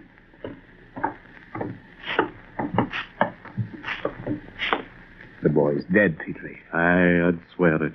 No more so than was Lord Southering, Nayland. Oh, be quick, Dr. Petrie. Awaken Ali. I am afraid. Make the injection, Petrie. Quick. Right. This liquid, Nayland, spells life for the boy, and I hope ruin for Fu Manchu. There. He'll be all right presently. Oh, if it will only awaken him. You are sure, Dr. Petrie, it is the liquid I gave you? Of course. You see? It's taken effect already. A few moments, he will awake. By the great Lord Harry, he's breathing. I'd have sworn he was dead. And now, Karame, where is Dr. Fu? Yes, Karame, where is he? The place seems deserted, not a sound. Look around you. Raise your flash, Inspector Weymouth. What? By Jove. Those shelves, that case against the wall, empty. All of them. The room is stripped. The strange silence of the place is understandable, then. Our bird has flown. Karame, you've warned him. You promised to help us capture him. You've deliberately let us... No. Oh, Ali, look. He's recovering so slowly. Are you sure, Doctor, you've made no mistake? His pulse is strong, his heart action normal. But you, Karame, have misled us. I trusted you. Dr. Petrie has kept his word, Karame. You and your brother are free. If Dr. Fu Manchu is still in this house, lead us to him. He is here, and I shall keep my promise. But first, let Ali be taken out and placed in safety. Will you take him, Inspector Weymouth? I'll turn him over to Logan, Mr. Smith. I'll be back in a moment. Now, Karame, we've done our part. You must do yours. Oh, please, lower your voices. He is near us, and I am afraid. You have nothing to fear. But if you don't hold to your bargain, I shall place you in the custody of the police. Once more now, where is Fu Manchu? Look, behind you. There at the end of the room. But do not enter that alcove. Even as he is, I fear him. Come, Petrie. We'd best wait, Nayland, till Weymouth gets out. We've waited long enough. Here, this curtain. Oh, Dr. Fu Manchu. By Jove, he's asleep, Nayland. No, that pipe in his hand. Don't you recognize the odor? Of course. An opium sleep. By Jove, what luck. We have him helpless. Come on, we'll take him. No. Close the curtain. The police must get to him in some other way. They must take him, not you, Dr. Petrie. Oh, Weymouth. What about the boy? With Logan. He'll send him to the station where they'll look after him. And now, where's our man? Here, Weymouth. Behind this curtain. By the great Robbie Burns asleep. Oh, seems helpless enough. What's wrong with him? Opium. A drugged sleep. Oh, a simple matter to take him, then. Little did I think it would be so easy when the time came. Nor I, Weymouth. But helpless as he is, I'll not be satisfied until you have handcuffs on him. Come, then. We wasted enough time. Dr. Petrie, no, do not go in there. You must not. On your life!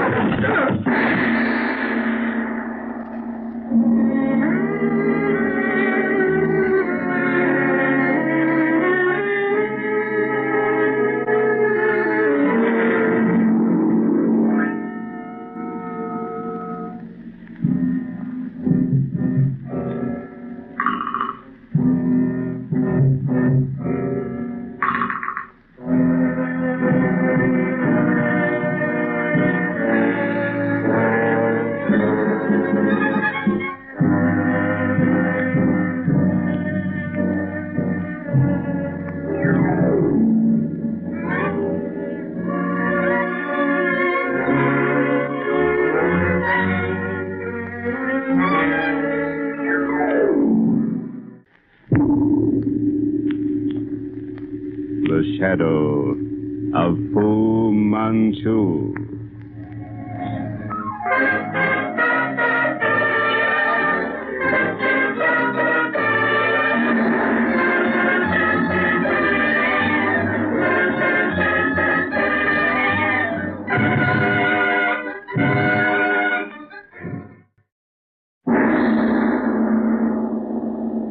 The shadow of Fu Manchu.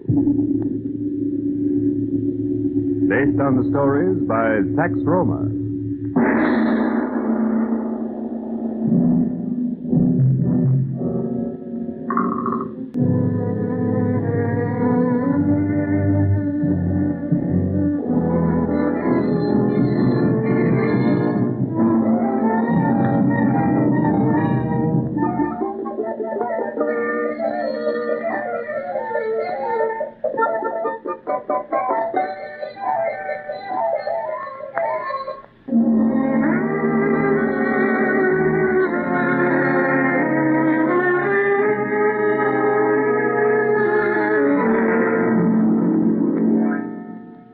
Through the medium of the strange liquid given him by Karame, Dr. Petrie has brought Lord Sothery out of the state of suspended animation into which he had been placed by Fu Manchu.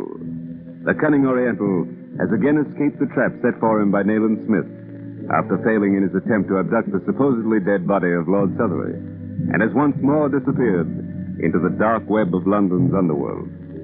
Nayland Smith and Dr. Petrie, on receiving word from Karame, have surrounded Fu Manchu's headquarters with police, and led by Karame have entered.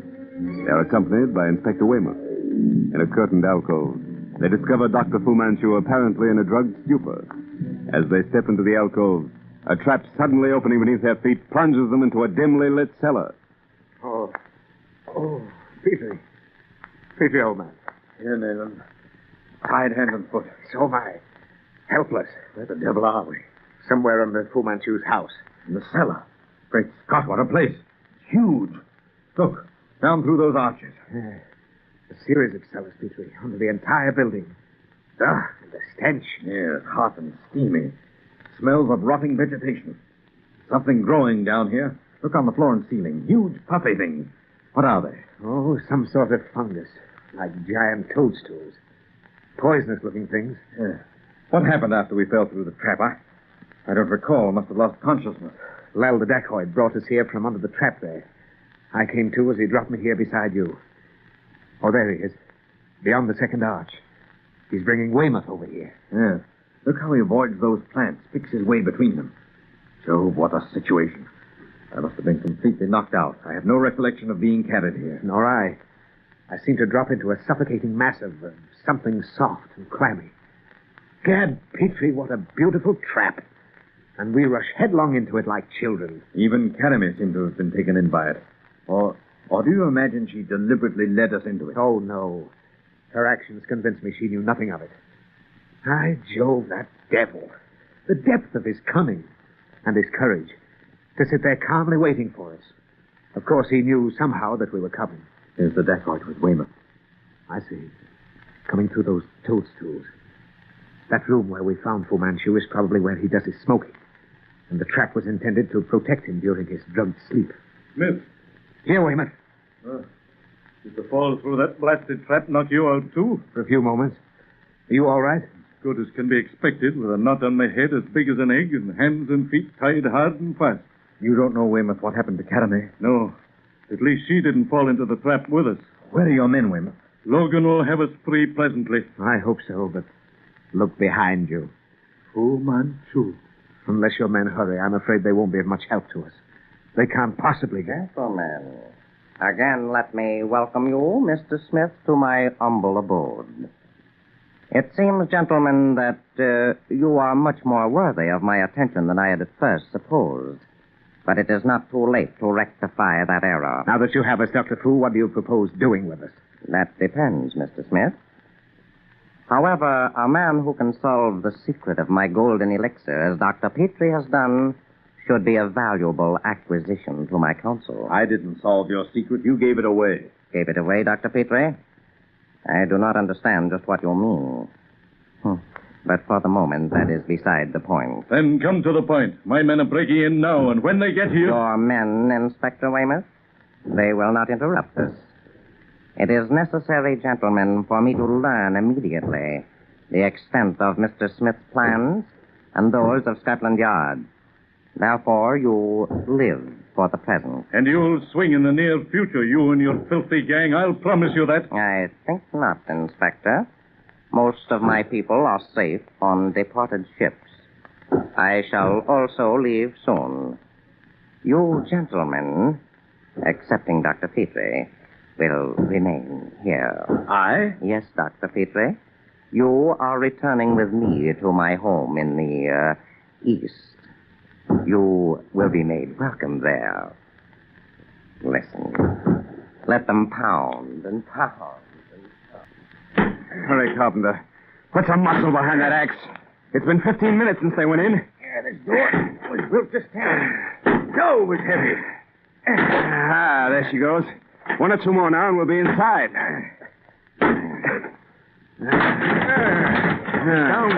In the cellar, then. Down those stairs. There's another door. Come on.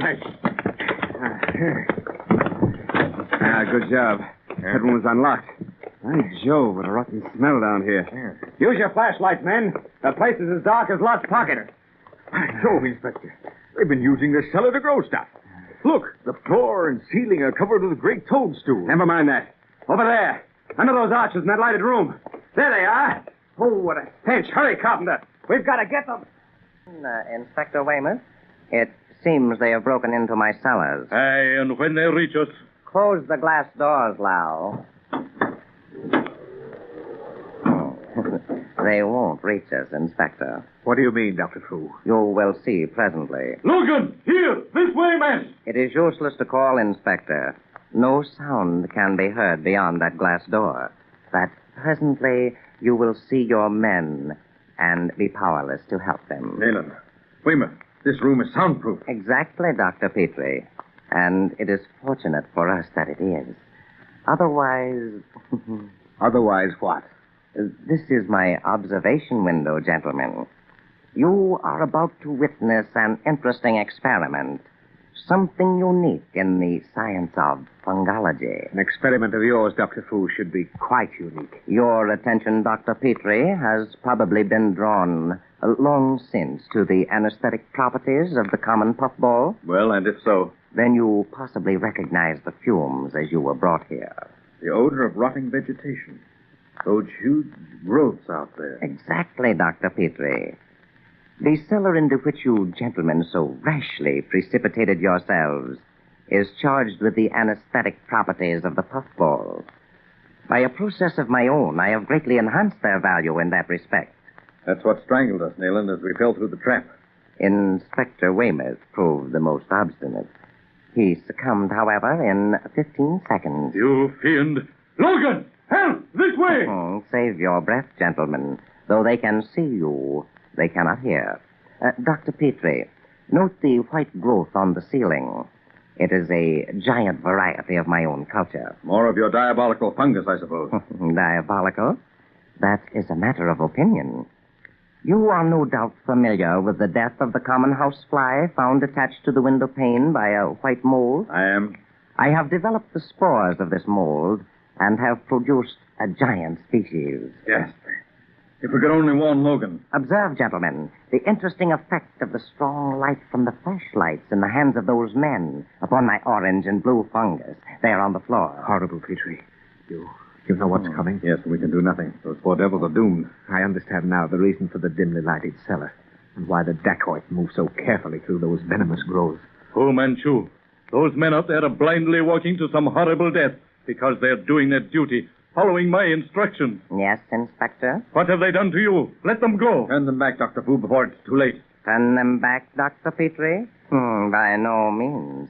We should then lose an excellent opportunity to study in detail a lesson in fungology. Oh, it's useless, Petrie.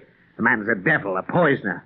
Compared to him, the Borgias were children. We're helpless. Can't even warn them. Look, gentlemen, watch. Good heavens, those puffballs. They're dropping from the ceiling. Exploding. Observe, gentlemen. Observe the symptoms of delirium. See how they laugh and swing their arms. Light. More light, Lal. Throw the switch to the arc light. God. Look, it's raining puffballs. The gaseous things seem alive. See how the men tear their clothes from their bodies? See how they scream and shout? Too bad we cannot hear them. Soon they will be raving maniacs. Petrie, Weymouth, keep his attention away from me. I've almost got my hands free. Look, gentlemen. Look, a triumph. My process. The scientific triumph of my life. By the gods, that fungus has covered them from head to foot. Clings to them like something alive. They're smothering Petrie. We'd only shot that fiend when we stepped into that room upstairs. They die. They die, gentlemen. For heaven's sake, Nayland, hurry. Roll away from me, both of you. I'm free. Cut our bonds, man. No time now. I'm going to try to save those poor devils out there. Now, Fu Manchu, may the devil protect you. Help! Take him now! He's no match for both of them, Weymouth. If I only get my hands free. No use, man. These ropes are tied fast. They've got him, Weymouth. They've got him. No, Lal. Not the knife. The cellar. Into the cellar with him. Throw him out there with those others.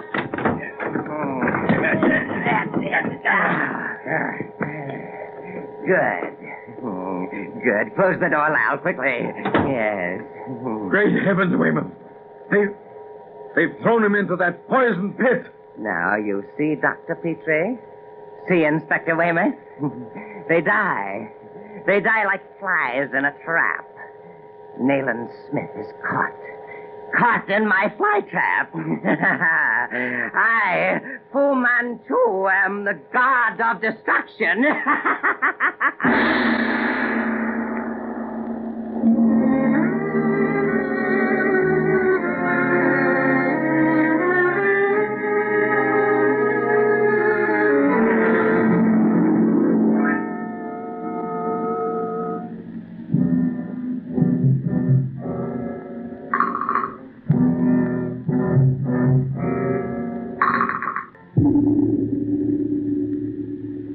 The shadow of Fu Manchu.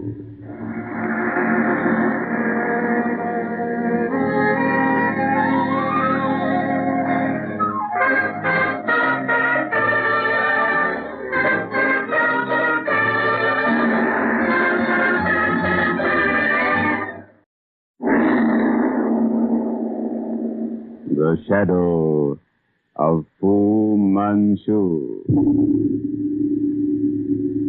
Based on the stories by Pax Roma.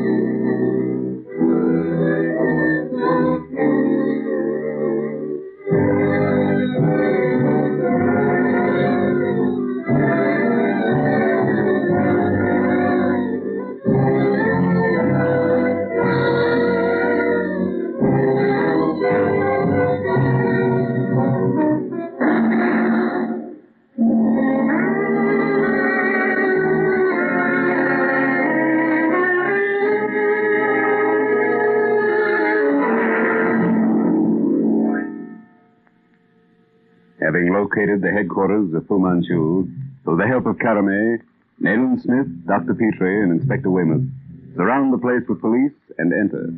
They discover Fu Manchu apparently helpless in drugged sleep. In attempting his capture, a trap opens beneath their feet, plunging them into the cellar below. Bound hand and foot, they watch from the protection of a glass chamber as police break into the outer cellar and are strangled by the poisonous vapors from huge fungus-like growths covering floor and ceiling.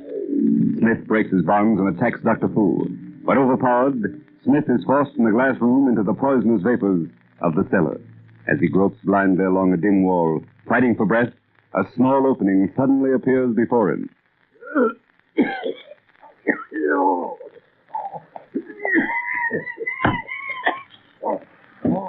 Mr. Smith, this way, quickly. Carmen, where? Here, give me your hand. Oh, thank heaven. One moment, I will close this panel. Now, quickly. Oh, those horrible poisonous things. You must get them off your clothes. Here, let me help you. Oh, Here. that was close. Desperately close, Carmen. I owe you my life. How did you know? I fell through the trap. I overheard Dr. Fu Manchu's instructions to Lau. Oh. I came down here and watched through that small glass panel in the door. I saw everything. Oh. Those men, the police. They are beyond help. They died horribly. Oh.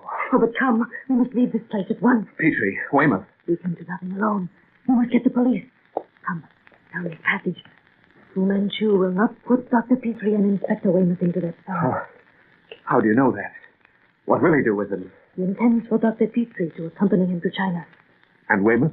He will be forced to disclose the plans of Scotland Yard with regard to Fu Manchu. But he can't leave here. The place is surrounded by police. The police. Always you and Dr. Petrie speak of the police. You should know how little Fu Manchu fears them. Yes, but now, where are we going? I can't leave this house until Petrie is... Hello? Listen. Hurry. Quickly. We cannot go that way. He is coming. I'll take my chances with him. Lau is always with him. Come, we must go back. Hurry. Can we get out this way? Yes, by the river. It is the one way for him to escape. One path unknown to the police. Here, into this side tunnel. Quickly. We have no time to lose.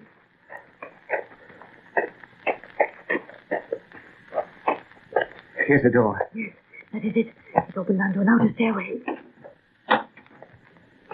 Now, down the stairs, quickly, to that small landing stage. We're trapped, Jeremy. There's no way we can leave this pier. It is his private landing place. Only those closely connected with him know of it. It is under the old commercial dock. There, at the end of the stage, his launch. We must hide there. Right. It'll be the last place he'd expect to find us. Now the launch. Quickly. It is our only chance. By Jove. Concealed completely from the river. Oh, if I'd only thought of this. Here. Hide in this aft cockpit. Shh. Someone is coming. Now, take this gun. Quiet. We're safer here than anywhere else. He wouldn't dream of our being on this boat. So loud. Place it up there beside the inspector. Fasten them to that deck rail. Great Scott, it's Fu Manchu. Weymouth is on this boat. And now, Petrie. Where's he taking them, Caroline? There is only one place. Is not. Where is it? How can he locate it in this fog? It lies somewhere at sea, off the mouth of the river. Lau knows and will find it. I'll take the helm out. Lay your port for the yacht. No light. The fog will cover our retreat, but watch closely for police launches. And now, gentlemen, I shall remove your gag. But first, let me warn you, one cry for help, should we encounter a police launch, will mean worse than death for both of you. I hope you will be discreet. And now, the gag. Dr. Fu, if it's the last act of my life, I swear to kill you with my own hands. Nayland Smith was my friend. His death, though a bit premature, was necessary, Dr. Petrie. He has disrupted my plans in England for the present.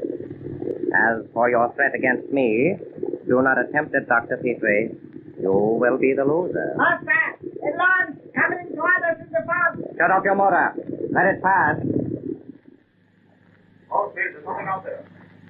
Launch ahoy! Your light! Great Scott. The police launch, Caramay. That's Mackay. I'm going to warn him. Oh, no, not yet. Let them come closer.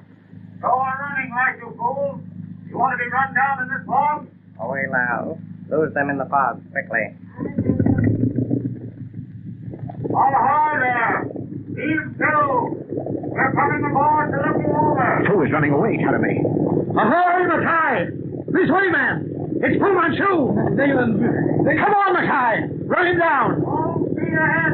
Watch the left one! Dr. Fu, order your servant to turn back or I'll drop you where you stand. Oh, Mr. Nayland Smith. I surely have underestimated your abilities, my friend. But do not be rash. I have in my hands a needle charged with a rare culture. A touch of its point, and Dr. Petrie becomes a raving maniac. Now throw that pistol into the water. No, I'll kill you first. Oh, do as you ask, Mr. Smith, please. It means Dr. Petrie's life. Oh, very well. But soon there'll be a reckoning, Fu Manchu. There, it's done. A wise action, Mr. Smith. And tell me, the party is complete as I at first planned. Ah, my child, you were not clever in rescuing Mr. Smith from my cellar. His, demise has only been postponed a little. You can't escape, Fu Manchu. The river's crowded with police launches. We have escaped, Mr. Smith. Presently, we will be at sea aboard my yacht and on our way to the Orient. That is, Dr. Petrie, Caramay, and I. Dr. Petrie shall be my honored guest. Together, we will revolutionize chemistry. If I live, Fu Manchu, I'll never assist you in your infamous experiments. And, Mr. Smith, I fear you know more of my plans than is good for you. I must learn if you have a confidant aside from Dr. Petrie. Where your memory fails, and my files and wire jackets prove ineffectual, Inspector Weymouth's recollections may prove more accurate. Lau, more speed. Do you hear me, Lau? Caramay, my pocket knife, take it. You're closer to Weymouth. Cut his cords. I'll get his attention from you. You know very well, Fu Manchu, that I have no confidant. Not even Petrie knows my plans. Perhaps not. Yet we shall make assurance. Doubly sure presently. Inspector Weymouth is free. Meanwhile, Caramay, come here, my child. No, Come. Go, Caramay. Weymouth and I'll take care of him presently. What do you wish, Master? Tell me, Caramay, what have you done with Ali? Ali is where you never again lay hands on him, Fu Manchu. The poison on this needle, Dr. Petrie, works quickly and efficiently. You have appeared to display an undue interest in my Caramay. You can never devote your entire mind to those studies which I have planned for you, while such distractions exist. The girl means nothing to me. Leave her alone. Ah, but you, Dr. Petrie, mean much to her. And she is no longer useful to me, since she has decided to work against me. In the East, there is a saying, before casting aside a tool no longer useful, it should be destroyed. Caramay, where is Ali? Wait. Whatever Caramay has done, she was forced to do. She's not to blame. Her brother is safe now in the hands of the police. Hey, you'll be Fu Manchu before long. Watch out for that needle, Weymouth. Behind you, Nayland. It's going. Caramay, cut Petrie's bonds, quickly. Hurry, Caramay. Hurry. Nice. Inspector Weymouth has it. Untie the knot. I've got to help Weymouth. And Nayland Smith. He can handle the dacoit, even if he has a knife. Hurry, girl. Oh, but the knots are so tight. Oh, I jove the strength of that fiend. He's forcing Weymouth toward the rail. Oh, this rope. Dr. Petrie. Hurry, Caramay, hurry. Ah, good girl. Now my ankles. Quick. He's dragging Weymouth over the rail. Hang on, Weymouth. The dacoit, Nayland. Jump overboard when he lost his knife. Grab Weymouth. I'll take Fu Manchu. Not yet, Nayland Smith. I go, and Inspector Weymouth goes with me. He's dragged Weymouth over. They've gone. Take the wheel, Petrie. Swing the launch round, quickly. Caramay, find the light switches.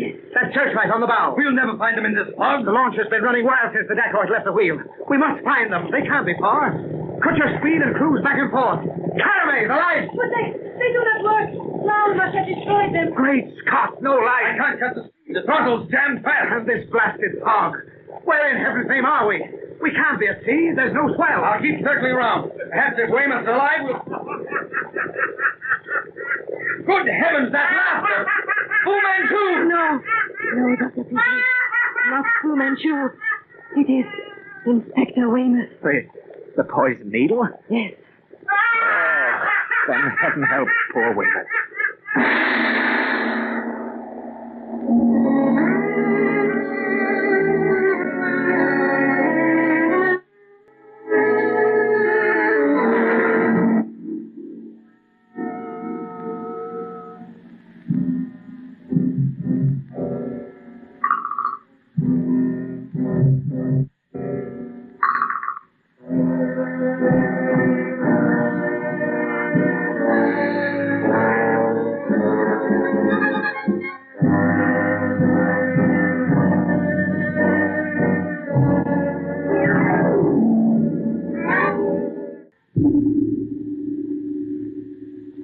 The shadow of Fu Manchu.